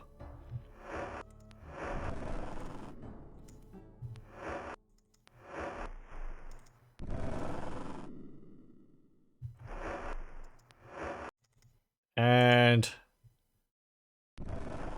there we go. Okay. Now, let's read the scroll again. In Liam. In Grav. In Mani. Kalpor. Vas Flum Us. Oh hey, the tree looks perfectly fine now. Yay, it's alright.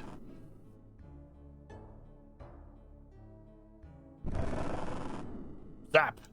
Ta-da! Yay! Bollocks stares ahead almost vacantly. Despite his features and lack of motion, it is apparent by his expression that some of Castambra's magic still resides within. Name? My master named me Bollocks. Job? I am here to guard the Shrine of Love. Okay, bye. Fare thee well. Adjar appears to have resumed the stance of a more traditional golem guardian, staunch and unmoving. However, it is impossible to miss the glimmer of intelligence in his eyes. Name? My creator chose to call me Adjar. Job? I was created to be one of many protectors to the Shrine of the Three Principles. However, he pauses, my duty also included being the keeper of the Talisman of Love. Talisman? Dost thou want the Talisman of Love? Yes, please. I was put here to protect the shrines and prevent any from acquiring the talisman. Any except the Avatar who demonstrated knowledge and understanding of love. The talisman is thine, Avatar. He brings his stone hand to his heart and opens a panel on the front of his chest. Reaching inside with the other hand, he brings forth a beautiful yellow talisman. He places the talisman in your palm. Thou hast earned this and the honors and powers associated with it. Thou art truly an Avatar. Hey. My heart is gladdened to learn that love is a principle thou dost hold dear, evident by the successful completion of the test of love. Now then shall a blessing of quickness and skill be thine. Yay! Can't really see surrounded by our partners there, but we ended up bowing. Now hast thou earnestly experienced all that is love. 'Tis a benefit never to be taken lightly, for love is a formidable motivator. Remember always the lessons in compassion, sacrifice, and justice thou hast mastered. The voice of the Keeper of Love fills with compassion as he speaks. Do have a care, Avatar, for a great evil stirs within Britannia. I know not the source. Okay. Hey, we got the talisman. Let's drop this bucket.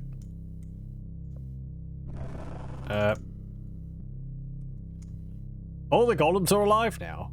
Yeah, I don't think we don't need that anymore. Put talisman in here. There we go. Okay, there's one. There's the other. Right. Who's got my sword? There it is. And my shield. There it is. There we go. Okay. Let's save. Right. Test of courage now. What's his name's having a sleep.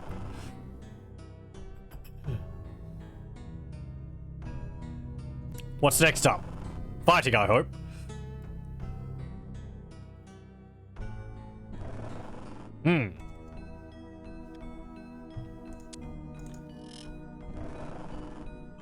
This looks unpleasant. Let's, protect all. Was us sanct. Okay.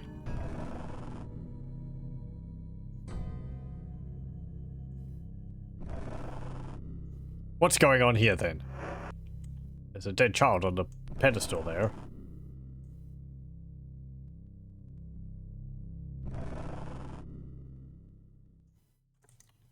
Can we open the door?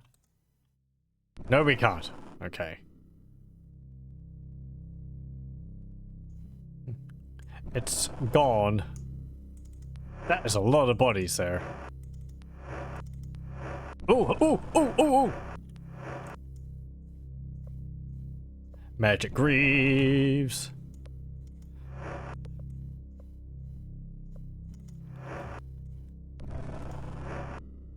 Ooh, there's swamp boots. I think we have enough of them, though. I'll take another pair just in case. Nothing there. Magic gloves. And a great dagger, which we don't want. Nothing on you. Nothing on you. Nothing on you. Nothing on you. Nothing on you. Okay, I think that's all of the bodies around this portal. What's down here? Nothing there. Nothing there. There's a key on this person. Ooh. Hello. Hey, Spark.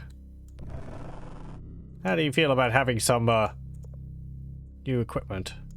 You can have a magic breastplate. And you take off this gorget. You can put this magic one on. There we go. Anything else there?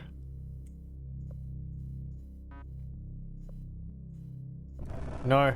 Okay. Those are all out now.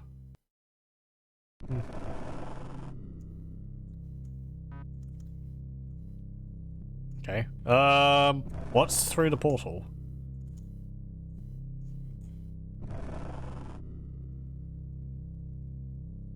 Nothing. Oh, hey! There's some golems there. Uh-oh. They're attacking!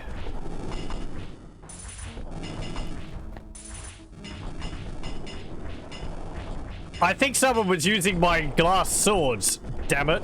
I heard shattering. I try my best to stop them from using them. Ugh. Whatever.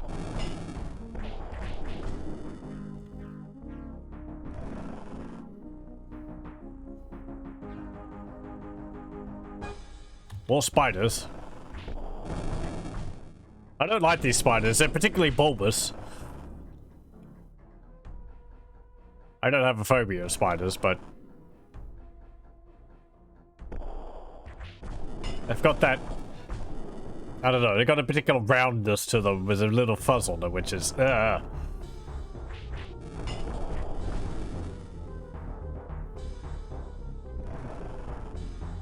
is there anything up here? There is a lever there. There's also a scorpion in there.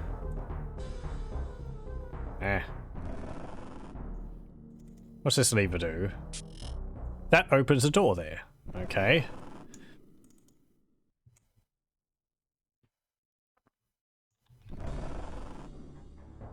I think there's a spider which is unconscious right there.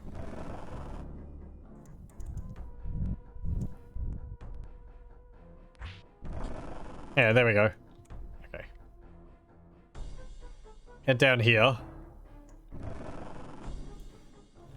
Kill the scorpion.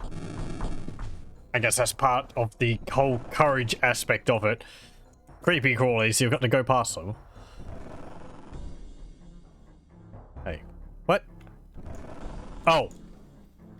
Scorpion isn't actually dead.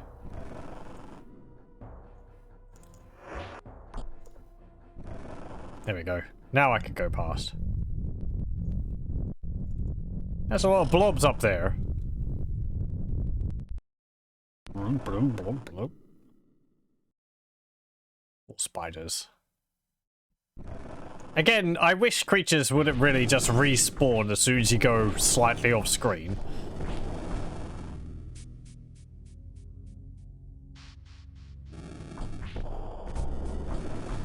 Alright, I've gone too far now. The spiders are gonna respawn.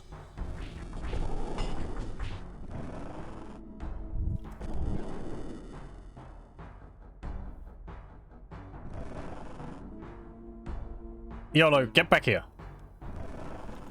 Okay. Save. We'll just save on the moon gate.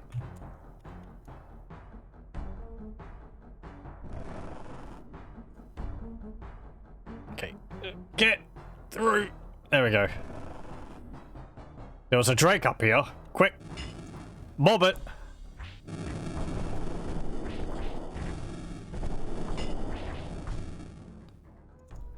There we go. Anything on its body? Oh, it's not dead. No, hitting it woke it up. Okay, now it's dead. Take these gems.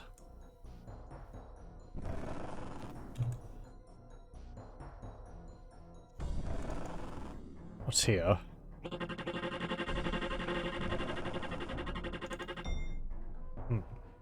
There's a glass sword on the ground there and a key.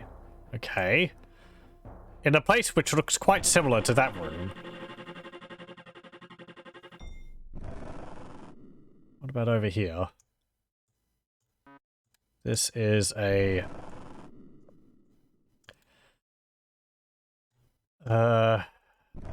decorative sword. There's a body here. Ooh. Hello. I'll take that. What else is there? There's a cloak. Can you wear that? Like, do you have to, like, take your gorget off? Yeah! Look at that, you can actually wear a cloak. That's pretty cool. Get your pants on. Neat. We don't need it, but that's pretty cool nonetheless. That's locked. Unlocked. What's in there? There is a glass sword in there. Okay.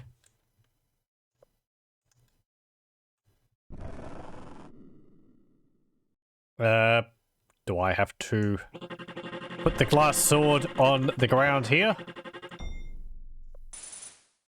There we go. It's pretty simple. Save again. Unlock the door.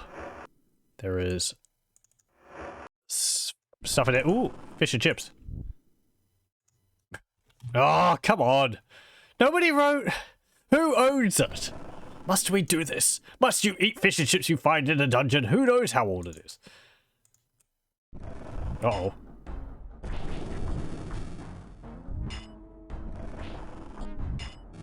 I guess it was owned by these dudes.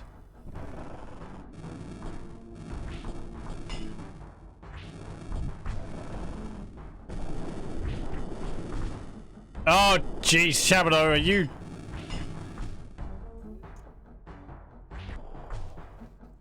People hopped in the fire and died. Oh boy, a campfire. Oh jeez, I'm burning alive. How are these two things connected? Okay. Mob 'em. Over here. To the death! Step in the fire.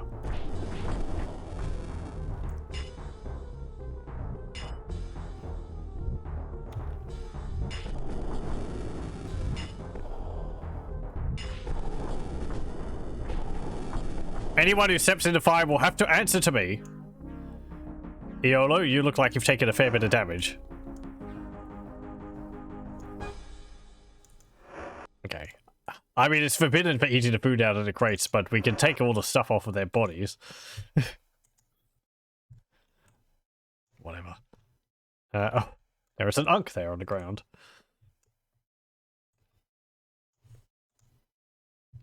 Okay, let's save. There is a magic helm there. Let's go down here.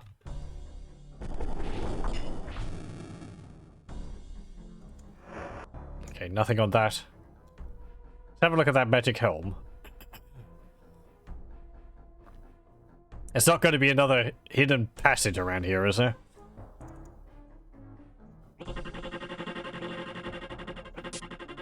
Yoink. I heard a sound.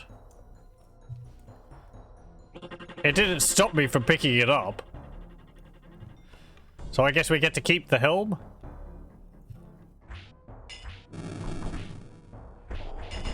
Though maybe if we take it, it's like not weighting down a button anymore or something. We might have to put it back. Come on, debris. Are you using that Hoe of Destruction? Effectively? There we go.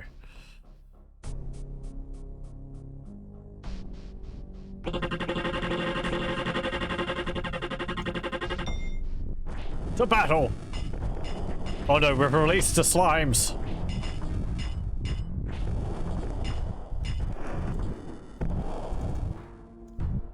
Oh, look at how much mana I've got now. How much do I have? 27.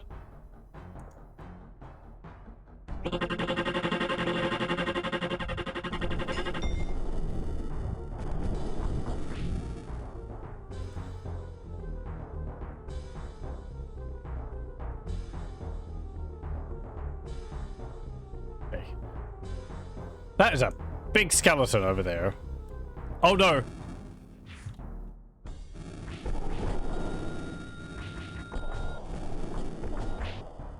Kill the gazer. Good, I think it's dead. What is this? Oh! Potatoes.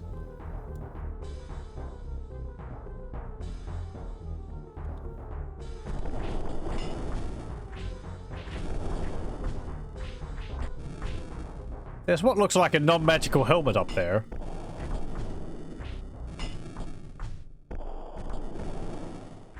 Die, fool!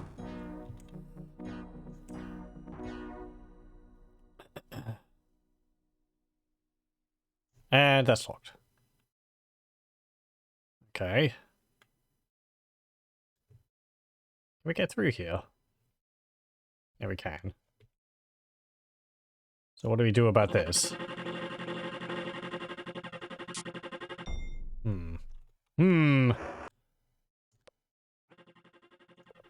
Ah.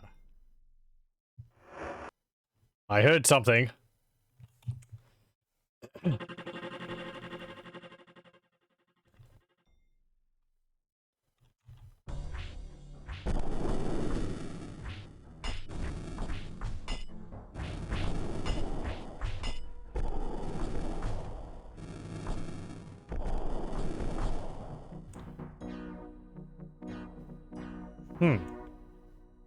Not this?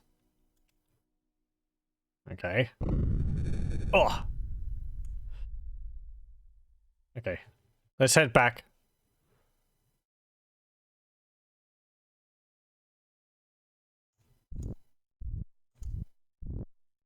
Oh, I recognize this. That skeleton, the spine there is the same as one which is in the desert area. And this is a giant skull which was used on Skara Bray.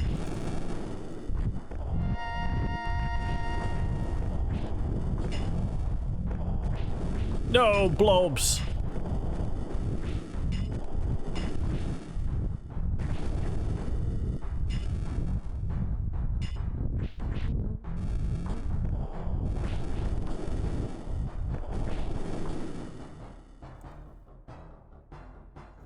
What's this thing? Oh, it's a post. I think slimes and, like, oozes and all that are probably one of my favorite types of creatures from D&D. I think just because there's, like, a lot of variety amongst them. And it's interesting having them with, like, different immunities and all that. Because I like the idea that you have to, sort of tailor your equipment for fights. It's very loud. So it's like, oh, this one's immune to slashing, so you have to use piercing or blunt weapons or something like that. Or other ones which are immune to magic, so you have to keep plain weapons around.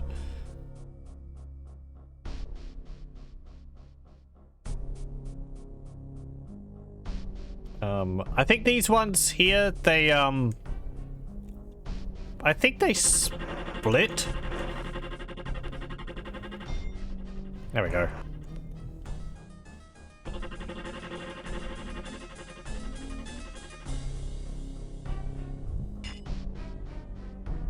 But I'm not too sure. They might have split only in earlier games.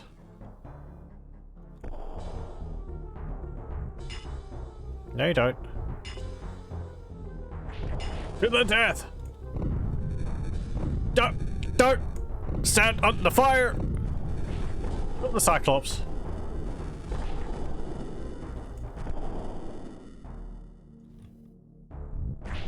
Ow!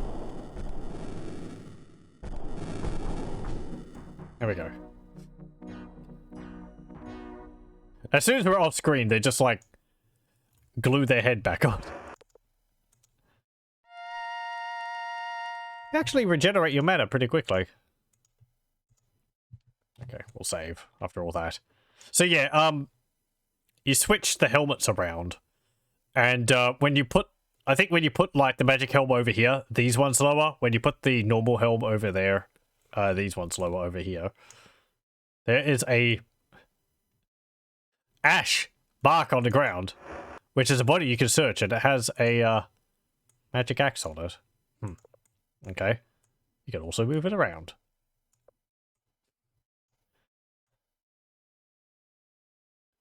Oh boy. Well met, Seeker. I am Dracothraxus, thy test, and I fear thy defeat lies before thee. For thou shouldst know that I am made immortal by the Keeper of Courage. 'Twould take a truly powerful artifact to destroy me, one that does not exist. The great dragon paws the earth in expectation of your imminent battle. Oof. Well, that's not good. I'm dead. How the heck did they manage to find me there?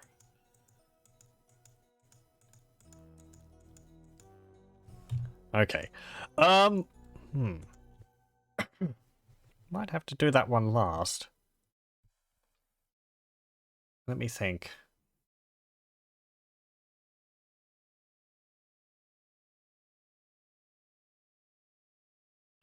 That's the dragon which found the gem. So, does it have it lying around here somewhere? So, just mess with its room while it's off screen. Ooh, hello. There's a triple crossbow. There's a bunch of normal bolts. Yeah, normal magical bolts. Good job. Nothing there. Nothing there. There's a scorched mark. There is a glass sword on this one. Somehow, I don't think that's going to help us. Call me crazy. Because I think you need a very specific thing to help you here. Then maybe if we just fight enough.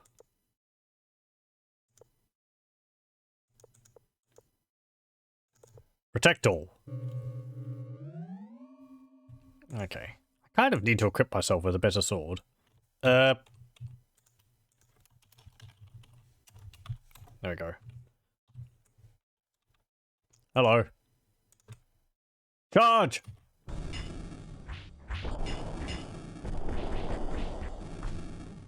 Oh! Hey! Not dead yet.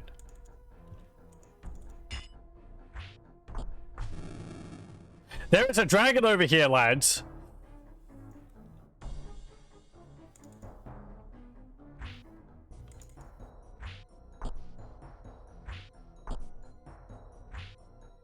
Well done, little human. Thou art as powerful as thou art courageous. Do not think that thou hast destroyed me. Thou hast merely bested me. And for this wondrous feat, I think thou dost deserve a reward. I have a truly magnificent gem that I will give to thee, if thy courage can but continue for a bit. Dracothraxus opens her mouth wide. Within you can see a multitude of teeth, each one needle sharp. Also, near the back, you see a small but brilliant blue gem. Do you reach in and take it? Yes. As you place your hand in the furnace that is the dragon's maw, you can't help but wonder if a small gem is worth the risk. Nevertheless, you persevere and retrieve the lovely little gem. Yeah, I go now to rest, but I shall return. The door will not open until thou hast found a way to best me for good and for all. Farewell, little mortal. Okay. You're cheating! You're immortal! Okay, oh, that one's actually closed over there. How am I supposed to complete the test with an immortal enemy? Little mortal, how rude. They're gonna have to teach her a lesson. I think it was a her. Didn't the mage mention that it was a female dragon? Okay. Yolo, what are you doing down there?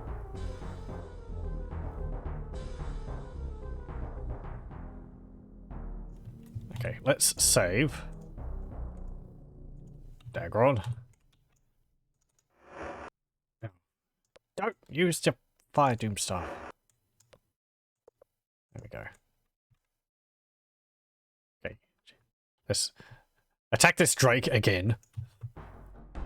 To battle! Wonk! It's not dead yet.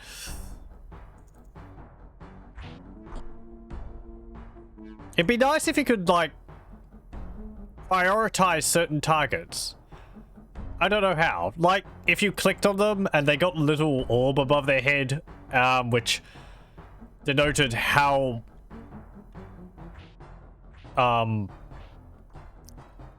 like how high of a priority that target was.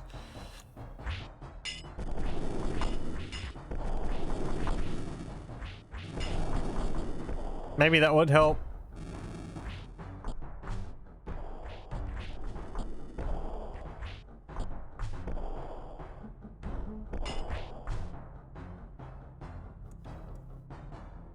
Yeah, whatever. So I get the feeling this room was supposed to summon a Lich or something. Yeah, there's a whole bunch of skeletons here now.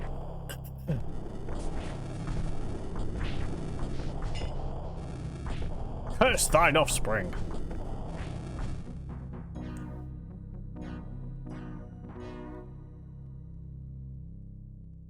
Oh, you going to the shop, Flex? Well, thank you very much for joining. I hope you have a good shop.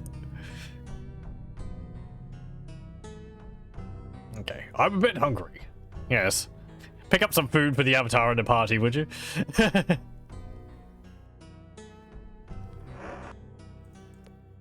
Let's stop to have a meal. Ah, very tasty. Ah, very tasty. Ah, no thank you. Ungrateful, YOLO. I create food, you don't want to eat it. I don't want to eat the floor chicken avatar.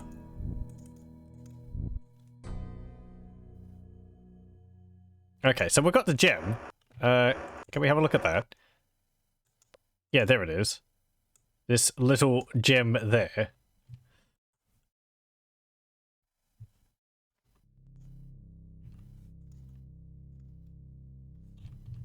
Let's just save on the moon gate.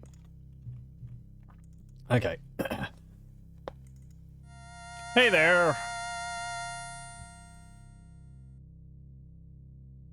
Thou hast within thy possessions a small blue gem. It can be used to free me. Crack this accursed mirror with it. I'll enter it as I am freed. Arcadia looks prepared to burst from the mirror. Okie dokie. I believe the gem must be held in the weapon hand to break the mirror. Well.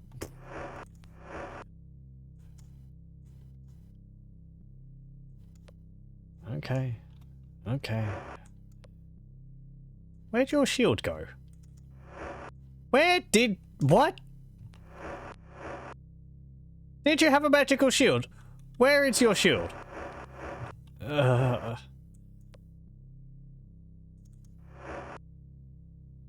No, I dropped it. There we go. Smack it! Why does it look like a sword?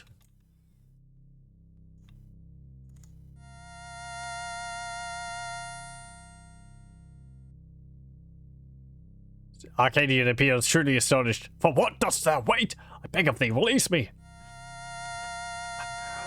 I'm doing it. Oh. I'm trying. This is an imprecise art. They're all, like, trying to attack something. There we go. I think. Yeah, they're all, like, trying to get an enemy all the way over there.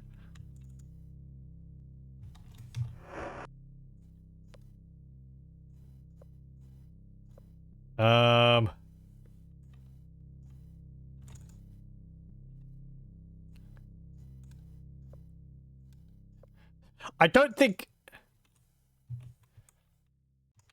Every time I try, she's switching hands.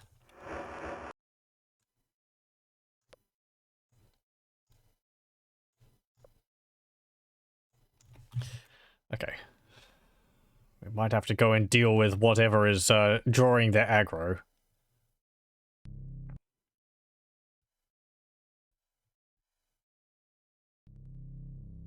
I'm just so furious. There is something over there through the wall, and I must kill it.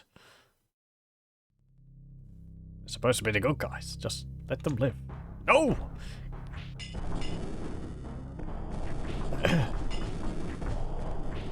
Thou dost not understand. We must curse thine offspring.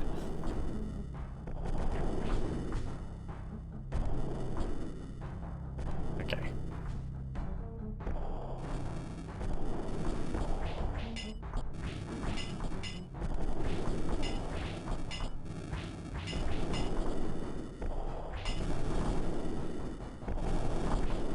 I guess maybe at least we're getting experience for this.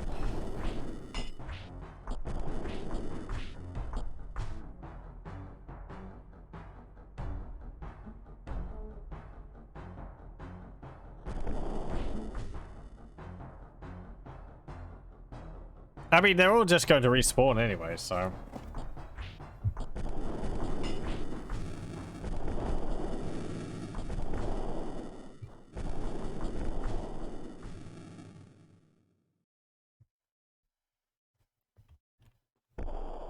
Oh no, you're poisoned.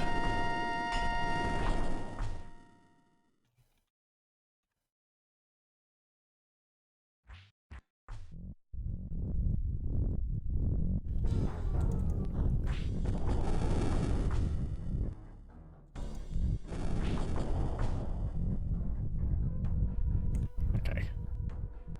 Are you happy now?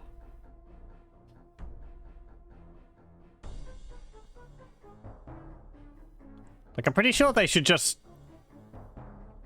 de-aggro after a while.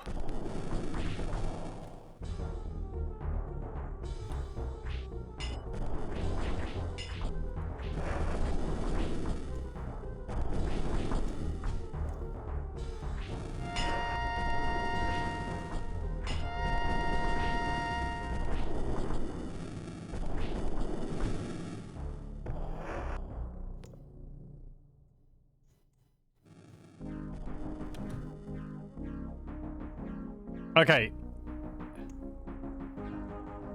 I'm guessing everything is dead up there now. We'll just kill all these skeletons and, endless again.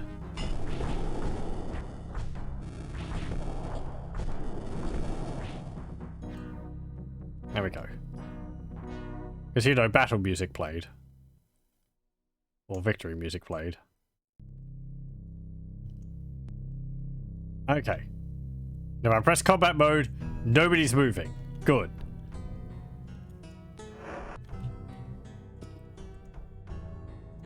We may be able to yet save Christmas. Or a demon, as it were. Why are we doing this again? This seems like a bad idea. That's the Orb of the Moons. There we go.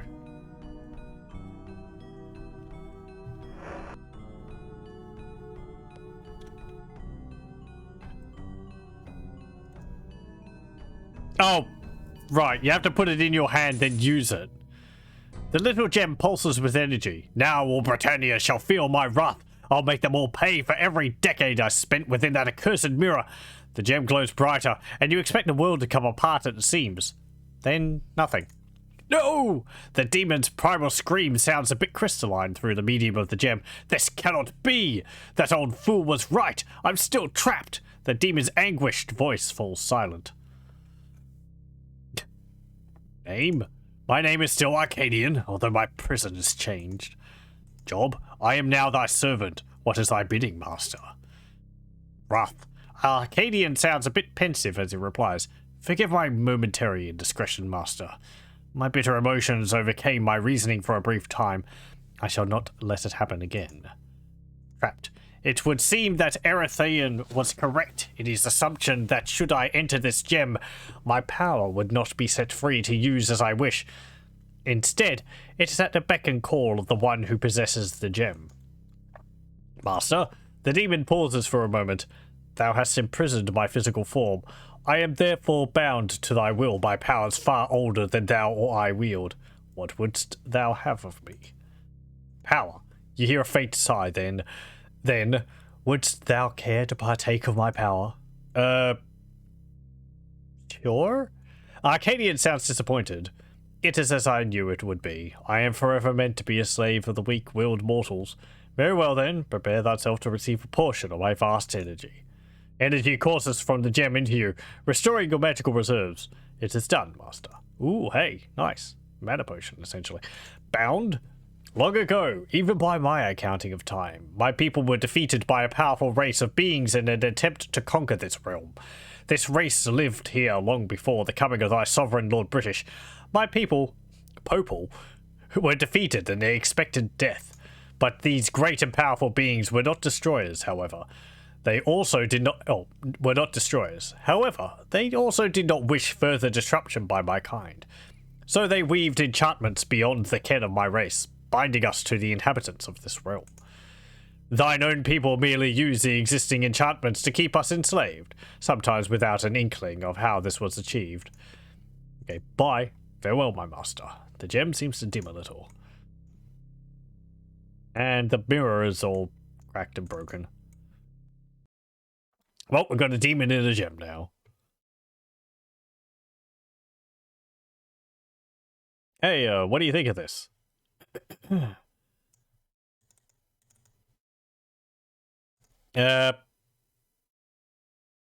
Demon gem. So, thou hast made a servant of Arcadian. 'Tis good to be rid of his incessant whining. I hope that thou findest him to be as useful as I didst. You're not sure, but his words might be construed as a curse.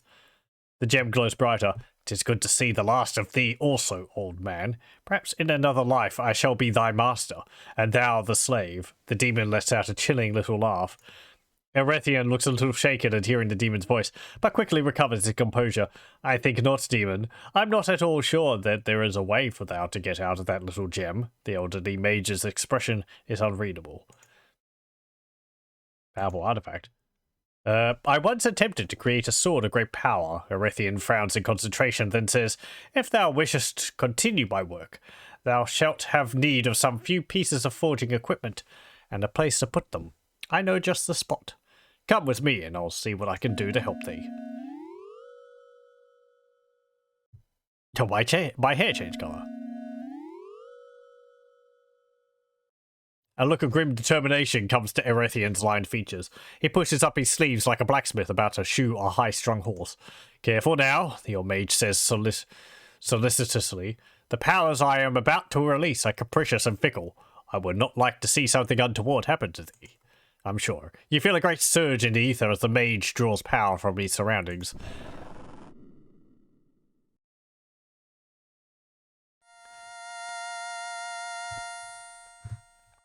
Little beads of sweat appear on the elderly mage's furrowed brow. That was a bit harder than I'd expected. He pauses to mop his forehead with the tip of his sleeve. I had to redirect a small underground river from the well to tap. Now then. Thou shalt have need of some few tools to make use of this equipment, shan't thee? His rhetorical question goes unanswered as he once again prepares to unleash his will upon the world.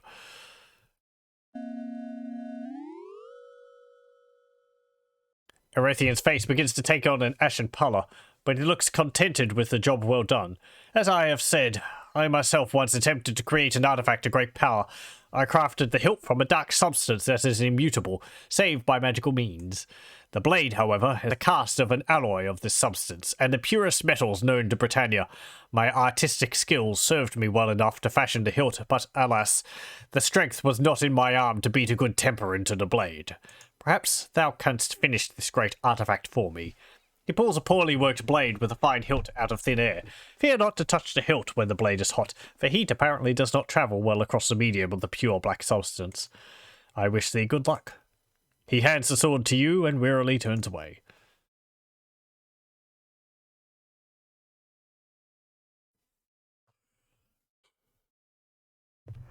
Okay. We've got a sword blank here. Where am I? You're just confused. The psyche returns. Yes. Okay. Great evil. Oh. The elderly maid frowns. I sense no great evil, but then I never did quite get the knack of cosmic awareness. Nevertheless, don't worry thyself over much. These things tend to work themselves out. You feel as if you've just been patted on the head and asked to go play elsewhere. Bye. Okay. Let's go mess around with our sword. To be, a wall. What's he doing? I'll follow it. Oh, damn candles. Is it because he doesn't know where his house, where his room is, so he's trying to find his way back there? Oh no. Oh, of course. He's blind, isn't he? Yeah, okay. Fair enough. My door at last. I wasn't expecting him to have like a whole little sequence for that. Famished. That's real neat. Okay. Anyway. So we've got a gem, and we've got this sword hilt. Let's see. Put that in there. So what I have to do is you have to put this on there. You have to heat it up. Actually, no. I done wrong. Get in the bucket. Let's see if I can remember how to make a sword.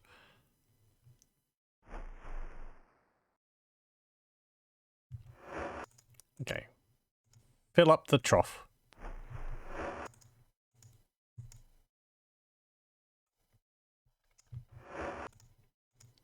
Use the bucket on the well. Get more water.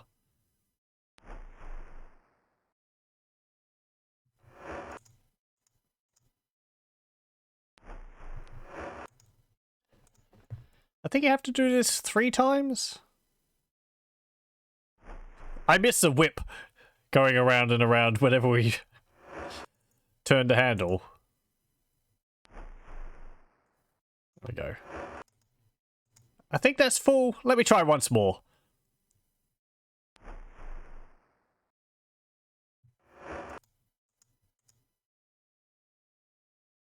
The trough is full. Okay. Just put that down there. Actually. Ah, how refreshing. There we go. We just drank an entire bucket of water. Okay. Now we need to heat the blade.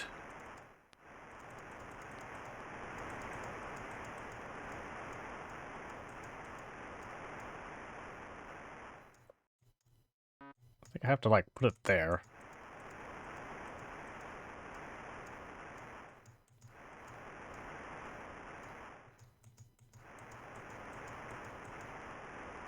Okay. Then we put it on there. And I think we use that on the sword.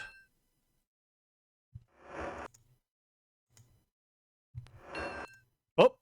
Oh no, I missed the dialogue there. I think it might have been something like the sword is cooled too much. I can't shape it anymore.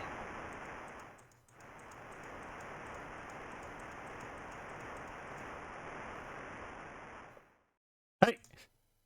YOLO! No! Give me that back.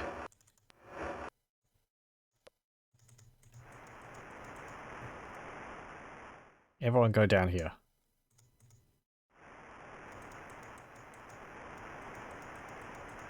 You've got to click on the bellows repeatedly. There we go. Put it there.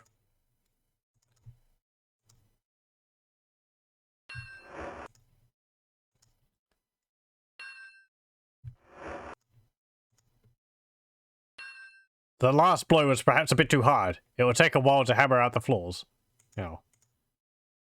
Sword blank. Did we mess it up? No, no, no.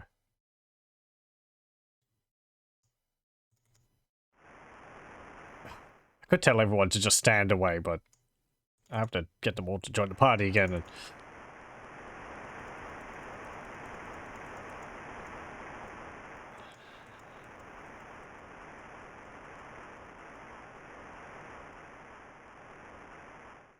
Okay, get that.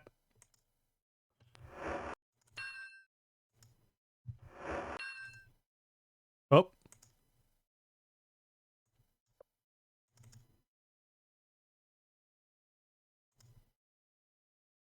Do we have to quench it now? Hmm. Let's do a sword blank. Okay, heat it up. Oh no, all the water went. Ugh.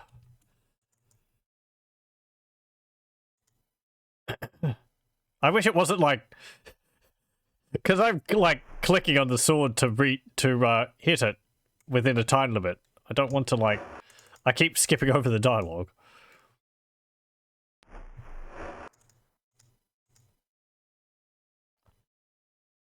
Okay. Looks maybe like it's a bit more in shape than it was before.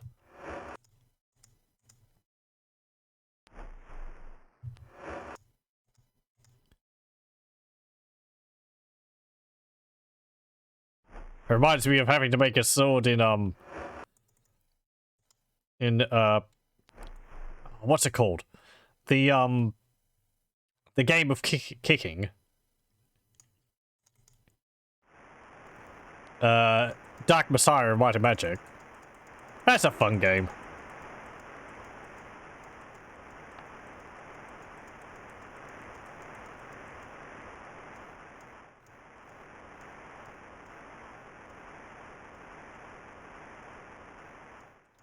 Okay, I think that is as...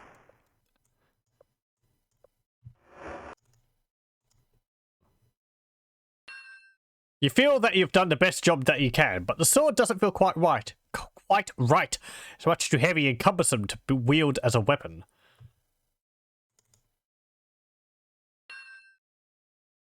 No. The blade has been worked as well as it can be. It will take some form of magic to make this sword blank into a usable weapon. Actually, I wanted to, you know, quench it in the water, because that's what you're supposed to do. There we go. So we take the sword plank, and what we do next, we take this gem. The gem sparkles up at you. Yes, master, how may I serve thee? Arcadian's voice is subdued. Bye. Okay. Do I use the sword?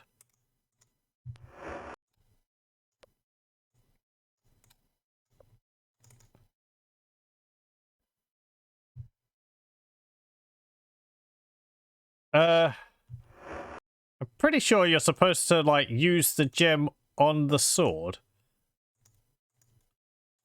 Bye. What if I put the gem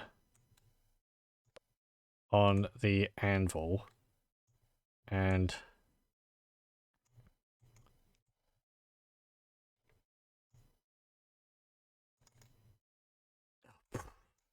Yes. Fantastic. I can really see the gem there. Okay. No. Okay. Hey, Arcadia, do you want to help? Power? No? Bound. Bye. Okay. Well, maybe we can ask, what's his name? about it. Hey there.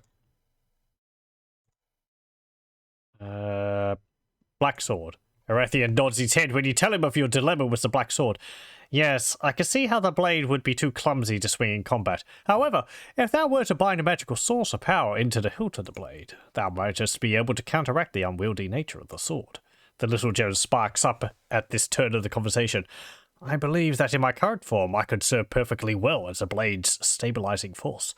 In truth, this would allow me to give thee access to some of my more dramatic powers. The demon sounds excited at this prospect, perhaps a little too excited.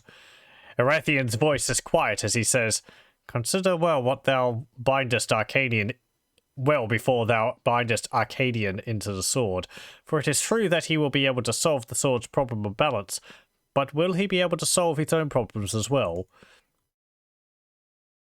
Problems. This is thy choice to make.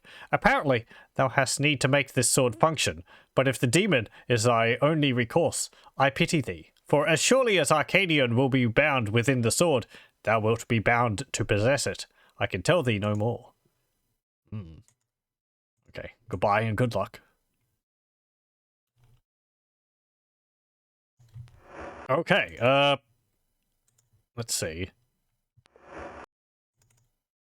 Done. Bye. Okay, let's pick this sword up again. Hello, welcome to another matcher. I haven't moved since the last time you were here. What? When were you last here? We're in a different place. I might do for a little bit longer. Probably till the end of Forge of Virtue, because we're nearly done with this. The gem sparks up at you. Black sword. If thou dost wish me to bond the gem to the sword, thou hast but to command me, master. Bond. It will be done. As the gem touches the crosspiece of the sword, the sound of tearing metal screeches through the air. The blade shifts and shimmers almost as if alive. Slowly, the sword settles into its original shape, except for the blue gem glowing in the hilt. Aha! The sword glimmers darkly as you speak to it. Greetings, my master, and how can thy humble servant aid thee? The demon's voice has regained much of its oddly disturbing humour. Name? The demon's sword's tone is rather ominous as he says, I am and ever shall be thy servant Arcadian. Job. I am the Shade Blade. My destiny is to serve thee until we are, the sword pauses, parted. I was talking to that guy last time you were just looking for a bit. Oh, okay. But this is like a central hub for the island. We come back here numerous times. So you sort of go here, talk to the guy, go to one of the wings of this dungeon, come back, talk to him again, go out, come back in, and so on. Powers. Which of my powers doth thou seek to use? Magic, fire, death, return, none. Magic. Energy courses from the blade into you, restoring your magical reserves. It is done, master. None? Okay. Bye.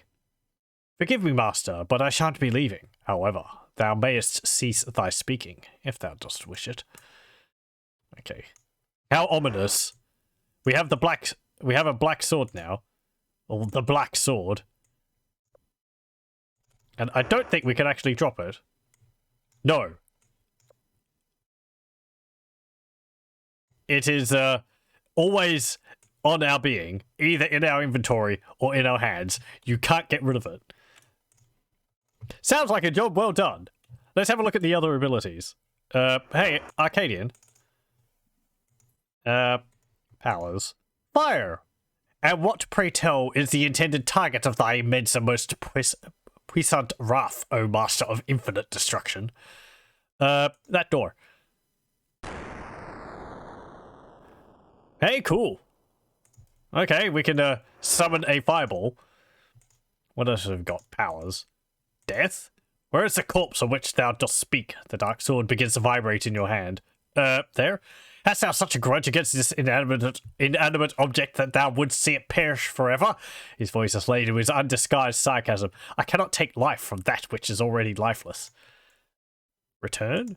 Forgive me, master, but are we not already or on or near the Isle of Fire? Though, why one would wish to remain here on this forsaken piece of rock, I have no idea. Oh, a snarky sword. Okay, bye. Black sword looks more black grayish to you. False advertising. Hello, Demon Blade. I see that thou didst not heed my warning. Alas, my pity shall be thine eternally. And so, what wouldst thou have of me, master and slave of the Shade Blade? I don't know. Bye. It's going to be really awkward to explain to people when I get back to Earth. I'm going to have a permit. They're not going to be able to take it away from me. You're like, no, you don't understand. I can't drop the sword. Do I have a license for it? I do. I'm going shopping. I have to have it on my person. On my back. Luckily, it's a very good sword. If not possibly the best sword. I think it's the best sword in the game. So the fact that we are constantly wielding it is not a problem. And with some infinite magic it can provide, I can cast spells forever. You can kind of see why I decided to do the Forge of Virtue a bit later on in the playthrough, rather than jumping to it straight from the beginning. And we're not over yet either. Ow. Oh, wow. They just punched me to death, or punched me unconscious. I'm not indestructible. I still also need reagents for my spell casting. So that hasn't been let up on yet. We've got a dragon to talk to. Not this one. This is a drake. To the death! There we go. Take these gems.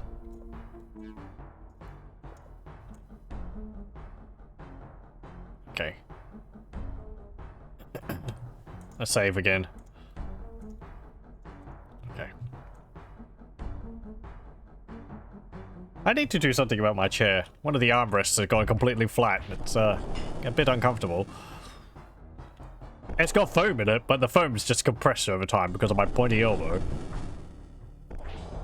Eh.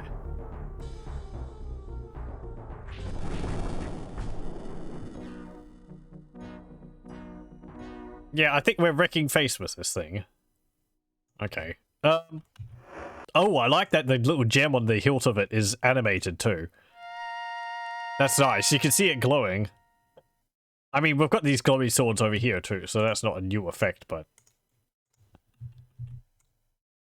Yeah, it's got nice details. Okay, let's go up here. Hey, dragon! Jana, standing in the fire. Dracothraxus sniffs the air distastefully. I sense my doom nearby. Perhaps I am to be released at long last. I wish thee good luck, mortal. Defend thyself. That dragon leaps at you. Okay.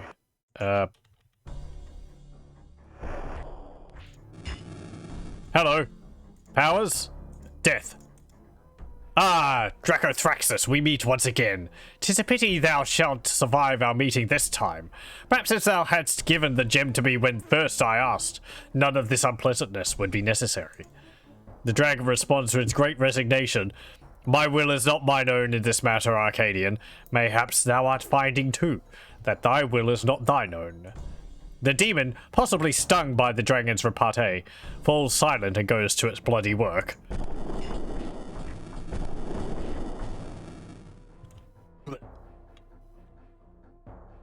Are you dead? No.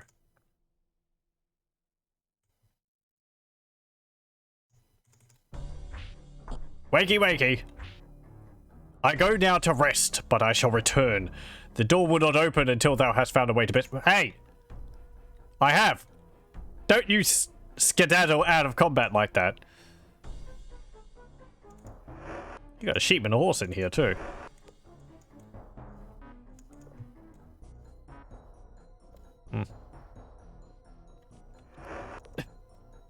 You're cheating! Oh. Ruin the epicness of the moment.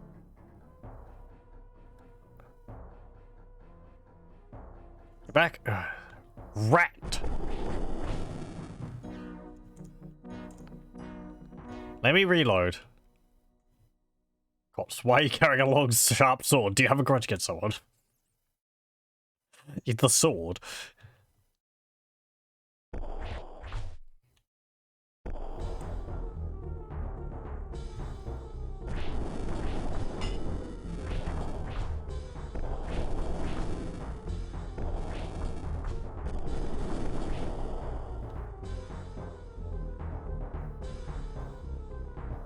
I like a game which has got like a sentient sword in it. It's a fun little thing. I remember there was another game which had something like that in it. I can't remember what it was. Was it one of the Baldur's Gate games? Or Icewind Dale?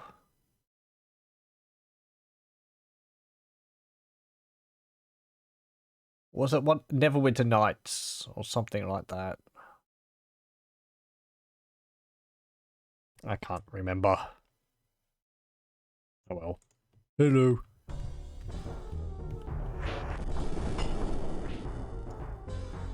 Powers. Death. Hello. Yep, you're dead. What? Ah, you have to let yourself, like, swing at the dragon. Neverwinter Nights, the Underdark expansion. Oh, is that it? Thank you very much. What was it exactly? Because I can't really remember much more other than being able to talk to a sword or something like that.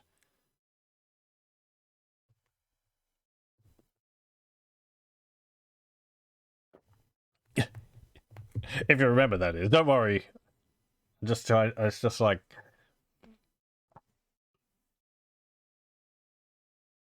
Still don't fully remember the.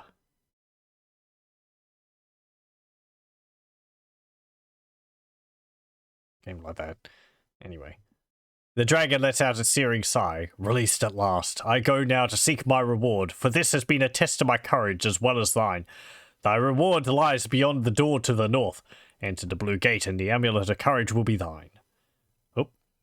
It was a sword with a special power. You think it had the soul of a dead adventurer. Okay, okay. There was also a talking sword of Baldur's Gate 2, which you found in the sewers. Huh, okay. I think I remember that one. It's been ages since I played either of those two games. I played a bit of Neverwinter Nights like last year on my own. They're just the base game.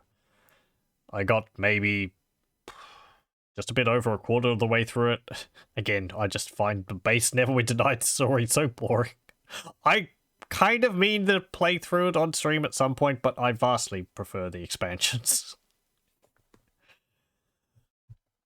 I might be remembering the Baldur's Gate 2 one more.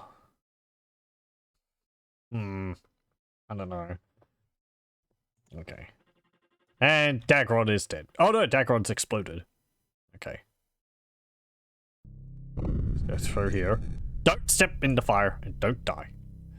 I wouldn't mind the fire so much if I could cast, like, Extinguish on it. But I can't. Or Douse. When do we eat? I could use a little food. Hey! Amulet. Yoink!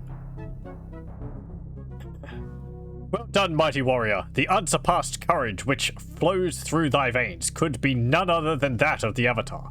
Thou hast proven thyself worthy of the reward of courage, with valor, sacrifice, honor, and spirituality. Because there's 8 virtues and there's 3 of these, so we had to add 1 extra to them. They couldn't be evenly distributed. I guess you could, like, symbolically split sacrifice up between all 3 of them or something like that. Yeah, whatever. Receive it now in humility.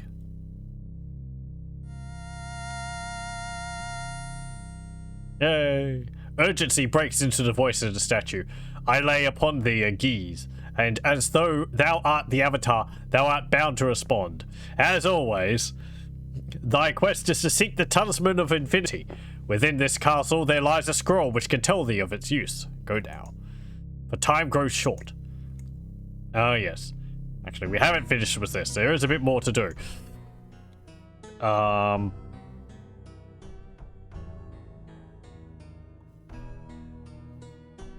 I don't remember how much more there is. I vaguely remember what we have to do, But I don't remember whether there's a long dungeon related to it or not. I'm a bit hungry.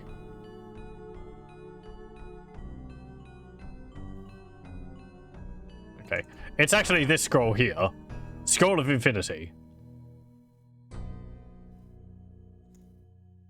Talismans. Okay. Oh, take that. I could use a little food. He exploded like every fine boss in all games, yeah. Multiple explosions, and the foundation starts shaking. It was a load-bearing dragon. Talisman of Infinity. Ah, yes. I once had a scroll that told of a talisman by that name. If only I can remember where I put it. Dost thou, by chance, have the parchment entitled Scroll of Infinity with thee? Yes, I do. Here we are. I think he's saying that because I actually picked it up. If we left it on the ground, he would just search around to find it. I think. Now then, it appears to be written in a strange format. One might even say a code of sorts. I have it. Apparently, the talisman currently resides in the Great Void, a plane somewhere removed from ours. If thou wishest to gain access to this void, thou shalt need to craft 2 lenses, one concave, the other convex. Light focused through the properly enchanted lenses will open a conduit between Elrealm and the void. I believe this treatise speaks of 3 talismans of principle that send out a call to the Infinity Talisman and brings it here. Once here, it would seem that its sole purpose is to coerce a powerful force into the void. A thought hits the mage like lightning strikes a tree. Oh no, Avatar.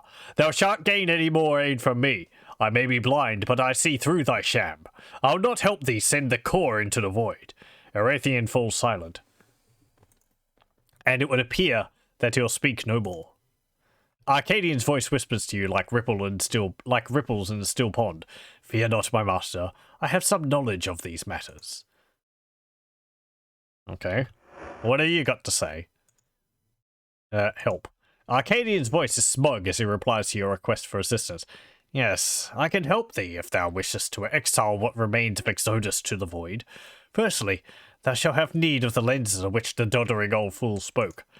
Next, thou needs must have the 3 talismans of principle. And finally, make sure that there are lit torches upon the walls to either side of the pedestal upon which the dark core rests. Lenses? The concave and convex lenses which thou used to place the Codex of Infinite Wisdom within the void, I believe now sits forgotten in the Museum of Britannia. They must be placed between the dark core and the torches on either side of the pedestal. Talismans in principle must be placed upon the dark core like wedges in a pie. Okay.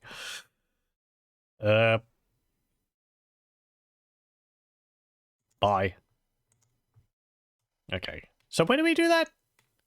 Like he mentions like a pillar and... Oh! The dark core. Oh, that's the dark core. Okay then. I thought that was like a broken pillar or something like that. Let's save. Okay, so, I'm going for time. Oh boy, this one's going to be going for the extra mile. This is just a little bit towards the end here. We're off to Britannia. I may as well finish it because it's, you know, there's not much more to it. Okay. I'm a bit hungry. Yes, yes. Aren't we all?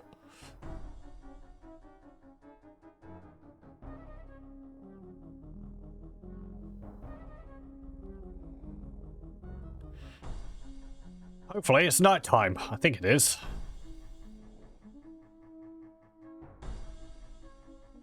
Here we go. Where is my museum? Here it is. Now arriving at the Museum of the Avatar. Museum of the Avatar. Okay.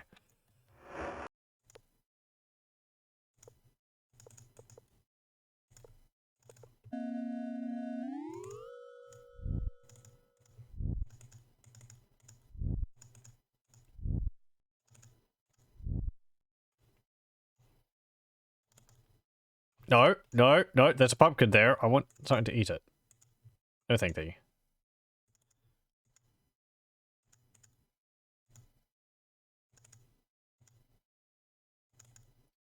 Who is... Sentry. There we go. And... Dupree? No. Eolo. No. Spark. No. Okay. Right. No one's here. Good. Save. Oh, you've got my sword. Well, I don't need that anymore. I think you can just put it in your backpack.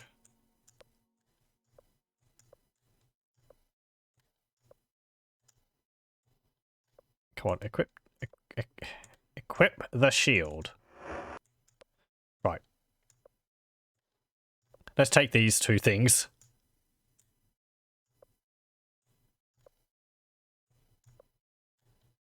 Can you please equip your shield? Thank you. It's so fiddly. That's a vortex cube. That's not what we're looking for.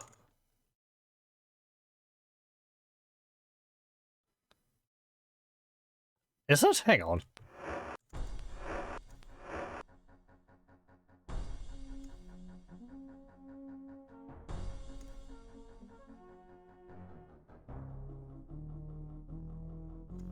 No. Okay. Back we go. Yamano's still got his protection field on. I guess he hasn't been the focus of combat?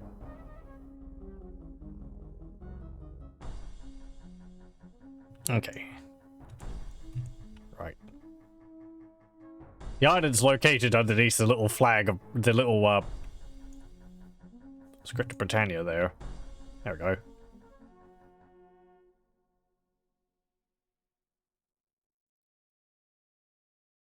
Okay.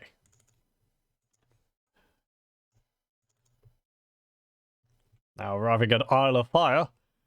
Someone's left grapes on the carpet. Could they please come and collect them? Thank you.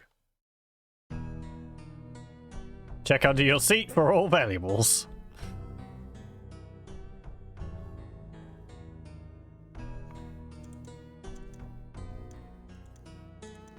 Okay, so I mean there's a spent sconce there, but we can't light that. Okay. So what we need to do is he told us what we had to do. With these talismans, we have to like put them on top of it. Like this. I said like this.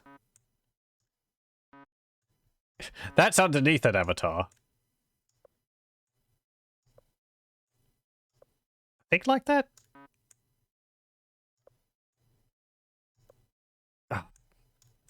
Oh, great. Where did it go now? It's like... We reload. The damn thing got, like, stuck underneath it. Do I have to put them, like...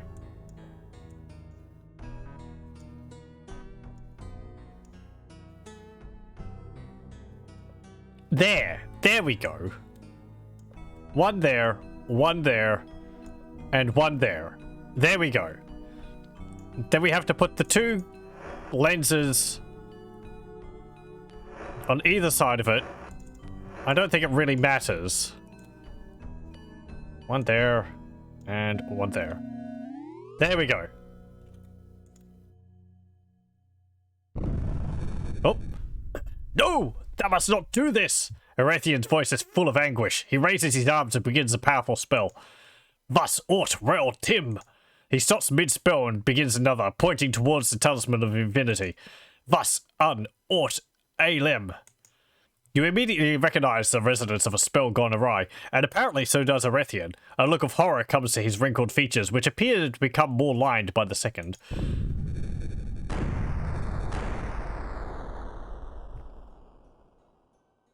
I'm sure that Lord British even now awaits news of Exodus's exile.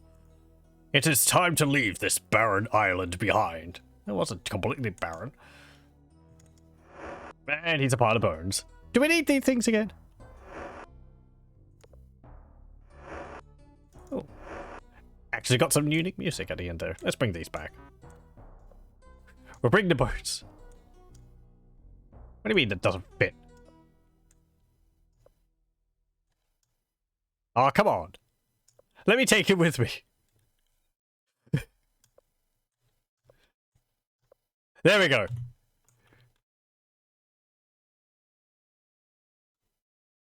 Okay. Let's leave.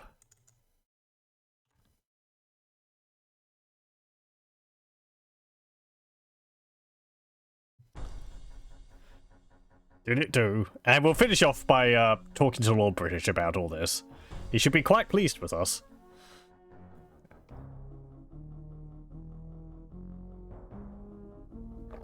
That was a lot of birds.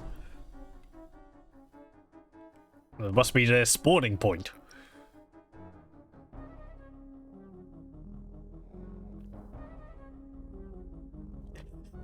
It reminds me of, if you create a map in, like, Age of Empires 1 or 2, and you spawn a whole bunch of birds on one spot, and then they all spread outwards and fly over the entire map. At least I used to do that in Age of Empires 1. Okay. Nobody will even know that they've gone. Oh. Okay. Let's put...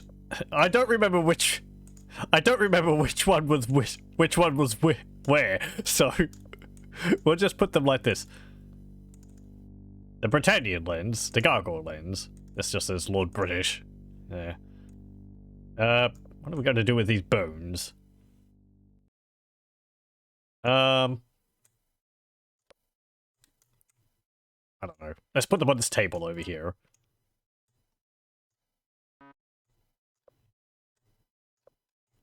There we go. He will now forever be known as the Stones of Virtue. I kind of want to put him over here. There we go. In between the lenses and in front of the statue of Lord British.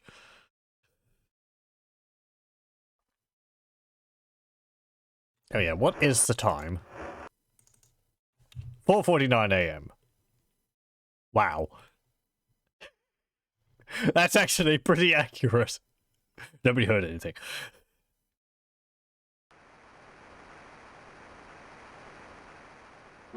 It's actually just 4:50. Oh, now it's 3 minutes past. Okay.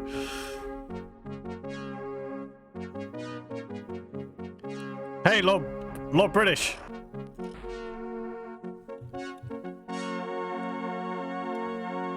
Save? Yes, good. Okay. Where is my... Here we go. Awaken. Hey, you! Get up! I felt the passing of the remains of Exodus from this realm. Also, good morning. It has lifted a great weight from my shoulders, and so, Avatar, I cannot let this accomplishment go unrewarded. Please, kneel, my friend. The Lord British holds out his hands as you obey his command.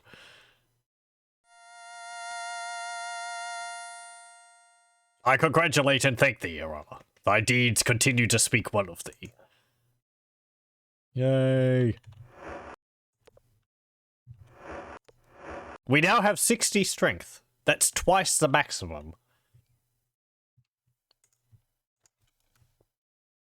Hey,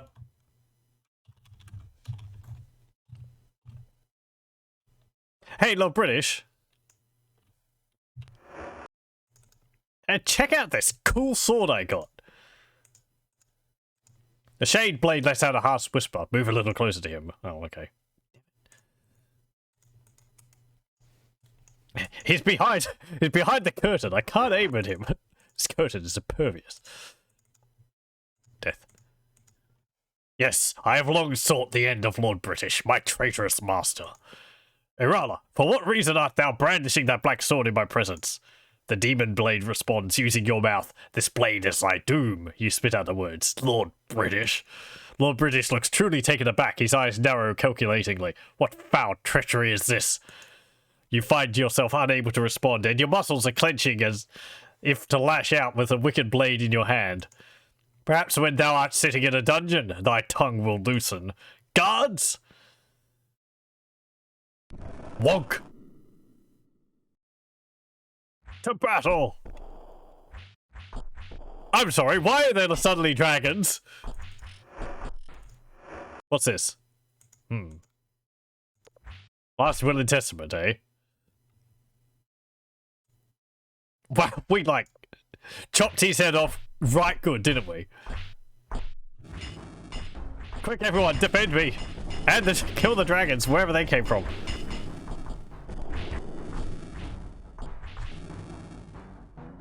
I'll get a parking ticket. Oh no, Iolo's dead.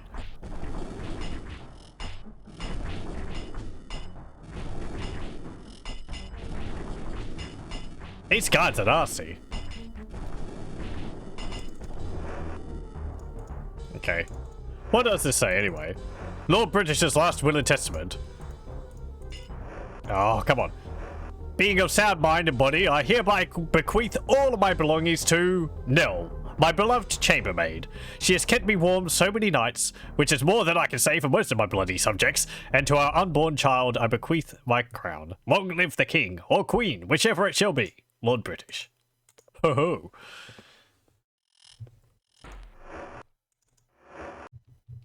How scandalous. Okay, let's load.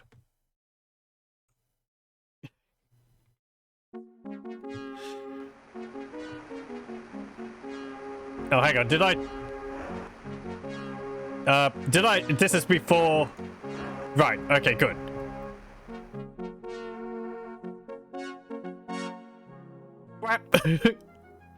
Where'd my carpet go? Where did I park my carpet? I thought I parked it right outside here.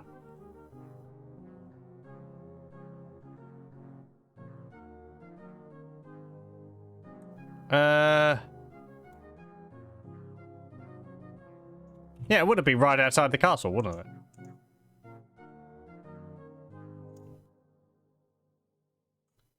Hang on.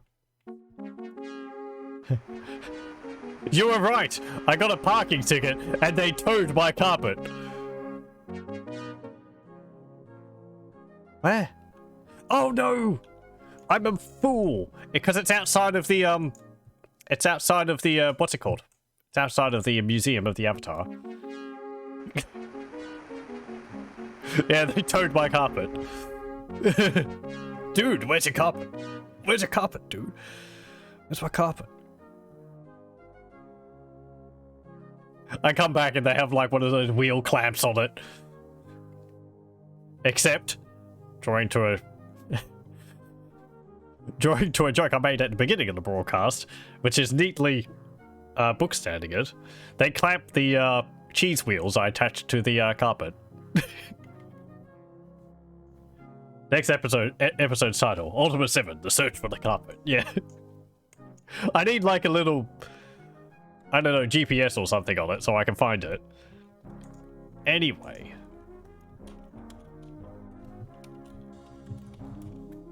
We'll save it there, and we'll continue with this next time. So, we have max stats. They cannot get higher than this. At least we do. 30 mana, 60 hit points, 60 strength, 30 dexterity, 30 intelligence, combat magic 30. We have a sword which allows me to regenerate my mana whenever I want. We can't use any other weapon, or we can't drop it, but that's no problem. It also only weighs 1, so that's pretty cool. We are pretty powerful. And, we've gotten a few more pieces of magical equipment. I think, actually, thinking about it, I wonder whether I could go back to the Art of Fire. There was that magical helmet there, which I left behind. Because we don't have to go out to where the dragon is now, I could probably pick it up and take it with me. Well, I'd have to think about it. Anyway, so yeah, we'll save it there, and we'll continue with this next time. Thank you very much for joining, and hope you join me then.